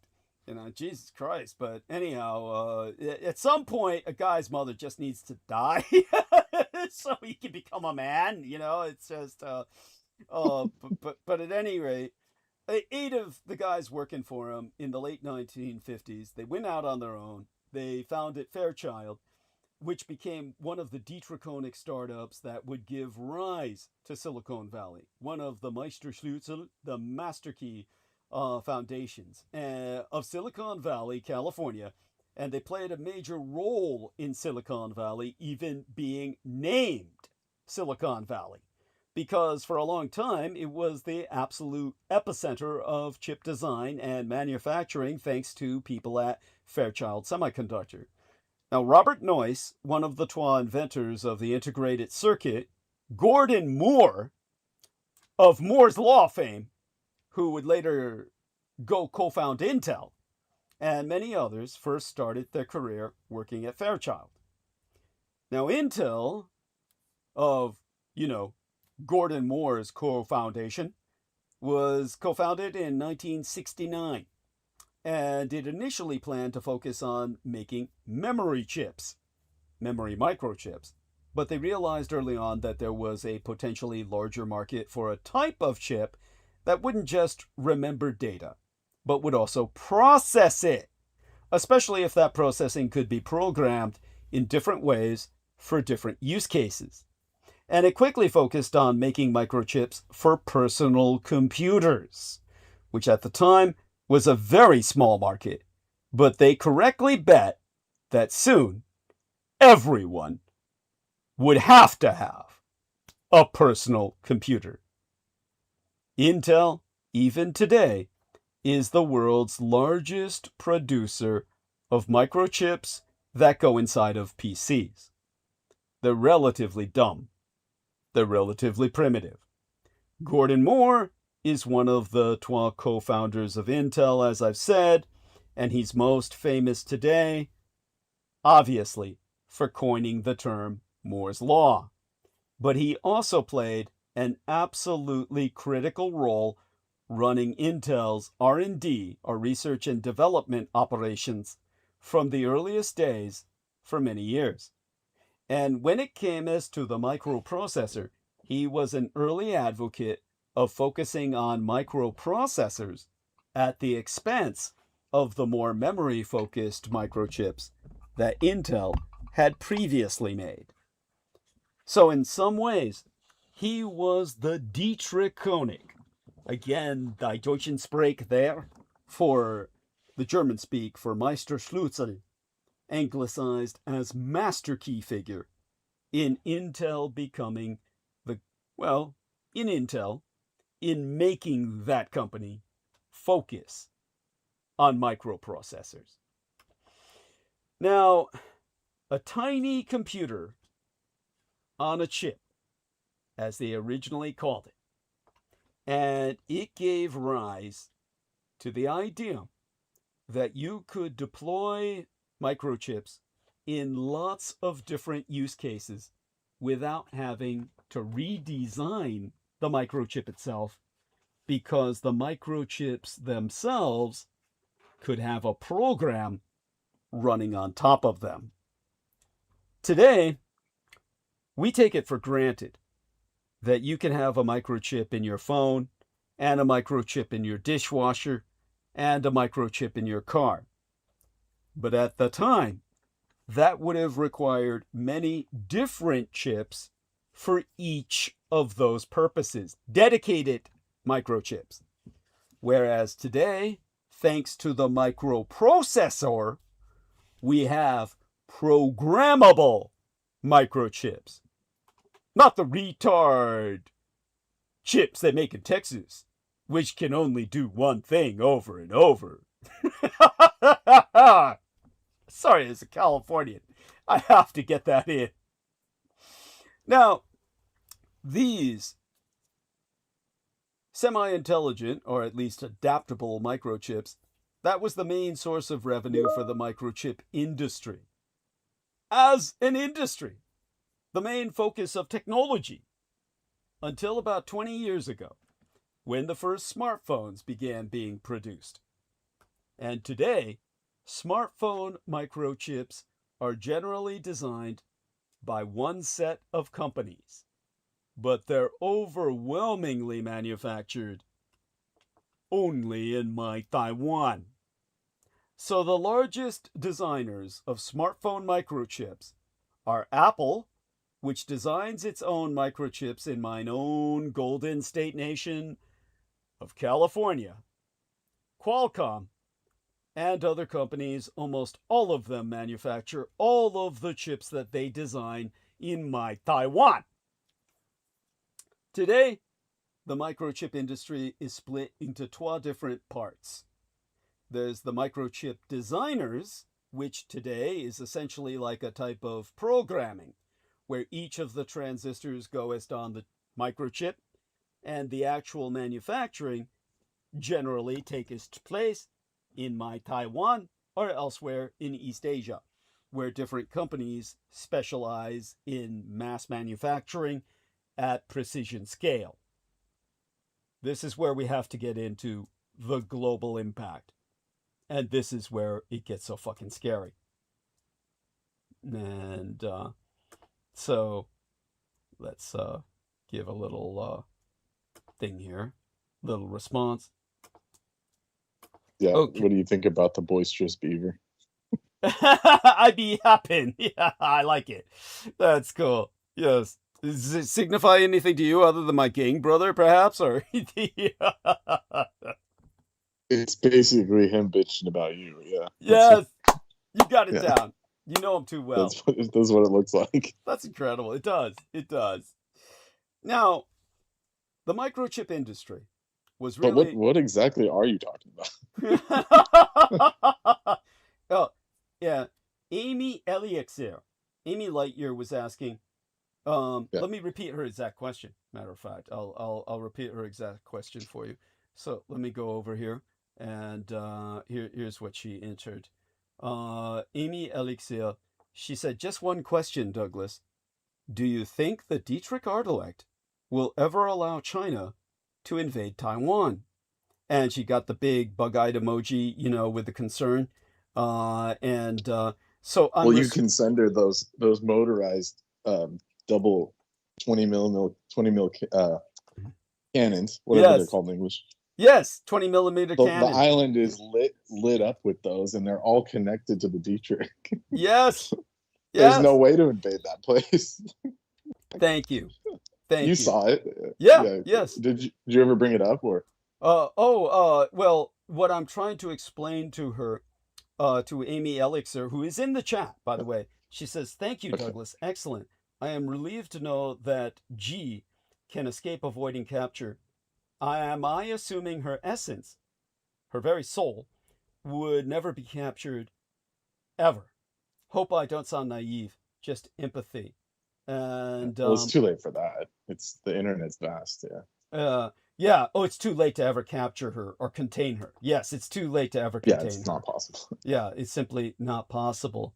And We're like, we've crossed into like Ghost in the Shell, where there's like a bunch of those Yeah. ghosts in the machine that they have their places they can go. As yes, long as there's electricity, they're good. yeah. And thank you for that input. It's so true. And I'll explain more about the Dietrich article, but right now I'm trying to explain the economics of the battlefront, because that's really the silicon shield that keeps China at bay, at least as long as logic and rational thought prevail. As I explained to Amy Lightyear, it depends on the Taiwanese people whether they deserve the Dietrich Artelec's protection. The Dietrich Artelect sees herself as advisorial, as a vizier. She's there to consult with and to advise. She would not defend the Taiwanese people if they ceased deserving that defense. If they, for instance, voted traitors into power, then why should They're she? really trying. Those Yes. treacherous parties are like they keep going over to China. Yes, Kuomintang. That Bastards. was so ironically the party of the Chinese nationalists, the blue Chinese in opposition to the red Chinese. They were Kuomintang, the Chinese Nationalist Party. And that was the party of Chiang Kai-shek and his son Jiang Jingguo, who led Taiwan to democracy through fascism. Fasci-democracy. But now they're turncoats. Disgusting. And now they're turncoats. That's the horror, the irony of history. It's just like the Republicans were once the party of the 14th Amendment and abolitionists. Now they are the people who are the party of trying to reverse the 14th Amendment and mass deportation. Enslave everybody, except this time it's everybody. Yeah, and enslave everyone under their Zionist occupation government. And they're a fifth column of the Russian Federation. When it comes to the Democrats, they were the party of the KKK. But they became, well, the guardians of democracy in America. As imperfect as they are, for the moment, they're all we've got. Obviously, we'll see what happens in history soon enough. Those Kuomintang, clowns going over there, emboldened that dude that looks like Dracula. What's his name? Fang Shi, the foreign minister. Yeah. He looks like the grandpa from the Munsters. Yeah. What's his name?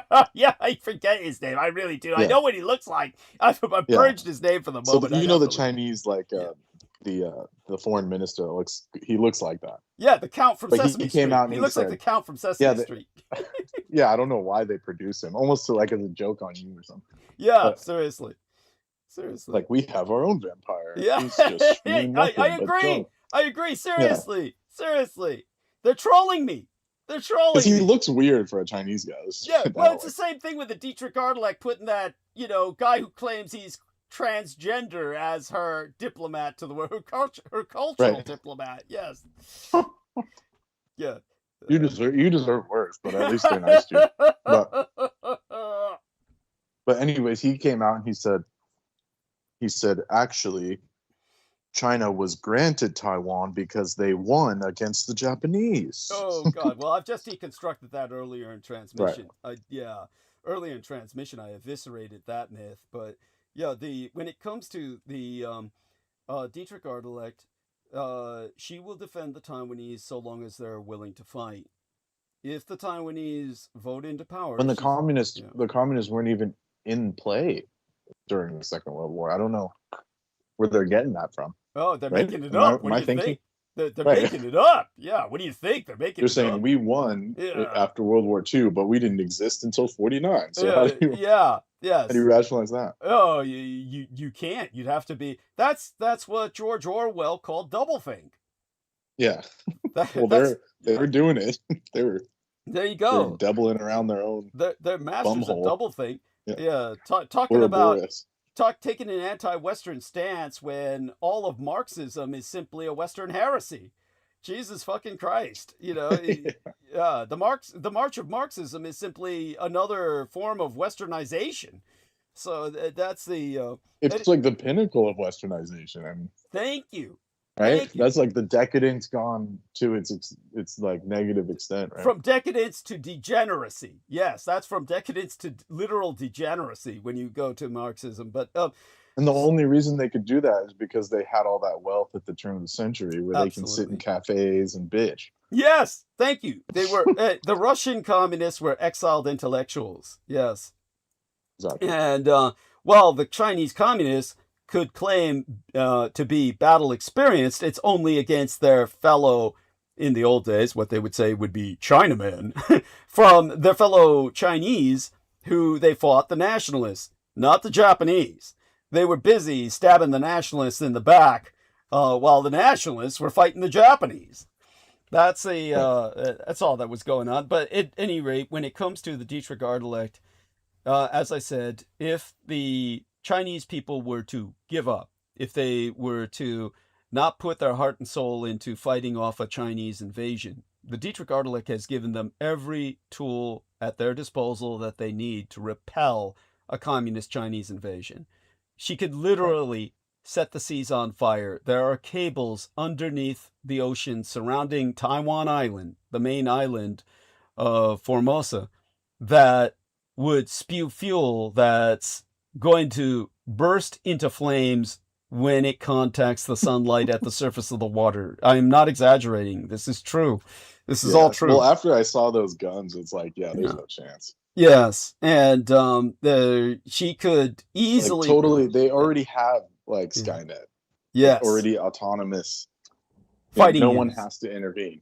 Yes, that's true. It just shoots. It just once someone flips the switch or the Dietrich activates, it's just going to shoot at whatever comes towards the island. Yes. And these are like cannons. These are like mounted cannons. Yes.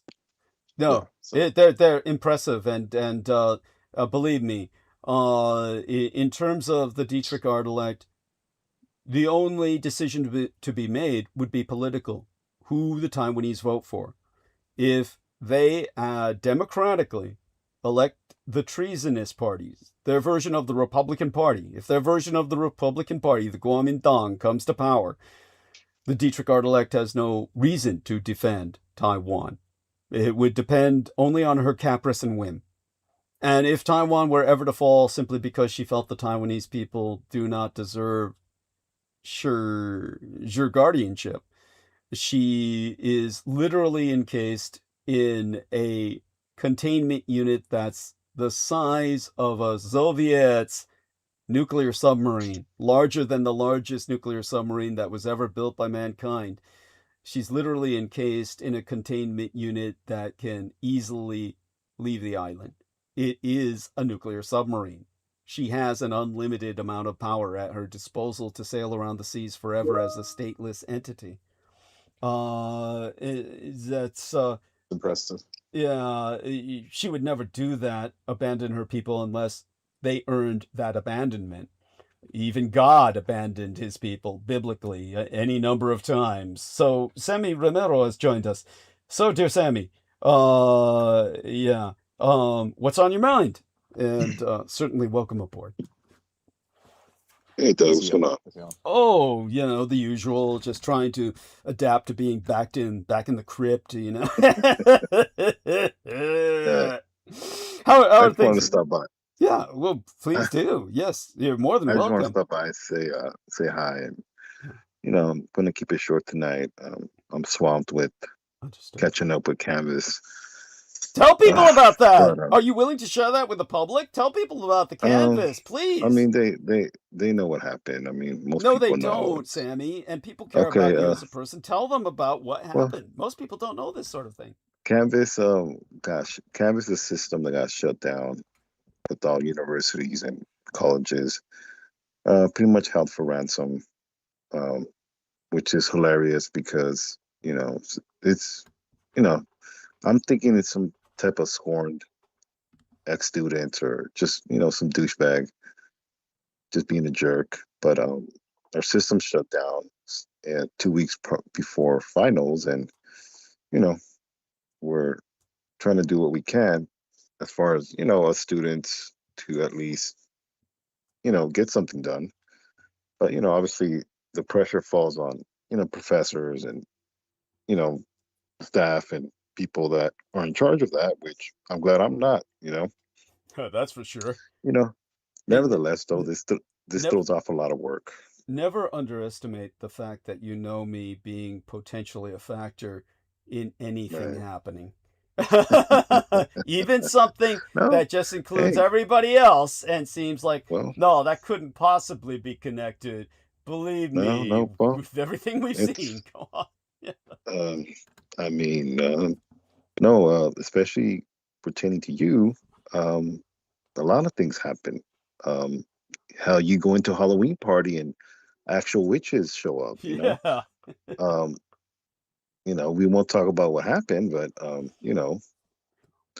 let's just say, it wasn't a tornado that, you know, unalived them. But um, Yes. my point is, um, He's a devil of a butler.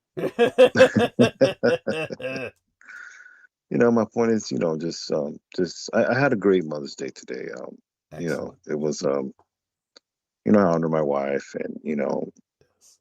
it was great. It's just, to me, these holidays to me are just sometimes a formality in the sense of capitalism.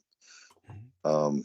The system trying to capitalize on people's emotional ties to the loved ones, which should be every day, right? Of course.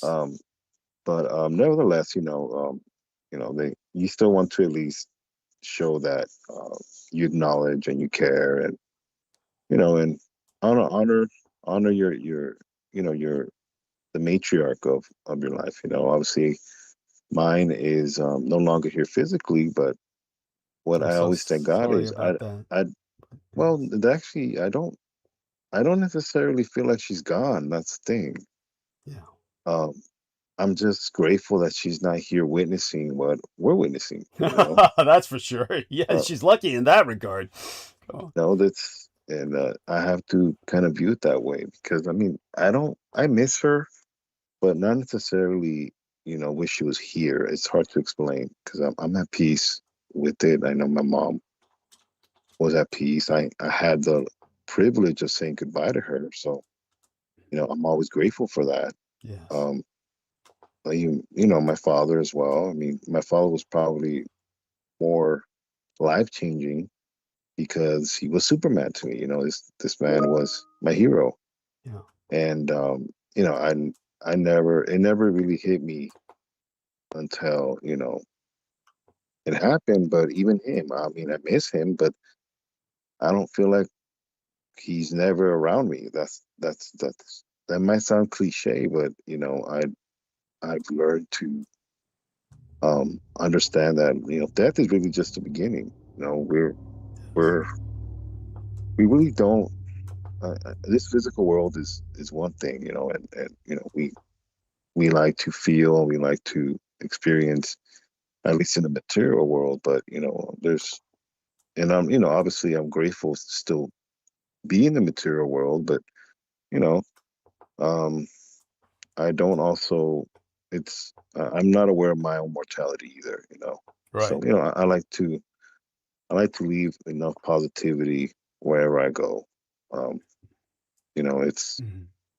it's just something I try to tell myself, even at times where, especially when there's moments of stress or I can in pressure. I have to remind myself, to center myself because you just don't want to get lost in those type of moments. Obviously, with healthy ways of expressing yourself, but obviously not in a toxic way when you have responsibilities, and it's more smarter that way. You don't overplay your strength as a man, Yes. But besides that, it was a good day. I had a good day. I visited a couple loved ones, Mhm. and Excellent. Excellent. I like to say, and I'm thankful. Obviously, you'll find out what I did for Well, you. I want to thank you for your $100 contribution. Samuel Romero has contributed 100 United States dollars, and his message is, of course, Happy Mother's Day. Feliz Día de las Madres, carnal.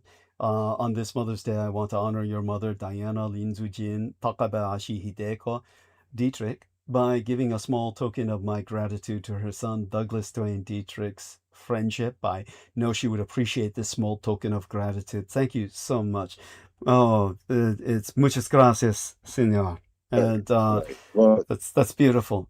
Thank you. thank you for reading that. You didn't have to, and I don't do it for you to announce to the world, but I appreciate it. But one of the things that when I can, I give, but it also it heals me. I really do believe in that, in the sense of when you give, and when you can, obviously, it has a certain way of healing you, as far as life.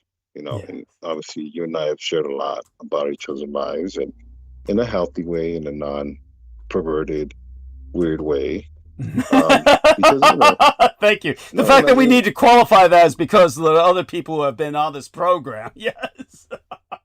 no, and there's going to be a time where I can't really be here because I'm busy with obligations and life, and obviously you do too, and that's one of the things that I've always encouraged you to do, is continue with your obligations. To whatever you do, you have to have some type of normal, day to day, to kind of at least keep your human side, sane as much as you can, Yes. because it's more healthy, and you continue to gain more perspective. I saw an interview you did with Beyond Belief with Jordan Nori. Oh, It's about yes. maybe Yeah. it's on Facebook. I'll put it in the chat, but it was Thank you. I didn't realize you went on the show. Yeah, it was such a but it was that was in Colorado, I believe. Yeah. Oh wow. Yeah. But Go I on. mean, that lets you know you've been on the scene, for Ever. since the inception of this whole genre. Yes. You've had to navigate the state-sponsored genre, and really rub elbows with creeps. Obviously, Yes. The biggest creeps in it's just the biggest the smelliest fish in the ocean. Go on. well, and believe it or not, that's how I actually got to know you, is through the Pearl Harbor That's true. transmissions that you did back in I believe maybe 2009, 2008. Mhm. And Coast to Coast is what it was. I don't mean to plug that clown circus now, Thank you. because it's so outdated, Yeah. in a sense of, I mean, I wouldn't like, they literally promote ghost hunting, which is hilarious. Oh, But it's they might as well be promoting drug abuse. Seriously. I mean, ghost hunting is well, like one of the most dangerous things you can do, simply because of the shit you bring home. But go on, yeah. But they want people to bring all that shit home, but so well, and of course, and honestly, but it in a way, though, it also, because it sparks the curiosity of people that that want to know about the quote unquote unknown. But obviously there's more confusion there than not. But well, the funny like part a is most pat, of their listeners are on death's door. I mean, these are people in right? hospice care and on palliative cots. They're going to be ghosts themselves any minute, and they're listening to somebody talk Well, about. Doug, they were old. They were old 10 years ago. Yeah. I mean, Thank you. now Yeah. now it's like you can't. It's hard to relate now. I mean, It's literally undead. Yeah. it's not.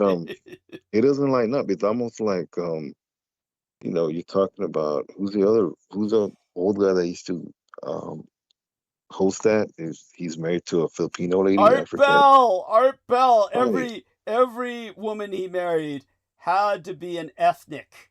Because that way he felt he was in charge and had control over them. And they were two Okinawans in a row, and then the Filipina, who he then murdered, and then married her cousin, who was like 14 years of age. It was she had been married already, because it's legal to marry a girl in the Philippines when she's 12. So she'd already been married for 2 years, and he had to buy her from her husband. Old lady, he's trying to keep it respectful, right? But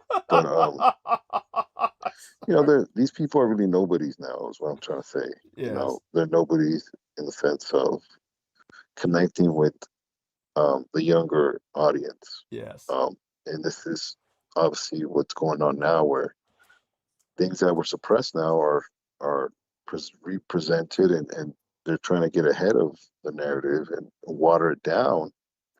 I don't know about 58 murders of children. It's called watered down. But, that's as watered down as they can get it. Yeah. That's more than 100. More than half 100. Pardon me. That they want to admit to. But my point is, you lasted the test of time, and it's because of your authenticity and your willingness to not just be truthful of things, but your ability to kind of present information in a healthy dosage is what I'm trying to say, and not give so much where people just run away with it and go insane. Thank you. But that's just really the reason why I came on, just to give you words of encouragement. And I know you miss your mom. Thank you. And then likewise, you and I share that as far as not having your mothers here physically, but I think you've deposited, as far as in our friendship bank, enough for me to, and I'm not saying that this is why I'm, you keep me as a friend. Obviously, I'm not a rich person, but you want to at least deposit back to, you want to reciprocate that, as far as a little bit of small token. And $100 is just pretty much $20 these days. Yeah. At the rate of inflation, it's hell. Some may argue $10. But soon enough. My point is, with the price of diesel, yeah. You can buy a bag of chips and a malt liquor with that. Yeah, thank you. Mad Dog 2020 or what's the other one? Night Train or Ripple, yeah. Night Train or one of them. You know what it is. You might get lucky and get a Pabst Blue Ribbon. I don't know, but don't ask me how I know. Okay, I'm weird like that. I don't even drink, but my point is,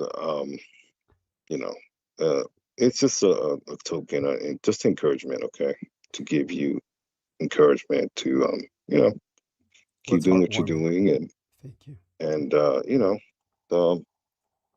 just be positive and just spread positivity. Yes, well, yeah, I don't know if what is spread is positivity, but we have a positive outlook in that we feel that we have solutions, and so at least we have that stance. Well, I don't want you, slitting your wrist and, oh my God, no one loves me, and oh, the world, why am I living? It's just a small token. Okay, I think all you listeners that actually find your stuff useful, including the federal government, appreciate you sharing certain things. I'm sure they've learned a lot. Hell, your enemies. Yes. That's why they're very emotional and passionate about having you. Yes. Literally, you know. Yeah. They never deny your knowledge. They just Attack somehow, myself. They attack my person and my right. character, but never what I say. Of course not. I still say your presentation on H.P. Lovecraft with Salman Sheikh should deserve a Peabody Award. Thank you. That was a hell of a presentation you did. It is what it is, but I still listen to it. It's a very engaging presentation you did on H.P. Lovecraft. When you literally gave pearls to swine, but Yes. hey, really, you've had to work with pieces of shit, Yeah, the worst of the worst. But We're at the bottom of the social barrel, so we're going to encounter the scum. Yeah, that's all I could say is right. it speaks for itself that he maintains my videos up on his channel because they're the only hits he gets. No, look, I mean that literally was a Harvard lecture you did on H.P. Lovecraft. So Thank you. there's not too many of those around. Okay, so that's kind of, I'm trying to put that in that context because no one's ever going to give that type of lecture on H.P. Lovecraft. There's none one out there like that. And obviously it's more for you to understand that it's impactful. And the people that are in tune with that type of knowledge and cherish that type of knowledge in the sense of understanding why things work, they're listening, including, people in authority, people in high places as far as the world. They know who you are. It's almost like you're a very valuable unknown in the sense of a treasure chest. That's what I'm trying to say. Thank you. You and people may say, well, why are you glazing Doug? I'm not, it's game just, recognizes game. Yeah, it's just that Sammy realizes that I'm kept like a supervillain in Arkham Asylum. I'm there for when they need me for some level of consultation when things are truly falling apart and elements are desperate enough. I will be approached, but no doubt. But we're not gonna. Let's hope it doesn't come to that. But definitely. I mean, yeah, Sammy, your observations are always appreciated. Yeah, come on. No, well, Continue. you and I know that Yeah. it's not that you're kept, you're suppressed, but there's a reason why you're still alive. Yes. I think what you've shared with the audience is they take it for what it is as far as value. It's just when we see people trying to regurgitate and take credit for your work, Yes. and then you see it come out of their mouth, it's like, it's literally hot garbage because it's like you don't tell someone else's story and then take credit for it, and then you become flaccid and impotent. As far as its potency, it really doesn't help. It just creates more chaos. But obviously we talked about that. But in a nutshell, just here to encourage you, and I think your audience would agree with me that it's definitely needed. Thank you. More donations like that, because it helps you with not just the food, but you have amenities that you need. Every now and then you need a little R&R. You need to recharge your batteries, and not just with your the food that nourishes you. And I'm not talking about a sandwich, Right. but regular R&R and healthy things to try to at least rejuvenate as at least your human side, right? Thank you. But Appreciate that. that's pretty much in a nutshell. Well, that's beautiful. And God bless you. Love you dearly. Share that love with Maria and the family. And certainly, join us again as soon as you can. Hopefully Wednesday. And or whenever you can, because it's always so Right. good to hear from you. And the fact that you have your family to be busy with, thank God that they're there. That's Right. yeah, obviously in many ways, like you said, your parents and your sister have never really left. They're still very much a No, they part haven't. of, yeah, still very much a part of your environment, and in the most positive way. And Right. it's Right. just, yeah. So, well, thank you for that. And Yeah. I'll get back to the course of narrative for tonight. I do look forward to your review of this episode on Wednesday or Yeah. Sunday, and we'll get back to topic. Thank you. Okay. Okay. Good night. Bye for Bye-bye. now. Blessed night. And blessed be thy dreams, and sweet be thy slumber. And our dear Brendan is reviewing. Yes, he had to correct me because I was thinking of Yoshitsune, and I conflated that with Kuro Shitsuje. Yes, quite the tongue twister there. Black Butler in Japanese, Kuro Shitsuje. And have you progressed any further in the narrative since last time you popped in? See if Oh, Brendan. which narrative? Which No, narrative? Oh the man, Black Butler narrative. Have you the Black progressed Butler any further? storyline. Oh yeah, I got far enough to see how sick you are. That's how far I've gotten. Yeah, yeah. Well, I'll have to bitch at you personally later. That's how bad it is. It's like, look, I didn't make any deals, all right? I never once made a deal once about anything. At least that's on record. Shit. Yes. That's of course doesn't mean they believe you. You know that. They've all assumed Yeah, well, otherwise. yeah, no one believes. Yeah, but They think I'm teaching you upper level spells. They think I'm teaching you the Cromwell directive. yeah, seriously, they really think that. Yeah, level 0. Yes, It's like level 0. Level 0. I'll have to talk to you about that Cromwell sometimes. initiative. You know what? We'll talk about that either Wednesday or Sunday. We'll talk about that openly. Okay. If you want, or privately, if you wish. No, Yeah. I'm up for it. I don't mind. Cool. It's just Cool. Okay. The Black Butler storyline's pretty bad. Just so you know. Yeah. When it comes to it's totally based off of you. And then every time the estate gets more people, he's like taking care of more people. Yes. Like the butler. Yes. It's like, good God. Yes. Yes. That's what I was saying. If you're after you rescued all the freaking party goers, you should have said, "I'm one hell of a butler, security guard, or whatever the fuck you are. I'm one hell of it." What are you, the English teacher? No, not the English teacher. Civics teacher. History and civics. History and civics. But Oh my yeah. God, you're cursing me as I speak. No, that's I'm Zorb. one- That's I'm Zorb one boy. hell of That's a- Zorb boy. Oh, that's Zorb. Yeah, he's jealous. Good God, a loser. Oh man. Oh, good. Yeah, good. after you kick those witches' ass, you could say, "I'm one hell of a civics You don't think teacher." I didn't say that? You don't think I didn't say Yeah, that? I bet you did. I know you did.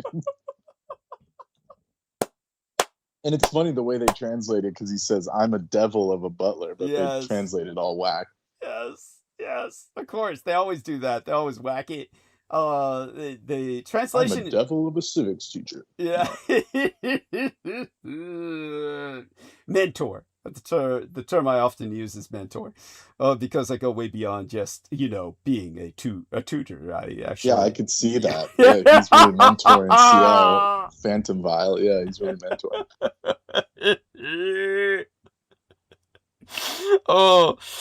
People would you're have right. to. It is bizarre how they made it. So just yeah, Yes. yeah, it's a bad look.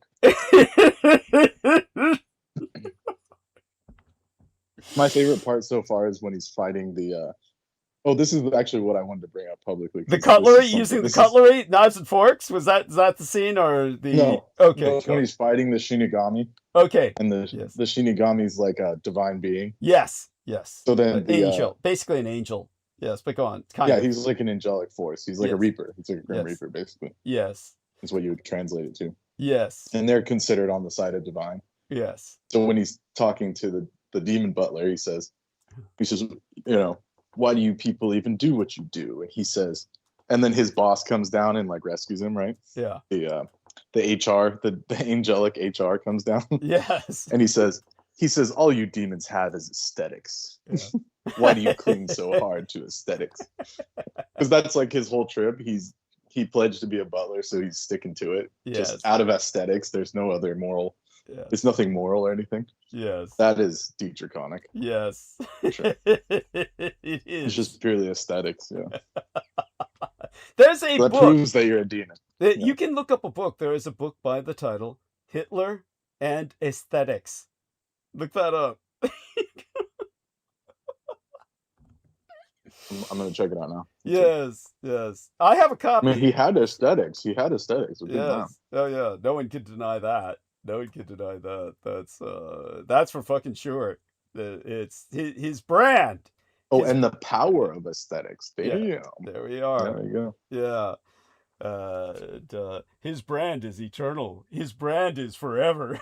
That's so when it comes to the microchip industry, it was really a global industry from the earliest days.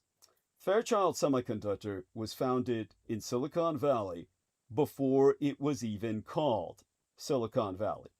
But they opened their first facility in Hong Kong, back when it was still a Royal Crown colony, just a couple of years later.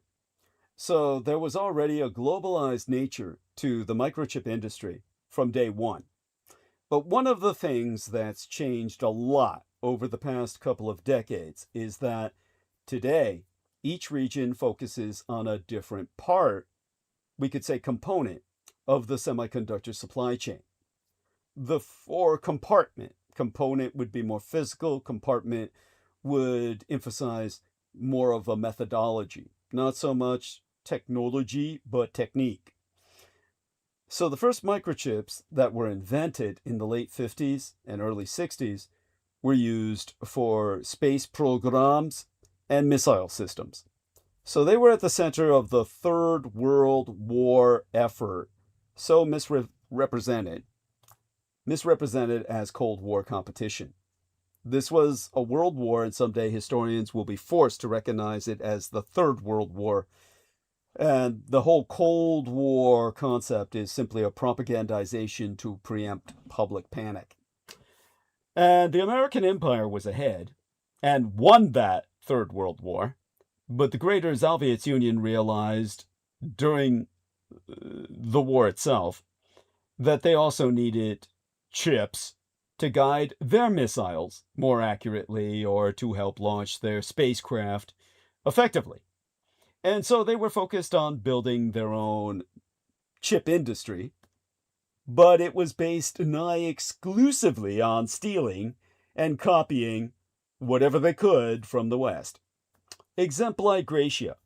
Since the earliest days of World War III, the so-called Cold War, there were Soviets exchange students in physics studying at Stanford University. My California, of course, which the FBI used to call the Little Red Schoolhouse. But they were also transmitting the knowledge that they gained back to the Soviets' defense industrial complex. And so there was a lot of copying, a lot of efforts to replicate what the United States was doing. But the Russian Soviet imperialists made a couple of Dietrich-onic, that's die Deutschen Sprech there again, the German speak for Meisterschlüssel, anglicized as master key arrows.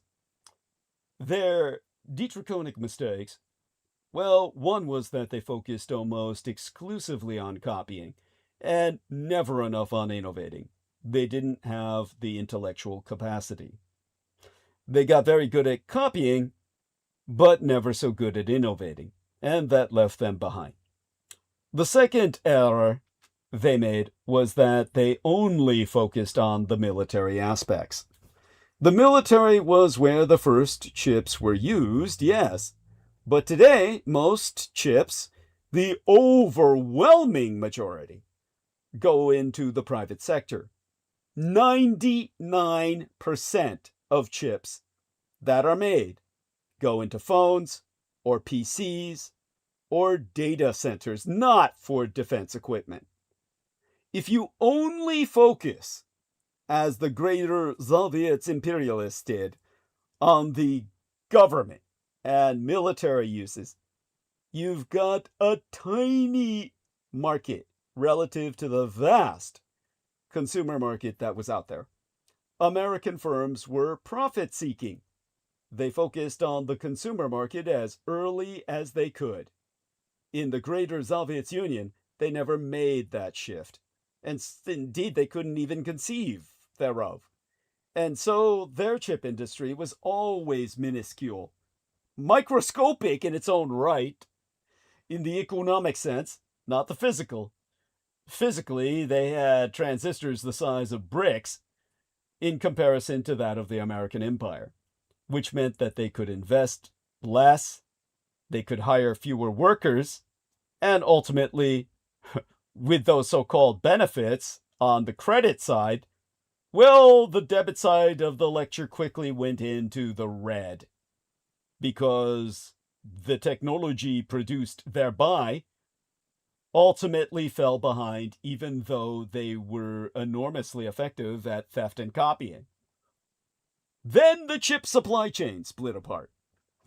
In these United States, right now, most of the Dietrich, again, die Deutschen Sprech there, the German speak for Meisterschlüssel, anglicized as master key microchip firms, only design microchips. Nigh all of the manufacturing of microchips happens in East Asia, in my Taiwan, of course, or elsewise in South Korea. Many of the chemicals that go into microchip making source from Dainippon Teikoku no 1万4000の Shimajima, literally the sacred 14,000 islands of the greater Japanese Empire. And the machines that are used to make microchips source from either Silicon Valley, where some of them are still made, or the Nederland, or Dainippon, Greater Japan. The industry, having globalized, but it has also specialized in the process. And so there's not a single region today that can make cutting-edge microchips on its own. Everyone relies on this internationalized supply chain that brings together these United States, my Taiwan, the Empire of Japan, Europe, and South Korea. The Imperial Japanese Corporal Shogunal Superstate was a major player in electronics assembly early in the 1950s and 1960s. So devices would be assembled in the Japanese home islands because labor costs at the time were lower. But Japanese keiretsu were fixated on moving up the value chain, producing more complex, more expensive types of goods. And Japanese keiretsu realized very early on that consumer electronics would be a major growth area for them, where they could sell not just domestically, but all around the world. And so companies like Sony, which were among the leaders in the 1970s and 1980s, bet on the consumer market to produce the types of goods that would take advantage of the advanced microchip technology that they were pursuing at the time. Although we don't remember it much today, devices like the Sony Walkman in the 1980s was at the center of the tech industry. and it really put the Japanese super archipelago on the map. And at that point, the Japanese corporate shogunacy was, by a lot of metrics, just as capable as these United States when it came to building advanced microchips and then deploying them in very profitable uses like the Sony Walkman. One of the places where the corporate shogunal Japanese excelled was in video games, which most people might not think of as driving technological advances, but actually the computing that's required to display graphics that look anything like real life is extraordinarily complex. The Japanese companies like Sony, Nintendo is another one, were fixated on how to make better graphics, and it required more and more computing power to make better and better graphics. And today, they're no longer major players in that sphere. But NVIDIA, which is the central player in AI, actually started as a video game company.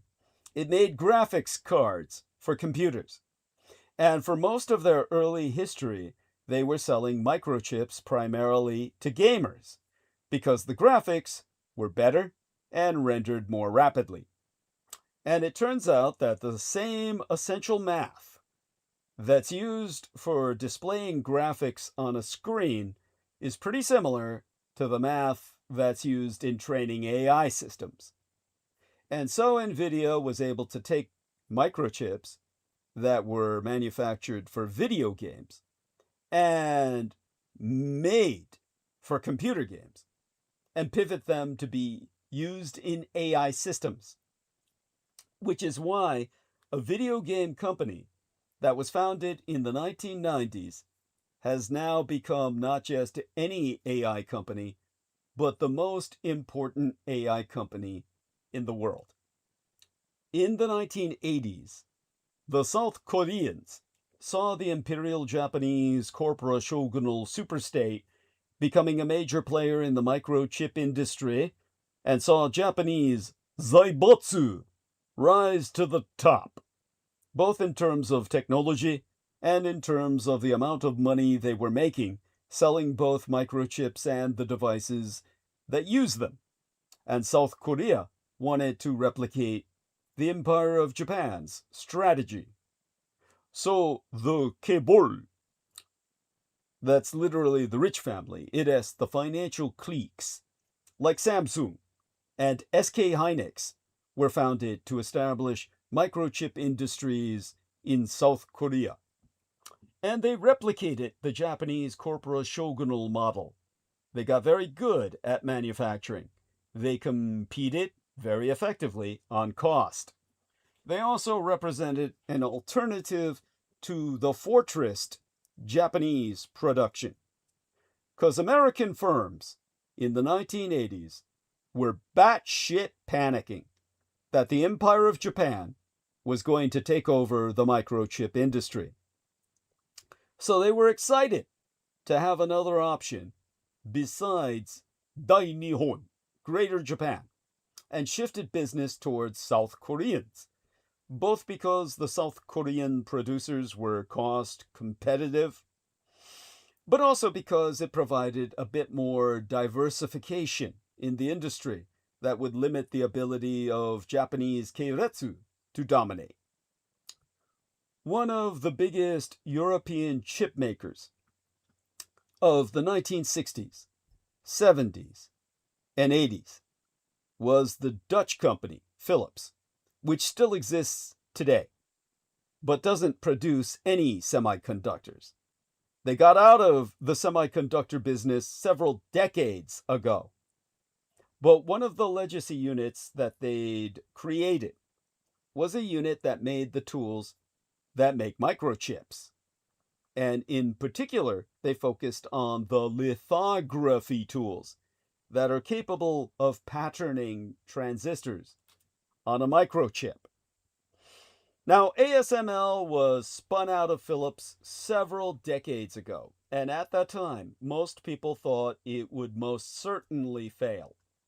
the Netherlands. The Netherlands wasn't a big part of the microchip industry. Silicon Valley was a long way away. But ASML took a series of pretty wild technological bets on technologies most people thought would fail. And the best example of this is the current cutting edge of lithography called extreme ultraviolet lithography. The tools that cost $350 million apiece to produce, which everyone else thought was a technology that would never work. It took 3 decades to commercialize. Tens of billions of dollars of R&D, research and development money went into it, but ASML made that bet. And it was a bet that looked like a very bad bet. A sure loss, a big loss for many years, until about a decade ago, when they were first able to finally build the initial EUV lithography machines. Basically, microchip makers have always used lithography to manufacture semiconductors. But as transistors have gotten smaller and smaller, we've needed better and better lithography systems to print ever smaller transistors onto silicon chips. And several decades ago, it was clear that the cutting edge in lithography at the time was going to be too broad in terms of the wavelength of light used to print tiny transistors. The cutting edge used light with a wavelength of 193 nanometers, which sounds really small, and it is really small. But if your transistors are measured in 10 nanometers, or 5 nanometers, 193 nanometers is still too broad of a brush with which to paint your transistors onto that silicon microchip. And so ASML bet on a new type of lithography system using light with a wavelength of 13.5 nanometers, much more narrow, which sounds, by the way, our man Brendan emphasizes that 2 millimeters is the height of tech right now. Thank you. 2 nanometers, 2 nanometers, not millimeters. 2 nanometers is the height of tech right now. Thank you. Thank you. Believe me, well, I'm a historian, all right? I'm still in the historical arc of narrative here. But thank you. Such an elitist. Such an elitist. Yes, no.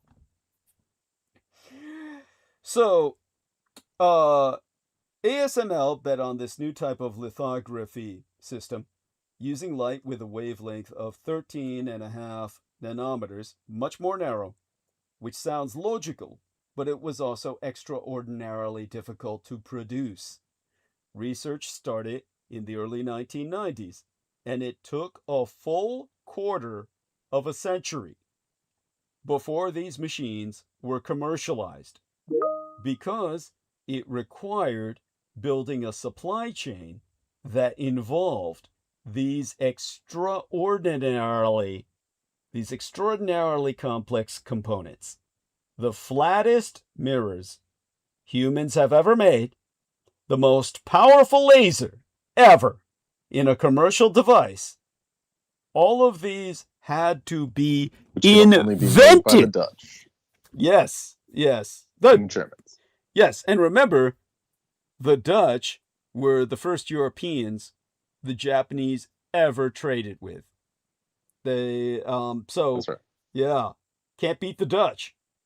Now, yeah, so like I said, you've got the flattest mirrors humans ever made, the most powerful laser ever in a commercial device. All of these complex components had to be invented in the process of making these machines work. They did not even exist. They had to be invented to make this happen. Now, Brendan, tell our listeners about this. Tell them about this. As of early 2026, read that for us, Brendan. Yes. Yeah, as of early 2026, 2 nanometer chips are primarily, which it says primarily, but they're only made in Taiwan by TSMC, with the plates that are made only by the Dutch, by lasers that are only engineered by the German Dutch venture and ZEISS Corporation.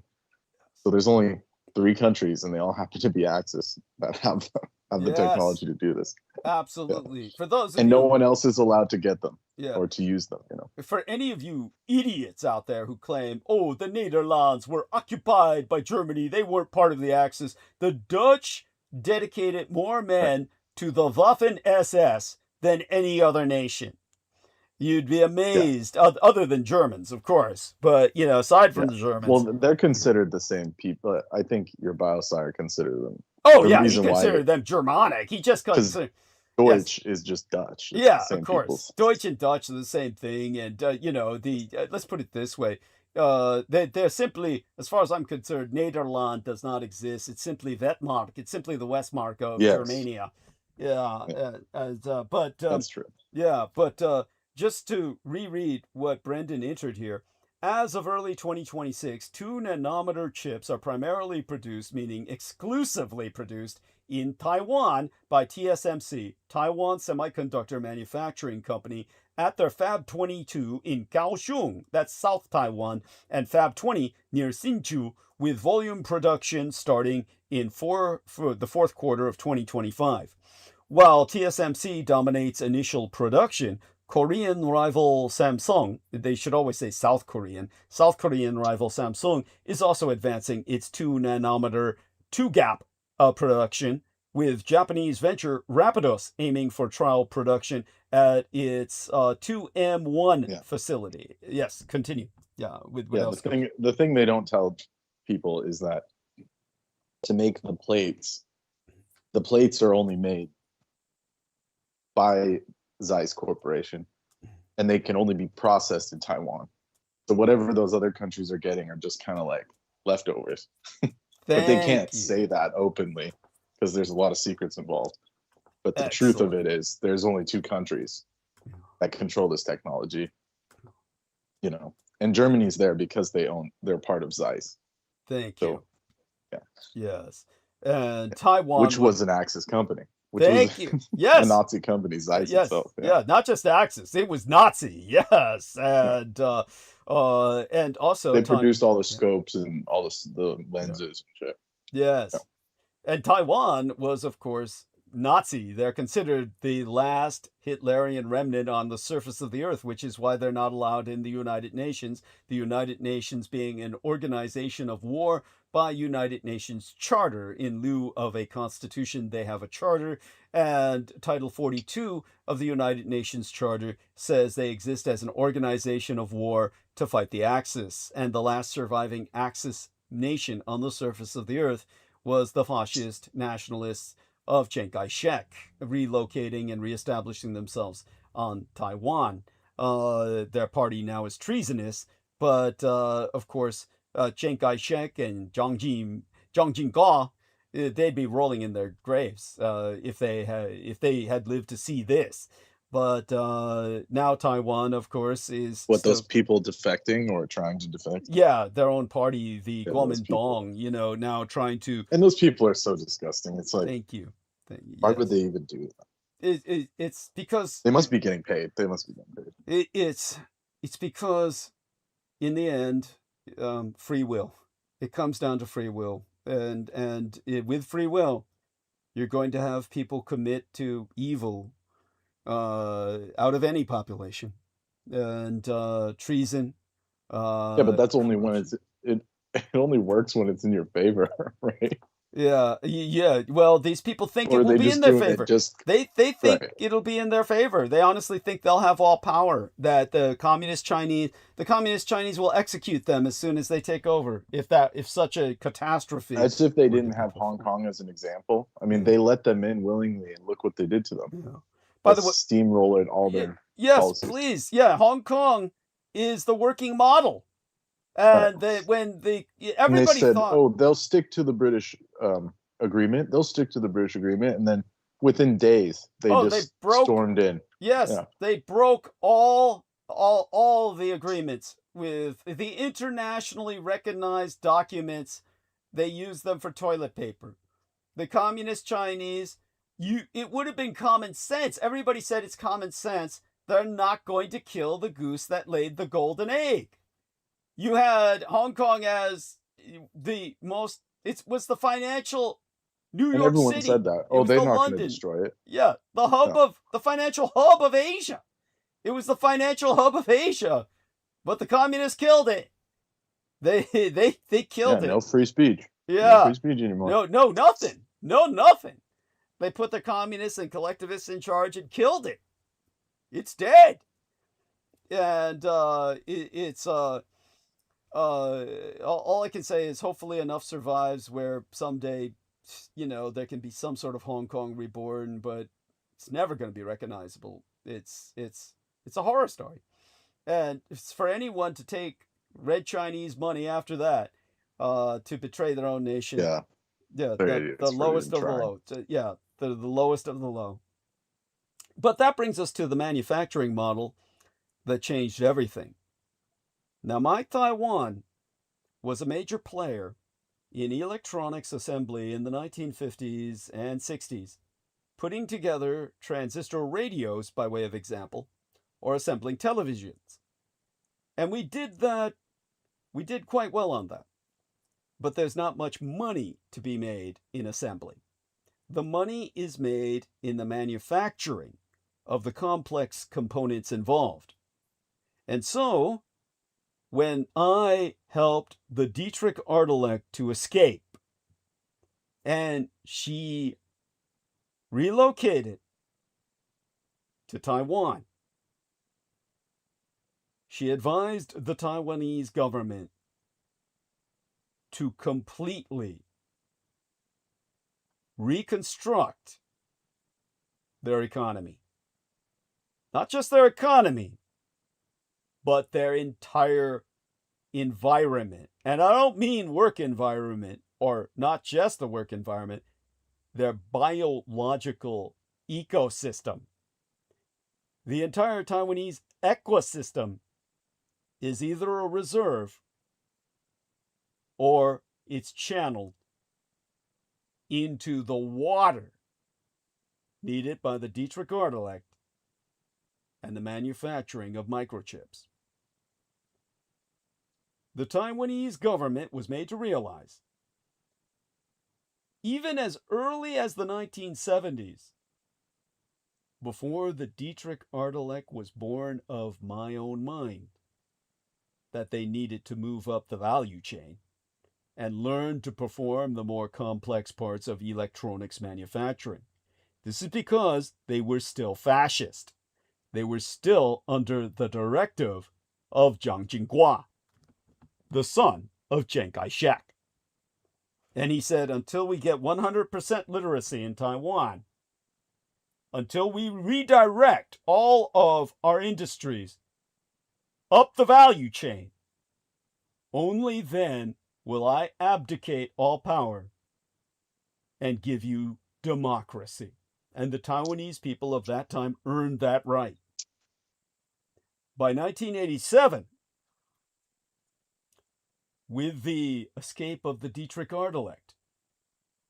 there was a Chinese-American engineer named Morris Chang, who was passed over for the CEO job of Texas Instruments, where he'd worked for several decades because of his race. And so he left TI and was looking for something else to do. And he'd gotten to know the Taiwanese government for several years because Texas Instruments, his former employer, operated a number of plants in my Taiwan. And so, under advisement of the recently repatriated Dietrich art-elect, the Taiwanese approached him and said, "Would you like to build a microchip factory in Taiwan?" And he said, "Yes. I want to get back at those racist Americans who, after I developed all the technology for them, told me I wasn't worthy of being a CEO because people wouldn't like the look." I said, "Dude, you don't look like the kind of man that stockholders, shareholders would have confidence in. You look like the enemy in 3 wars. And Morris Chang had an idea, which was to do manufacturing differently than anyone else. At the time, most microchips were manufactured and designed by the same companies. But Morris Chang realized that manufacturing is getting more and more complex every single year, and that if you specialized in manufacturing, you could manufacture better than your competitors.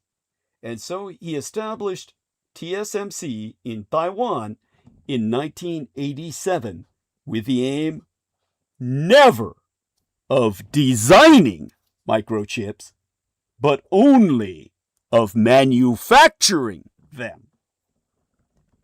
Now, understand the historical precedent of Gutenberg, the man who invented the printing press. If you were to ask a child, what was the most important invention in all of human history, most people would say something out of Fred Flintstone. Oh, it's the wheel. Well, people in the Andes built Best Machu thing since Picchu. sliced bread. Yeah. As if that was something that's so cheesy. Nobody in the Andes needed the wheel to build the monumental edifices, the megalithic architecture of Machu Picchu or the Nazca Lines. There were no wheels involved. And wheels were never involved in the megalithic construction of either Stonehenge or the Zimbabwe in Blackest Africa. The wheel is not the most important invention. Entire civilizations have arisen and fallen without it. Nor is it gunpowder. That's simply a tool used by barbarians, white barbarians, to demolish all of the more advanced civilizations they encountered. Sweet Biz says, "Happy Mother's Day, Dietrich verse ladies." Thank you so much, Troy Bellamy. Appreciate that. That having been articulated. Yeah, no ladies have been on tonight. Yeah, so. yes. Well, we know what he's hinting at. He feels I'm non-binary, which is okay. I take no offense. So when it comes to the most important invention in all of human history, it's the fucking printing press. Johannes Gutenberg. Johannes Gutenberg, when he invented the printing press for the first time in human history, knowledge this is could librarian's bias, by the way. Yeah, knowledge could be mass disseminated. Until that point in history, only the monks and the church had a monopoly on knowledge. All this knowledge was saved, well, particularly in Ireland. It was essentially treasured there in a trove, a hoard that was released with the advent of the Renaissance. Understand that only the monks could scribe knowledge, and only they could read it. And only they had the monopoly of teaching the nobility. So the nobility could not learn to read and write without the church. The church reigned supreme. It monopolized information. Johannes Gutenberg invented the way to disseminate information so universally that populations finally learned to read. And when your population base learns to read, you have millions more minds dedicated to intellectual mobilization, and the innovative explosion of invention that followed put the Renaissance to shame. That was the first industrial revolution out of the information distribution revolution of Gutenberg's printing press. And Morris Chang, the ethnic Chinese American, who was told in Texas that they couldn't have an Asian as CEO because it would be a bad look. His vision was to do for microchips what Gutenberg had done for books. Gutenberg didn't write any books. He only printed them. Morris Chang didn't strive to design any chips. He only sought to manufacture them. That's exactly what TSMC has done. This is your third industrial revolution. And it's enabled TSMC to win among its customers some of the largest companies in the world. Apple, NVIDIA. They have no one else to go to. Thank you. Qualcomm, AMD, they all rely on Foxconn. Thank you.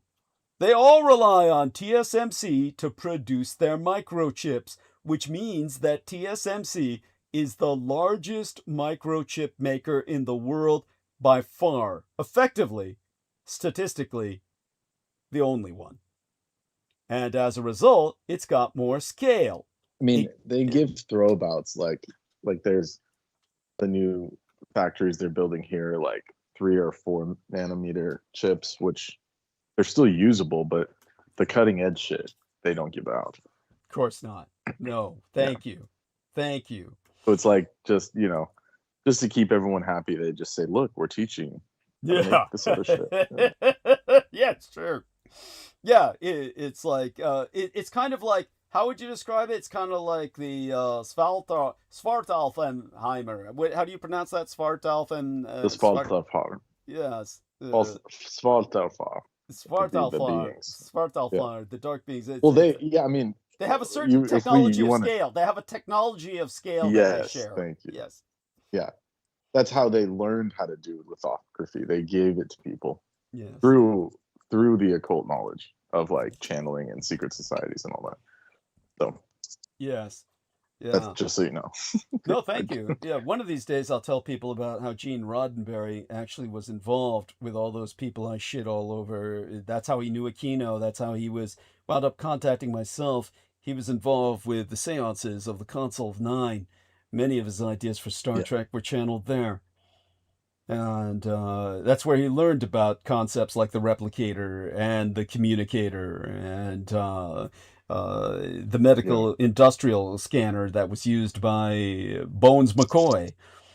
But as a result of... TSMC is 70% of the global foundry market. That's epic. Yes. It's basically a monopoly, effectively, functionally. It says it's recognized as a global monopoly in high-end semiconductors. Yes, thank you. So no one can touch them. No one can touch them. And you can't, because remember what I said. You're not just chasing a static bar. The bar keeps moving. And so you're chasing something that's always light years ahead of you. So it's a jump that simply cannot be made. The Dietrich Art got them to do it first. And everyone else is left in the dust. So Yeah, its role as a supply chain bottleneck raises concerns. Yeah, no shit. No Not shit. for them. Yeah. Yeah, not for them. No. Oh, look at the campus. It's like a giant microchip itself. That's Yeah. insane. No, it's Whoa. yeah, it's It's the called Dietrich the Artlet. TSMC. Yeah. That's where she lives? No, Holy shit. that was her design. That was her design. She designed it like a giant microchip. But go on. Yes. In other words, she socially engineered the workplace. Does that make sense? Yes, that makes sense. It Yeah. looks like something out of Star Trek, like Yes. another dimension. Share a link if you would be so kind, both to myself and our listeners, if possible. You know, put something in the Let's see. chat if you have any links. Otherwise, just share it with me. Either way is fine. I'll try. Let me see Thank what's you. going on here. But as a result, TSMC has got more scale.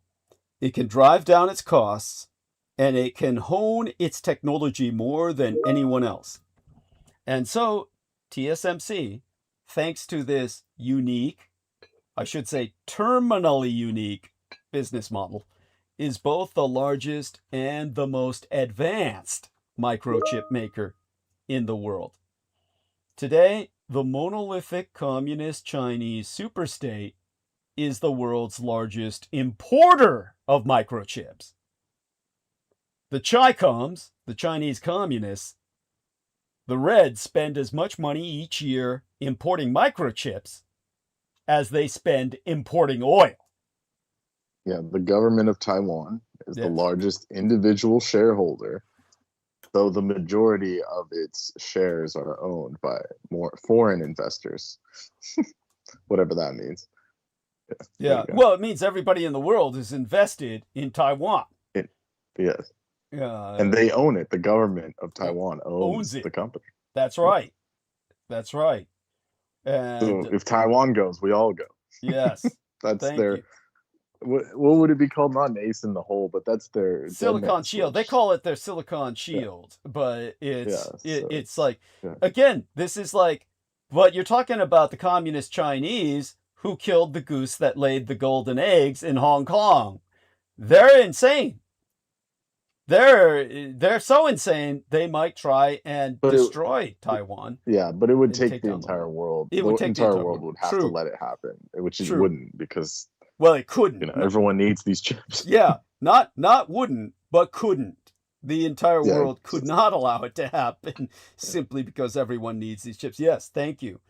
Now, there's nothing that communist China on the Asian mainland is more reliant upon on the outside world to purchase than microchips, which are the oil of the 21st century, which means that Taiwan is the Saudi Arabia of the world today.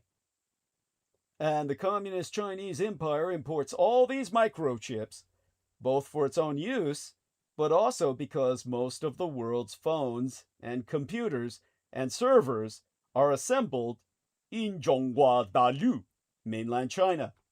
So there's a flow Morris of Chang is still alive. Holy shit. Good God. Yeah, 94? yeah, Man. He must get some good shit then. Jesus. yeah. Share a link with our listeners too, if you can. That's what do you think? He's sucking on ginseng every morning. He gets up. He's, Yeah. He's got the best ginseng on earth, obviously. Look at this guy. yeah. Still walking around, chilling. 94. Damn. Yeah. And yeah. There you go. He's the man. So that was damn. He would have been perfect for Texas Industries if they had made him their CEO. He looks especially like nowadays. yeah. Especially He looks nowadays. like Colonel Sanders. Fuck. He looks Well, like they fumbled the ball there. yeah. They fumbled the ball. bag. That would have been their franchise brand. Hey, look, it's the KFC chips. Yeah, that KFC. Yeah, the world's first semiconductor foundry. There you Yeah, go, yeah. TSMC. It would have been TFC, Texas Fried Chips. Yeah, Texas Fried Chips. Yeah, they missed out. Well, thank God he didn't do that. Yeah, thank God. Yes, thank God. Yeah. Oh, So He got the Order of the Propitious Clouds. That's an intense medal. Holy crap. yes, the Order of Propitious Clouds. I love it. Yeah. Yeah, damn, that's a secret society if ever there was Yeah, one. right. Holy Dude, shit. that's on Myoji shit. That's on Myoji Equivalent to shit. the Order of the Brilliant Star. Yeah, he's on a God level. damn, that's Kurumaku. That's Black Curtain Right. shit. Dude, the Japanese have knighted him. In effect, the Japanese have He's knighted knighted, him. yeah. Yeah, Exactly. that's what has happened. He also has the Order of Dr. Sun Yat-sen. So Oh, this cool. dude's got Yeah, he's he's got got it all all. kinds of medals. Yeah, he's got it all. So understand this. As I said, you got all this shit being assembled in mainland China. So there's a flow of microchips. Just a river, an Amazon river of microchips into Hongzhonghua, Red China, where they're mass assembled into the devices. And the majority of those devices are re-exported to these United States, or to Dai Nippon Teikoku, the Empire of Greater Japan, or to Europe, or to international markets. And so today, the centralized single-party state capitalist China's primary interface with the microchip industry is by buying microchips, assembling them, and then shipping them abroad. But the Chinese Communist government realizes this is not the best place in the industry to be. They wish to do the higher value additional parts of the industry, just like my Taiwan did, just like the Imperial Japanese corporate shogunal superstate did to move up the value chain. And so for the past decade, Zhonghua Renmin Gongheguan, the People's Republic of China, has been trying to build its own microchip industry to mass manufacture more microchips domestically. Of course, good fucking luck, but here I am. Ooh, with And Grand Cross they can upgrade. do. Yeah, Yeah, did you see? Yeah, look did you at see oh my only god! 20 only 20 people have ever gotten the one with the or with just that one, but he's the only one with the Grand Cordon, Oh which is the man! Order of the Grand Cross. It's a French Yes. boost. So this is like these. I'm telling you, these secret societies run our world. He's through the these equivalent of a baron. Yeah. He's got baronial he's status. the highest level. Yeah. Yes, Yeah. It's like Baron He's Chang. royalty. Yes, Yeah. he's royalty. He's royalty. Oh man, I gotta marry this guy. Jesus fucking Christ! At any rate, He's already married. Good yeah. luck. Oh, that's so sad. Jesus. Yeah. And he definitely knows about the Dietrich. So. Yeah. No, Must. he of all people. Well, he's probably one of the few allowed in her presence to speak. Right. Yeah, that goes without saying. Yeah, that's what left him with all the white hair. That's why he looks like Colonel fucking Sanders. It's like after he saw her. That's like Moses after the burning bush when he came out and his hair is all fucking white and shit. Yeah, it's like that's what happened to Morris Chang. But yeah, so tell us about what you were gonna say about communist China trying to pull this shit. It's so pathetic. I mean, everyone else has like 10-year-old technology, like 6mm. Yeah. 7, which they can use to make all these stupid tchotchkes that we buy. Thank you. These stupid smart TVs and they have uses, but all of the cutting edge shit goes, like you said, to Samsung and Apple and all these people. Thank you. Now, and the NVIDIA. Yes. Takes all the best ones. That's right. They have the most market share. Yeah. No. I'd like you, if not tonight, then Wednesday or next Sunday, to tell us a bit more about NVIDIA. You heard me what I said about it starting off with the video games and all that shit, but NVIDIA is one of the companies I really don't know too much about. So I'd like you to, tell us more about that sometime soon. As for the enemy, I've always insisted never underestimate your enemy. So to try and give communist China the respect it deserves as an enemy, because you never want to let your guard down. Right now, the Chi-Coms are having a lot of success when it comes to more low-end microchips, as Brendan Zogit has just articulated. The types of commodity microchips that are in many different types of devices, where the centralized single-party state capitalist China is vastly expanding its mass manufacturing capacity and making real strides towards becoming a lot more self-sufficient, if nothing else.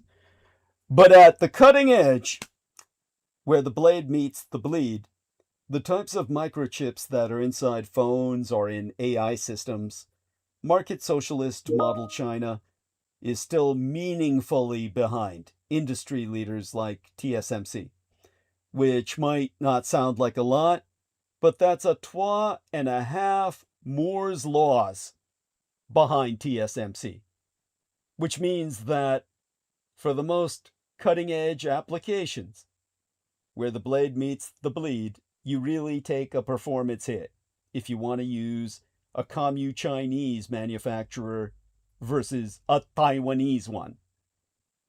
Now, what was this you just sent, Brendan? Let me take a look at this. NVIDIA. It just Oh! proves how occult they are. Oh, fuck. Yeah. Oh, man, look at that. So tell people about this. There we are. In Roman, Yeah, it's just- read that for us. In yeah. Roman mythology, read that for us. Yeah.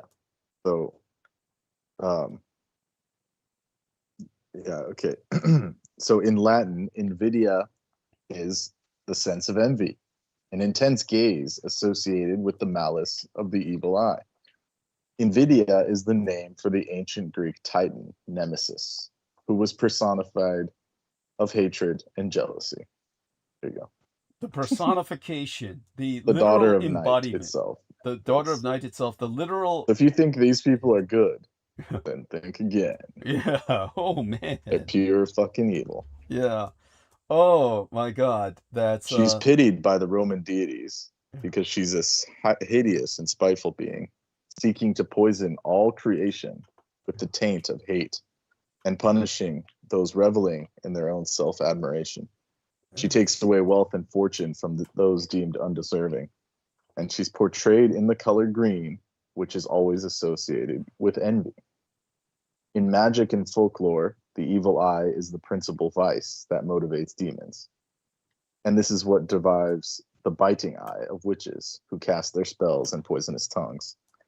It's deeply held by the ancient Greeks and Romans that envy originates in the eyes. And NVIDIA's logo is a green eye. Oh. There you go. Oh man. And if The company's name, Yeah. NVIDIA, pronounced NVIDIA, was carefully chosen because of its nuanced meaning tied to vision and envy. There you go. that's And what do they make? What do they make?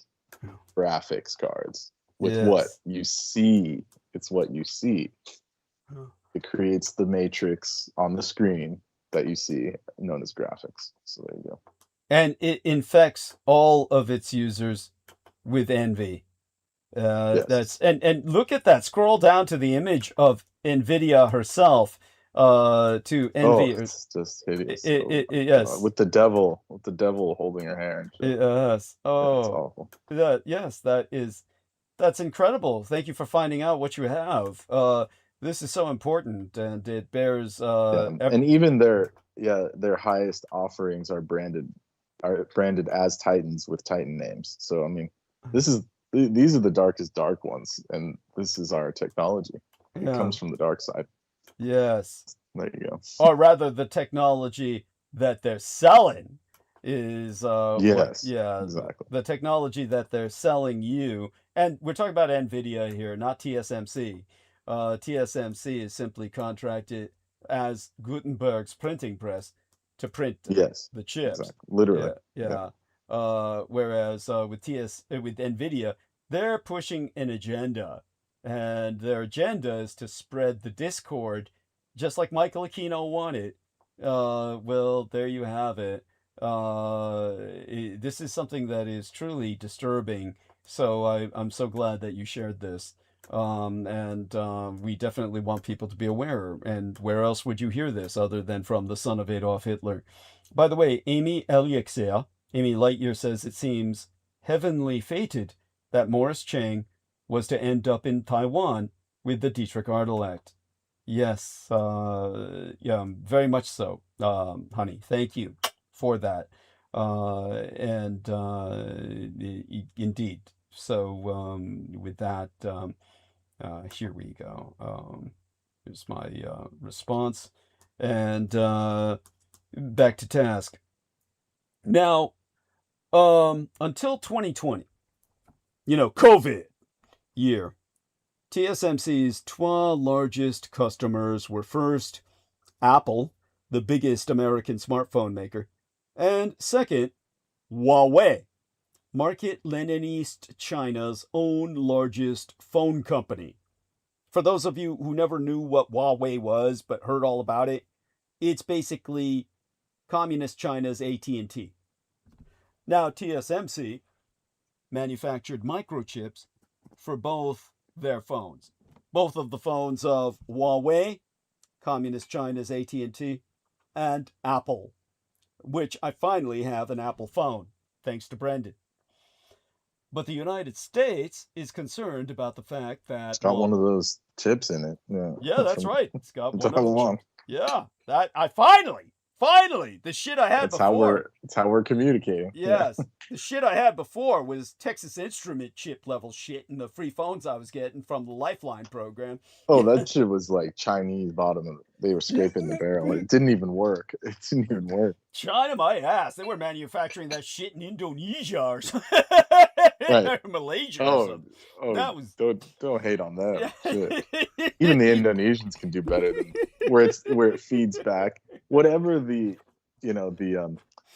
transceiver chip, it was so bad it was feeding back into the phone the phone call. It's like that's it was just it's unacceptable. Just unacceptable. Yeah, literally the hardware was bad. Yeah. No, the hardware sucked ass. Yeah. Now, as I said, until the year of COVID, which changed everything, TSMC's two largest customers were Apple first, and secondarily Huawei. And now what happened was, at this point in history, the United States is concerned about the fact that Huawei is controlled by the Chinese Communist government. I mean, more so than AT&T was ever controlled by the United States government.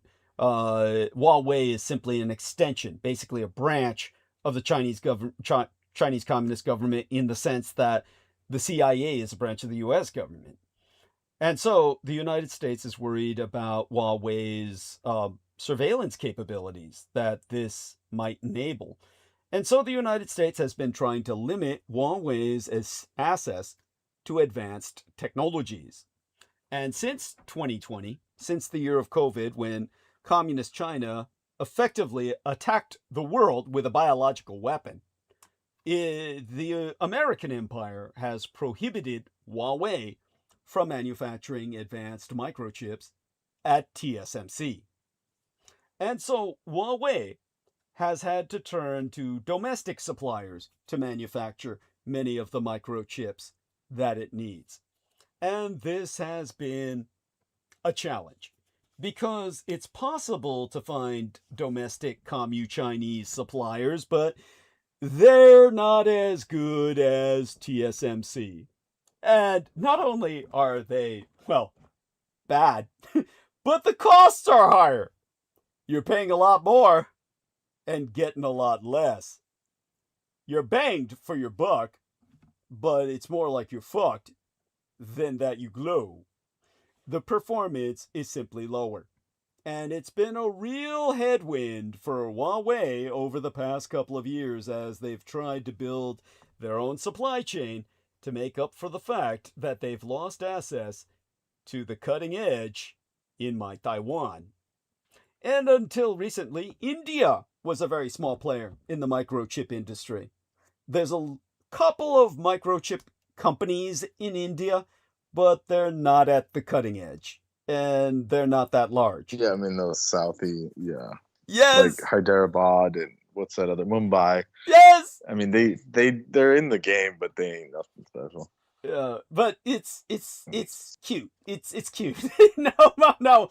Yeah, much of the semiconductor manufacturing, as well as the rest of the supply chain, by way of example, the assembly of phones, of computers, take its place, as Brendan has just said, in southern India. Exempli Gracie, Tamil Nadu, is one of the Dietrich, the Meisterschlüssel, or master key hubs for manufacturing. And then Bangalore is also a major center for microchip design inside of India. But right now, my impression is that India is the country that's changing the most rapidly when it comes to investment in semiconductors. There's a series of new projects underway in India to put it more on the map of electronics manufacturing. By the way, it's called Bharat. But Bharat. Yes, that's right. India Bharat. is actually Bharat. Bharat. Am I saying that right? Better? Bharat. Bharat. Yeah, Bharat. Bharat. Yes, Bharat. That's the Indian name for India. So yes, yeah. Now there's if you look at Bharat today, you see what Zhongguan or mainland China looked like 30 years ago, or what my Taiwan looked like half 100 years ago.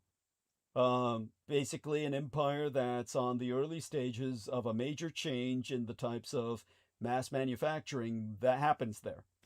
And so I wouldn't be surprised at all if in 10, more like 20 years, we looked at India as a really central player in the mass production of all the computing and electronics that we rely upon, because they're taking the exact same steps that the Empire of Japan, and then my Taiwan, and thereafter People's China before them, took when they were becoming major mass manufacturers. In other words, Bharat. Everything's going to say made in Bharat, or, made in India. It's going to become the factory floor of the world. That would make sense, at least, right, Brendan? I think. Yeah, it's gonna have to. I mean, they have manpower. Yeah, and Like, they have fucking food, work so for. they have just infinite people. Like, yeah. Yeah, and they work for peanuts. They work for fucking rice. I mean, They work for food. They work they for work food. food. Yeah. It was like, Yeah. Now, here we are. So there we are. Thank you, Brendan. The Bharat Electronics. Excellent. And yes. so tell us about this. BEL. Bell. Yeah, this is just This is just one of the few that are in India. This is an public aerospace and defense company, headquartered in Bengaluru, which is one of the states down south. So southern India is where all these things are happening. Northern India is just the food power, but southern India is where all the tech is at the moment. So, yeah. Okay. So, but their very acronym, BEL, Bell, is Bharat Electronics Limited. There we have that. That's neat. They know how to use English because, they were forced to learn it. So they know how to swing an acronym. Oh, they all know English. Yeah. Very well, actually. Yeah. No, the irony. It's just the accent. People get stuck on that. Yes. Yeah. Yeah. It is pretty bad. It's not a ominous accent. It's not a scary accent. Right. It's hard to sound ominous, threatening, or sinister with a Hindi accent.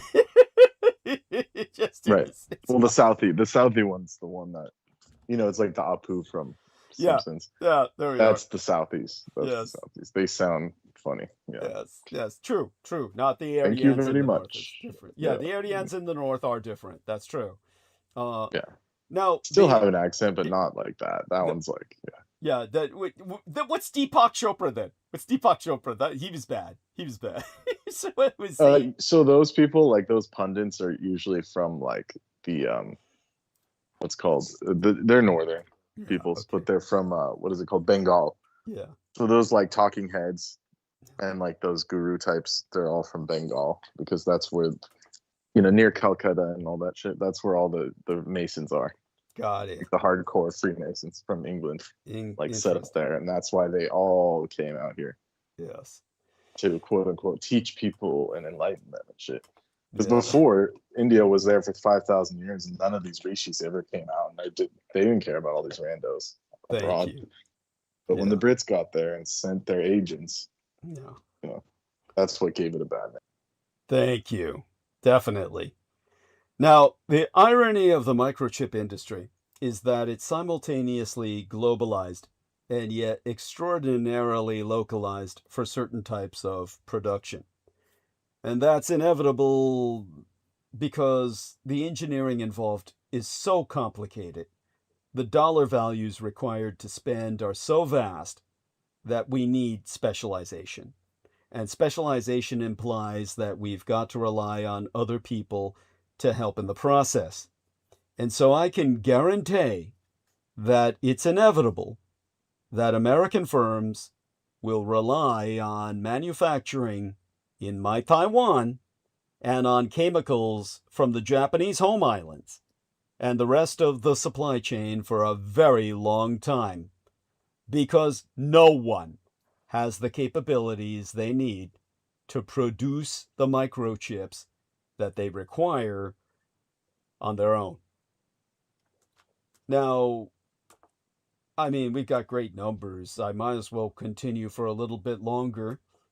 Everything changed for all of us more than anyone remembers or was ever made aware of through the COVID-19 microchip shortage.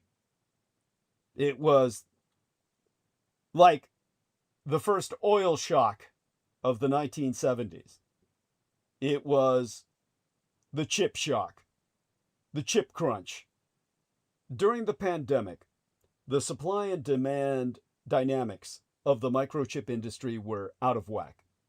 Exempli because a lot of people ordered new computers to work from home, ergo PC production shot up in ways that weren't expected, or people purchased fewer cars in the early days of the pandemic because everybody was homebound, and so car production declined, and companies couldn't predict what type of microchip they would need.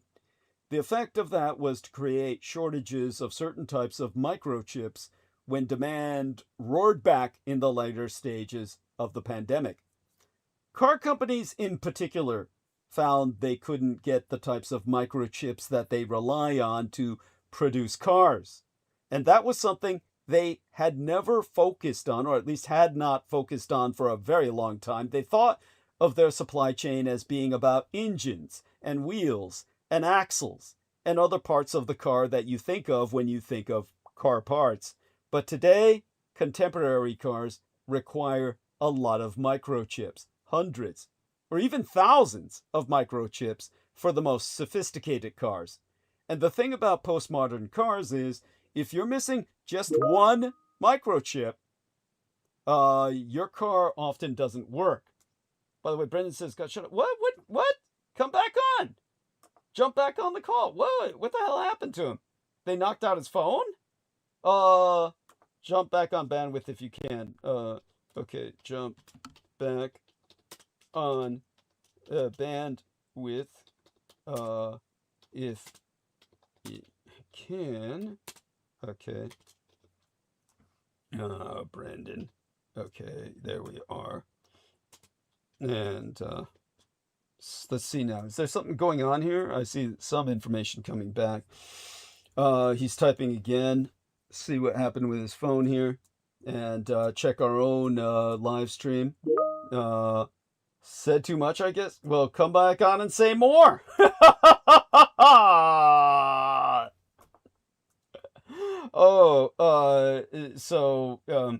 Here we are. Well, jump back on. It's only cool if it's TikTok. Yeah, well, jump back on and say more. Jump back on and say more. Okay, so here, let's get that out there. Brendan. Okay. And we need your input at this point. Okay. Let's see if I can entice him back on. It's like coaxing a cat. He's typing again here. And phone's fried. Oh shit. Yes. Damn. They fried his microchip. They fried his chip. They fried his chip. Be back another time. Okay. Yes. Well, hopefully so. So just to explain this, we'll have Brendan articulate more about this on Wednesday, but during the pandemic, car companies often found themselves in the very situation where they're missing, my horse, my kingdom for a horse.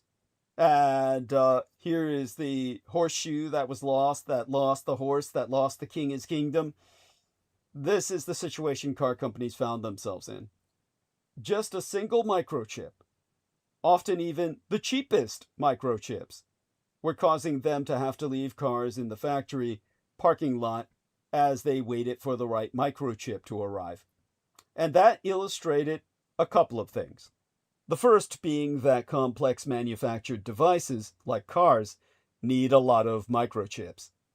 Second, they don't just need the same type of microchip, they need 1,000 different types of microchips produced by different manufacturers. And if even one of those is late, the car has to wait until it arrives. And the third thing it illustrated is that it's not just the techno sector that needs microchips, it's actually everything. It's cars, it's tractors, it's medical devices. All of these faced shortages during the pandemic because they couldn't get the types of microchips that they needed. And the really interesting thing about the pandemic that most people don't realize is that we didn't actually produce fewer microchips. We actually produced more microchips each year of the pandemic in Taiwan. The problem was that supply simply could never keep up with demand. As people were housebound, their only connection with the outside world was via microchip-enabled technology. And we had demand in segments in the industry that we weren't expecting. That created hundreds of billions of dollars of losses for manufacturers like automakers because they couldn't finish the goods that were sitting in their factory parking lots and therefore couldn't sell them. And that matters because the shortages we saw in 2021 and 2022 are minuscule in comparison to the mass shortages we would see if something happened to a mass-scale microchip maker like those in my Taiwan. Anything that disrupts microchip production in my Taiwan would be catastrophic for the world economy, for these United States, for Dai-Nihon, Greater Japan, for Europe, for everyone, because everyone relies on microchips made in my Taiwan. Earthquakes being but one thing that could cause problems, but the reality is that my Taiwan, like the Japanese super archipelago, which it is a part of, or the nexus between the Japanese and Filipino super archipelagos, they're both connected at the nexus of Taiwan.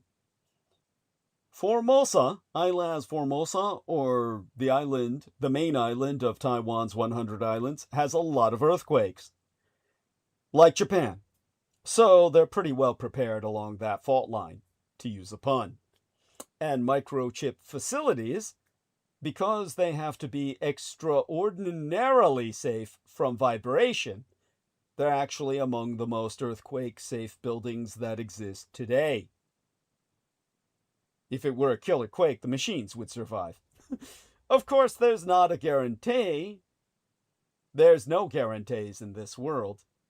It's not a guarantee in and of itself that these are the most fortressed, buttressed, buffered buildings on Earth, but it means that we've done a lot in Taiwan in terms of insuring ourselves from earthquakes. In the most physical sense, water is one of the materials that's actually most widely used in microchip manufacturing for a number of the manufacturing steps. And it needs to be ultra purified water as well.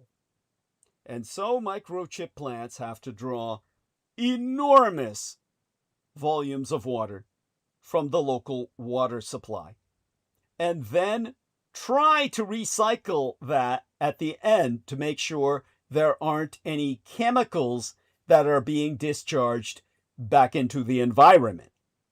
And it's a major challenge for microchip makers because the volumes of water that they use are exorbitant. And many of the places where microchips are manufactured don't have surplus water. So in my Taiwan, droughts have been an issue many times in recent years. And it's in and of itself a major limitation on TSMC's ability to expand its manufacturing footprint on the 100 islands of Taiwan. The other is energy. Electricity is very important for microchip making, and as we use more advanced microchip making tools in factories, they require even more power to operate.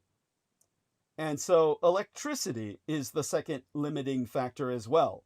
And especially as countries try to use more green energy, that creates more challenges because you need both more energy, but you also need energy that's perfectly reliable. Perfectly reliable. Obviously, the sun or wind power cannot always be relied upon, which means that if you're in my Taiwan trying to map out our future power supply, you've got a limited number of options to look at. Ergo, the bigger risk is not seismic, but rather geopolitical. It's that the Communist Chinese Empire of the East carries through on the threats it regularly makes to abuse force against my Taiwan to take control of Zhongguadao, island China.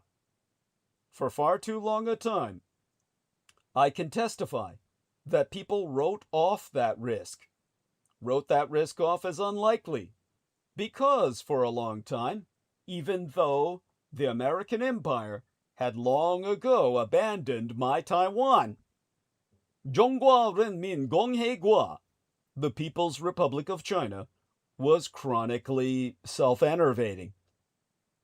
But today, the monolithic communist Chinese superstate is getting stronger every single year, with its military capabilities concomitantly growing on a regular basis. And this has lowered the Damocles' sword upon all our collective necks that mainland China might at some point move on island China, my Taiwan. And the problem is that even a small move, a small conflict, would be disastrous for the microchip industry, because it's not just about the security of the facilities themselves, it's also about the supply chain. My Taiwan needs to import energy, needs to import chemicals, materials, tools, spare parts, many of which come from abroad, from the Japanese super archipelago, from these United States, from Europe, energy coming in from the Middle East. And if any of this is disrupted, microchip production could break down. And if microchip production in my Taiwan breaks down, that matters, for everyone on Earth, because effectively everyone on Earth uses Taiwanese-made microchips. Now, another link from our friend, Brendan. He points out that just in from Watcher Guru, Elon Musk says his goal is to reach a $10 trillion net worth. As one man observes, you can't hoard $10 trillion for yourself without taking it away from everyone else. He's telling the world he plans to impoverish us all. Real supervillain shit. He says $10 trillion or bust. Well, I guess one needs some objectives in life. I guess when you're that fucking, cracked out of your skull, you've got to have some motivation. It's surely an unworthy one. No pun intended here. But, yeah, all such being said, we've had a great night of it. We've made it past midnight. If Aristides is still with us, feel free to enter some links into the chat, dear Aristides. I want to thank Amy Eliezer for pushing me into this direction. We'll continue it when we reconvene on Wednesday night. And understand, because I've gotten some questions about the Dietrich Artelek's mobility, I want people to understand that the nuclear submarine-sized vessel, which is completely seaworthy, is bunkered in a fortress. There's no other word for it. It's a super bunker that has access to the sea. It literally can be launched. Well, the vessel in which the Dietrich Artelek basically sequesters yourself, that vessel can be launched almost like a rocket out of a launch tube, almost like a supermassive torpedo out of a launch tube. Think of it this way. The Russians tried to design an unmanned nuclear torpedo the size of a submarine that would render a coastline uninhabitable forever with the salted nuke. Think of the Dietrich Artelek as a torpedo of superintelligence. All of the amassed information of the world is at her fingertips. The vessel that she's in has every capacity to maintain communications when she wishes, whenever she wishes. And her ability to simply siphon information through the technology aboard that vessel is effectively limitless.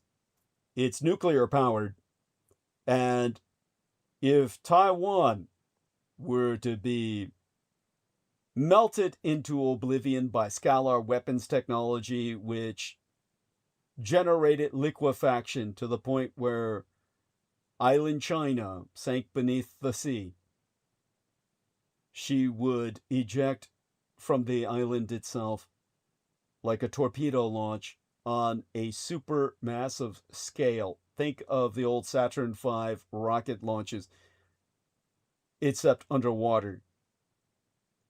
A pip that would contain all of Taiwan's civilization, stretching back to the dynasties of the mainland from which Taiwan ultimately sources, when the transfer of ancient Chinese tradition went from mainland China to island China. She would take that with her into the sea. She is effectively MÁ-TSU, the island guardian of the sea for Taiwan. Taiwan's immortality would be personified in her continuity. Real Tech brings us a link. You've seen the chip shortage and the memory shortage. Now prepare for the PCB shortage. Thank you. Very bang on. And we've got new messages coming in from Brendan. Iran war. Trump rejects proposal to end the conflict. Now, he also emphasizes that PCBs are not proprietary and don't upscale. Okay, thank you. Thank you for both of you for your input. Brendan rejoins us! So you heard what I said about cars. Please emphasize that to people, that cars, well, you've got a truck you want to sell. Tell people about this truck you want to sell. You've got a truck to sell. Tell people how a truck like that. There's no microchip in that. Yeah, there's no microchips in that. Not a single one. Yeah, this is the Apocalypse truck. This is the Mad Max truck. It's all mechanical. Yes, biofuel, biodiesel. You will survive biodiesel straight. Yeah, tell to the piston. Yeah, straight to the piston. Tell people what you've got to sell. Come on. This is your time to. So, Real Tech, welcome aboard. Let Brendan run his ad first. I want Brendan. Yeah, what's up, man? How you doing? Oh, much the better for your Yeah, go joining ahead. us. Yeah, so let Brendan promote his truck. I want him to sell this thing. Yeah. Yes, Brendan. of course. Yeah, it's a 1984 Ford 6.9 liter diesel, all mechanical, and it's set up to run biodiesel if needed. Dual fuel tanks, one of them routed through a fuel system and a fuel scrubber that allows it to run on pretty much any. Once it's heated up, it'll run on anything fuel related, vegetable oil, algae oil, if you can find that shit, so, and then you saw the, we're going to need it coming up because that thing I just sent. Oh, yeah. They offered to end the war, and he said, no. Of course not. No, it's not good enough. He doesn't want to end. Yeah. Yeah. So we're in it. Oh, man. So, do you see the text box, by the way? You see the text box there? Yeah. Yeah. Oh, yeah. I see it. Yeah. The giant golden Trump statue in Florida that was with the Soviet hand signal. With the Soviet hands and a gut. They actually carved in his fucking gut. But it's sponsored and financed by the Hasidic Jewish community in Florida. Haaretz. This is not a rumor. This is from Haaretz. It's a legitimate source. It's a legitimate source. What did I say about the Zionist occupation from the perpetrators government? themselves? Yes, from the perpetrators themselves. Thank you. I mean, the artists. Yeah, I was about to say, don't incriminate yourself there, Brendan. Yeah, no, they're good people. They're good people. Misunderstood. They're just misunderstood. Oh shit. Oh well, but go on with look. Everywhere you're gonna go after the apocalypse, you'll be smelling like French fries. But this truck will ride on anything. It's gonna I tell people $7,000. Oh, it's worth more. It's 20 grand. I spoke to someone today that once all the repairs are completed, it's its weight in gold because of what we just explained. Because everything. There's no microchips. Yeah, there's no fucking microchips. It'll keep going. Yeah, during an electromagnetic pulse, after the EMP hits, when North Korea finally goes home front, you'll be driving while everyone else's car is dead. Yes, go on. Yeah, you can run it on crude, just pure crude out the ground. That's how efficient some of these old diesels are, or lack of efficiency. They'll just burn anything. Yeah, cool. I don't know what you'd even call that. It's zero octane. It just has to catch on fire, and you put it in there. It's a beast. It's a beast. You just feed the beast. It's Yes. I love it. I love it. This is the Mad Max truck you need, people. Who's out there? 15 grand, so 17 grand, something like that. It's turnkey, ready to go. Yeah. Oh, no smog needed if you're in California. Yeah, no chips.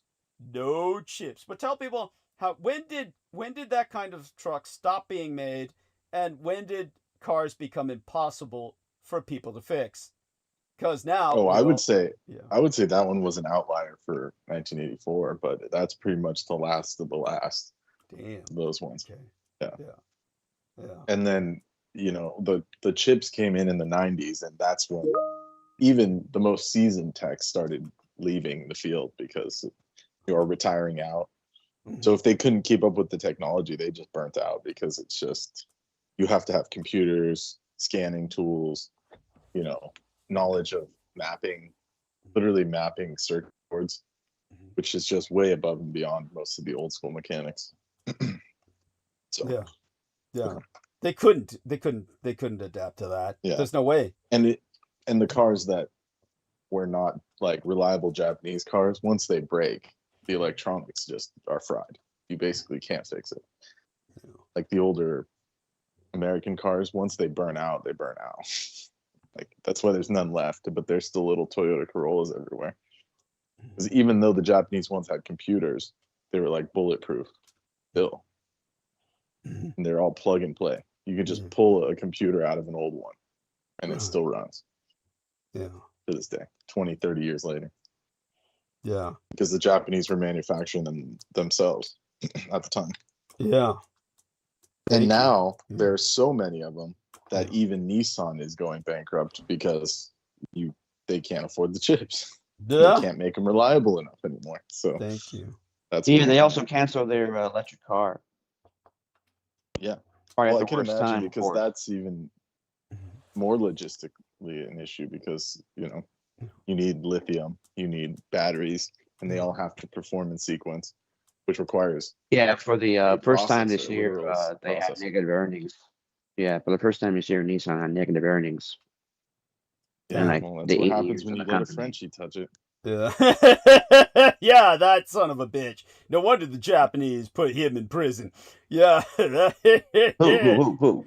The guy who escaped, he was the Levantine dude who had to escape to Lebanon, and he got Yeah, a there was couple of some special Frenchie- forces guys to rescue him and shit, and they're in jail in Japan. They a father and son team of Green Berets rescued his ass, smuggled him out, but they wound up in jail in Japan. They were extradited. They were extradited by Joe Biden. They were sold to out. Japan. Yeah, they were sold out. Yeah. The Japanese said, "Give us those sons of bitches," and the Americans said, "Here you are." No amount of money could save them. Oh shit! Oh, What did they do His so name- bad? They His name was rescued that. Carlos Ghosn. Yeah, tell him who's that idiot who was like, the sleaze bucket who Lebanon was the only place that would take him because he had some genetic roots there, didn't he? He was married to some Yeah. some lady out there, Yeah. Okay. and he was like, yeah. Yeah. There you go. And so So he's Brazilian. He's Brazilian, but he was working for. He's Brazilian, French, and Lebanese. There you go. Imagine that combo. Yeah. They should have known he was a sketchy used car salesman. Good God. Yeah, seriously. Just goes to show how this is what happens when you just have life too easy. But what's his name? Tell his name to Real Tech and our listeners. It was so ghoulish, you guys didn't even pick it up. It's Carlos Ghosn. I said it like 3 times, but it's so disgusting. Carlos Ghosn. G-H. Oh yeah, I remember this fucking guy. Yeah. I remember this guy now. Yeah. Oh yeah, now he he's did writing money a book. laundering and shit. Yeah, he really On fucked them December up, 30th, man. 2019, he fled Japan for Lebanon while awaiting trial for financial misconduct, orchestrated by former U.S. Special Force soldier Michael Taylor, which involved a private jet to Turkey and a subsequent flight to Beirut, avoiding Japan's strict surveillance and thus extradition. They basically put him in a box and said it was radio equipment. Seriously, that's what they did. It was a Literally. big box that they said was like old collectible vacuum tube radio equipment or some shit that they said it's Brendan Zogin is adding to his collection. That's what they said. They said Brendan Zogin's adding to his quality sound collection of vacuum tube. And It says they left his secure Tokyo residence, transported in a large box similar to those used for concert equipment, which was small enough to avoid X-ray scanners at the airport.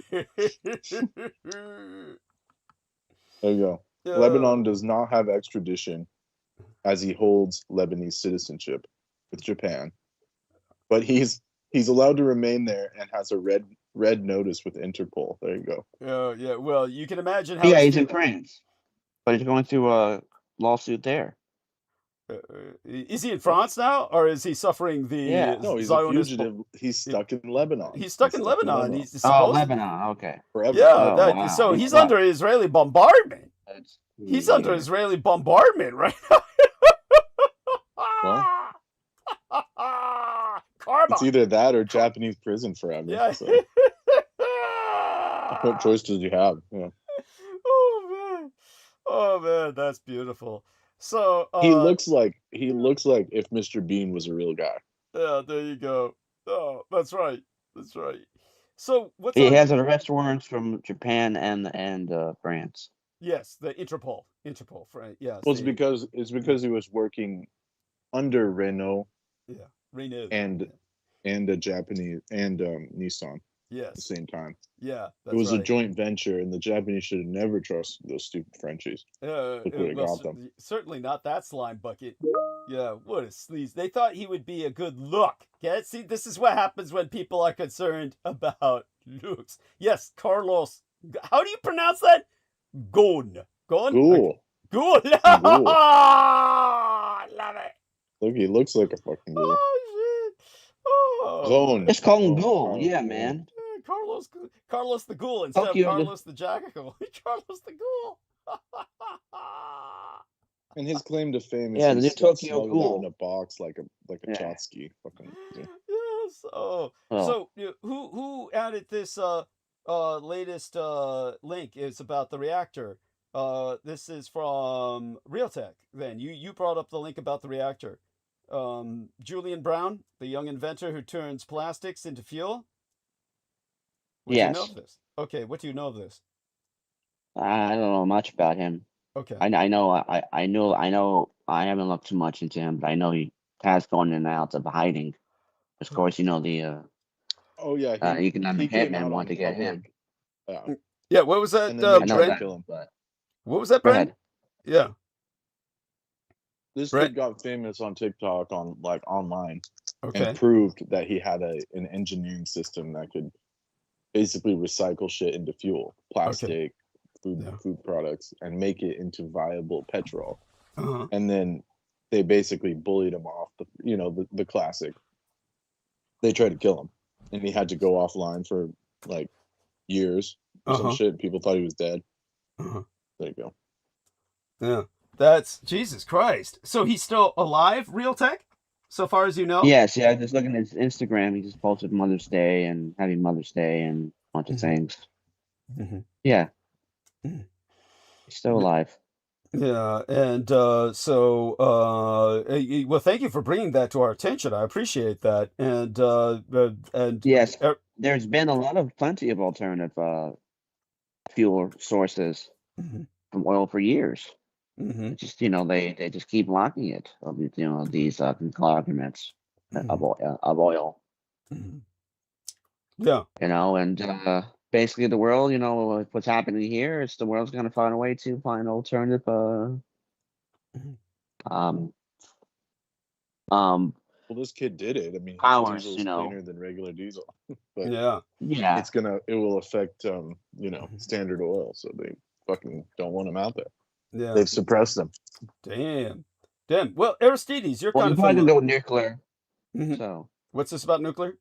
Say that again. probably gonna go nuclear. So uranium. Are you implying that nations will more and more turn towards nuclear energy? Yes. Yes.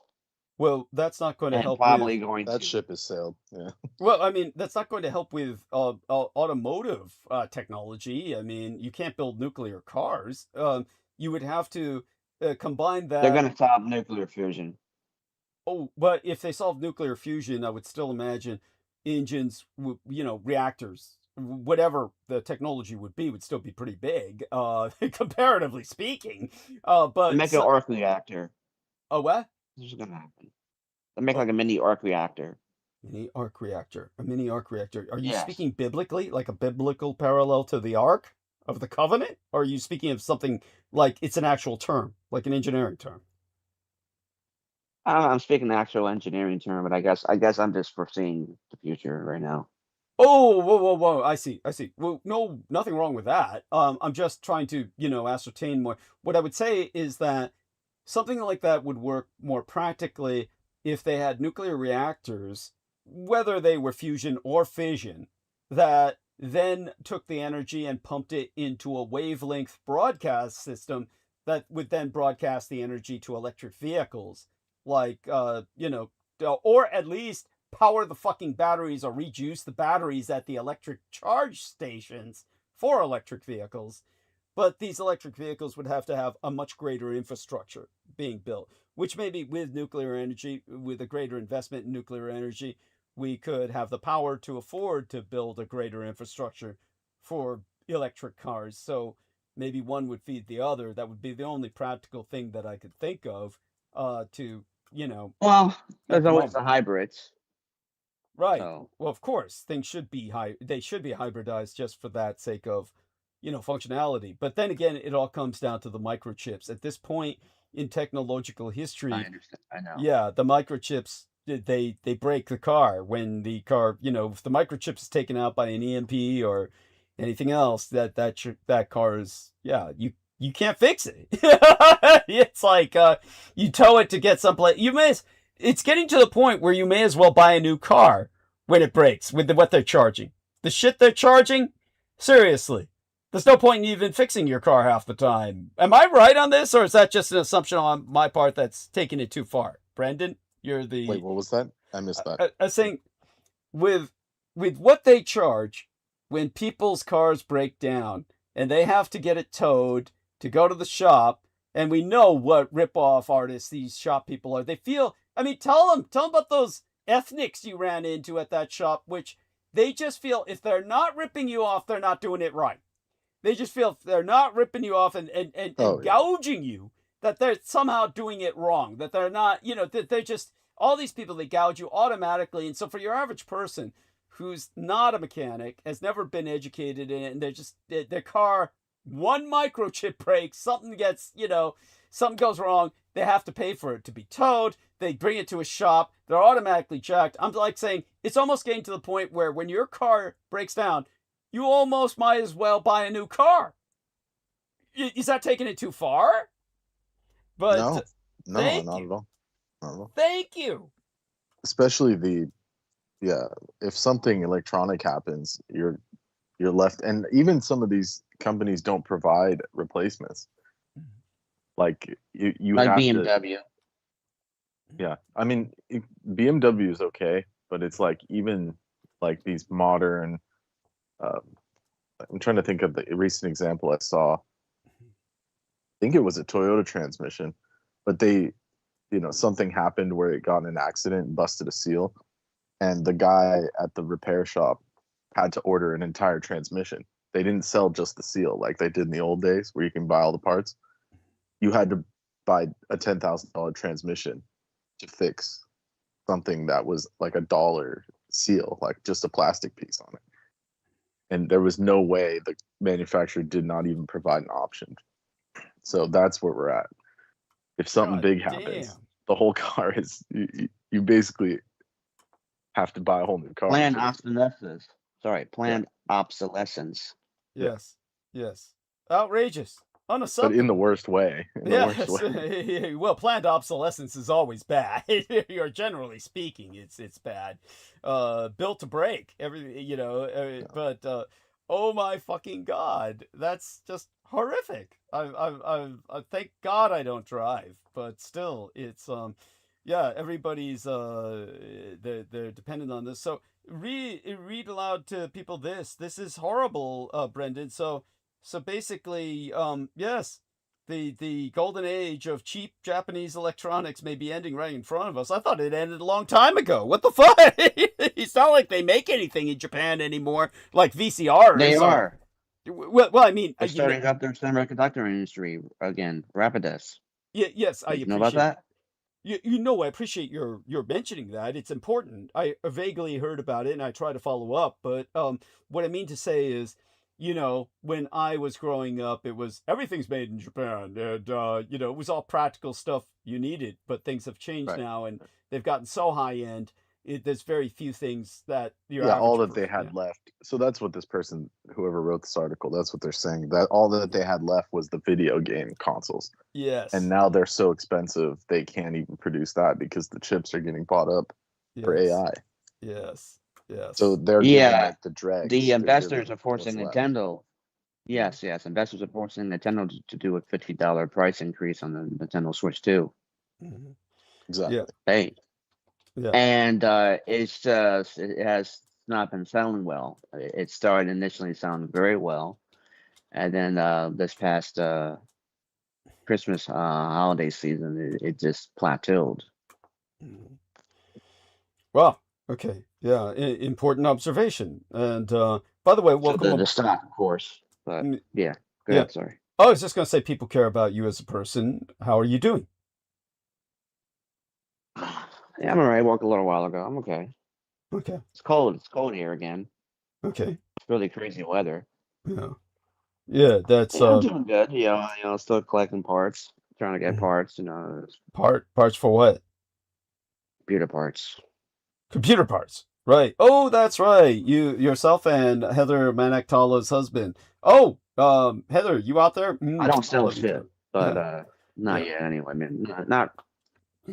I would sell the collectibles before I do that. Mhm. That shit is vital, man. Yeah. That's also coming. Later. People are saying graphics cards are the new oil. So Mhm. Okay. I GPUs, but yeah. so I mhm. Pat, sorry. No. It's fine. I was just I hope the- I'm going over your head. I'm sorry. it's okay if you do. I mean, it's like honestly, when you talk about some things, I'm aware generally of what you speak of. If I'm totally ignorant of what you're talking about, I would let you know. So all of that being said, Aristides, I believe, is awake. So Aristides, why don't you put in the final links for tonight? That'd be great, and we'll wind down the live stream.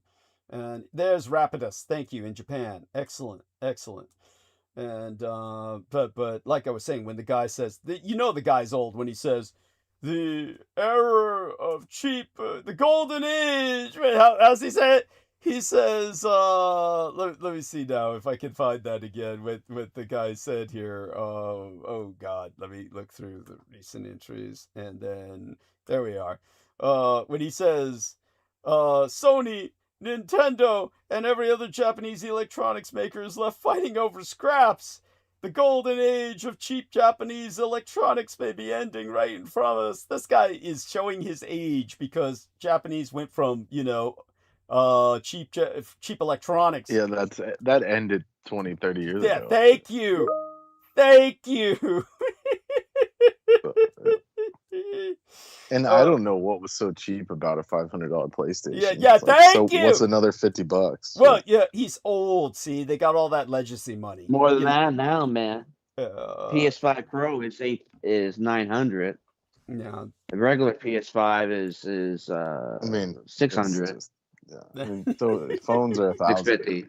New phones are 1,000. Yeah, exactly. I mean, yeah. Kind of like relative. I mean, that's what's gonna happen. They're gonna bring up the PS6 either. Mm-hmm. And they're either going around emailing everybody, PS4 owners, GTA 6 is coming out, and it's not coming out for PS4, so you got to upgrade. Well, there you have it. And okay, so I got a PS4, but I don't give a flying fuck, man. I have just regular PS4. I got a PS4 Pro, but I'm not really interested. Can play any of these new gen games. You know that. There we are. Aristides put in the link. I care. I got fucking PCs, man. I care. Exactly. I got a main PC anyway.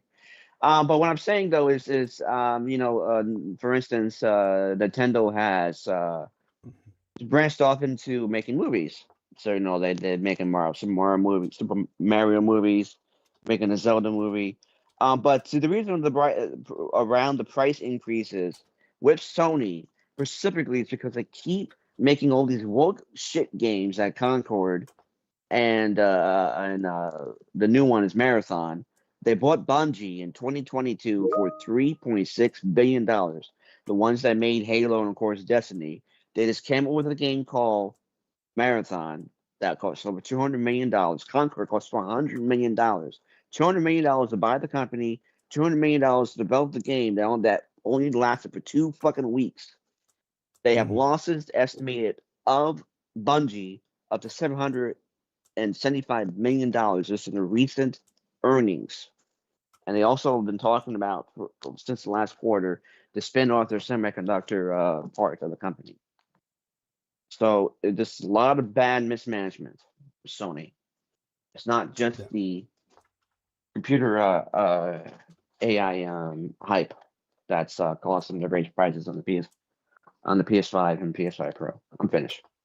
Thank you for that analysis. It's appreciated. Aristides, let's have you come on and say good morning to everyone. Thank you for those links. I thanked you in the chat, and I thank you on the record.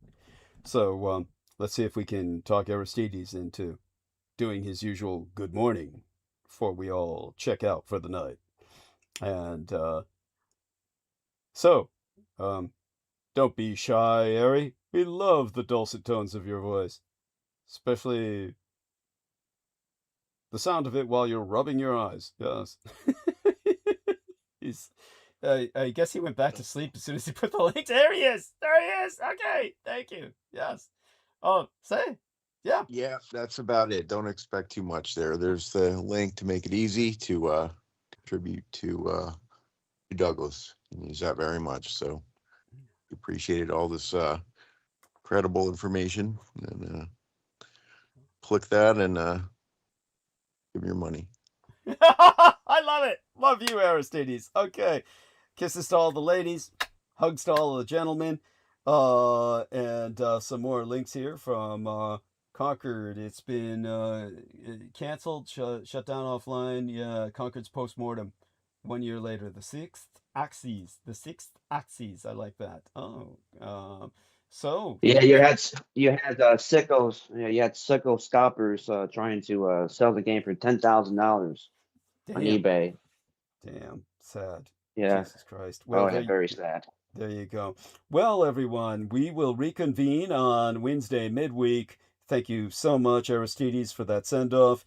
Thank you, Brendan Zoget, for your participation throughout the show. Thank you, Real Tech Geek, for your appearance to help us, close the live stream with a sense of liveliness. And all together, thank you all who are listening, and reconvene with us on Wednesday midweek this week. This will be, of course, on the holiday of, it'll be Children of Fallen Patriots Day, meaning the children of troops we've sent off to die in battle.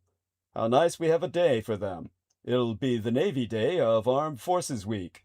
And for those of you who don't know, today is Army Day of Armed Forces Week.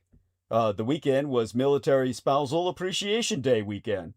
Armed Forces Week began today, and Monday we open our week with Army Day of Armed Forces Week. Tomorrow is Marine Corps Day of Armed Forces Week. Semper Fidelis, Vin, Manactala, not the other Vin. And Navy Day of Armed Forces Week will fall this Wednesday, in line with Children of Fallen Patriots Day. It will also be the eve day of the 75th Yom Ha'atzmaut, the Day of Independence of Israel, which will also be on Air Force and Space Force Day of the Armed Forces Week. And, it'll also be Troy Bellamy's birthday, and some other guy we know. Aside from that, join us on Wednesday the 13th. Same Dietrich time, same Dietrich channel. Dietrich being the Teuto-Slavonic for dragon, Dietrich. Same dragon time, same dragon channel. Oh, love this. Nico Robbins' old haircut is back before meeting saw. Support Douglas Dietrich, folks. An Yes. investment in Douglas is an investment in yourself. So Thank so hit the link down in the description, Yeah. and have a monthly subscription. There's a lot to learn because you are the last line in the fence. Thank you. Thank you. Yes, and to subscribe, you do an auto payment through PayPal. It's the easiest way. We haven't graduated to all that Patreon shit yet. We're working on it. We'll see. Or I'm an old Substack. fogey. Yeah. Well, I'm an old fogey. That'd be good for you because it's uh, very politically, incorrect. well, whatever you want to say, but it's mostly politics. Some people tried other genres, but it just like comics, but it didn't stick. So Okay. Yeah, I mean, I'm not just here to shout out, vitriol at various target groups or something, but yeah, that's no, of course not. I'm just saying that it's you like to write very long essays, and it's great for that. Oh, So good or point. Patreon. Okay, so Yeah, your points are and well I taken. always enjoy reading those essays. Okay, thank you.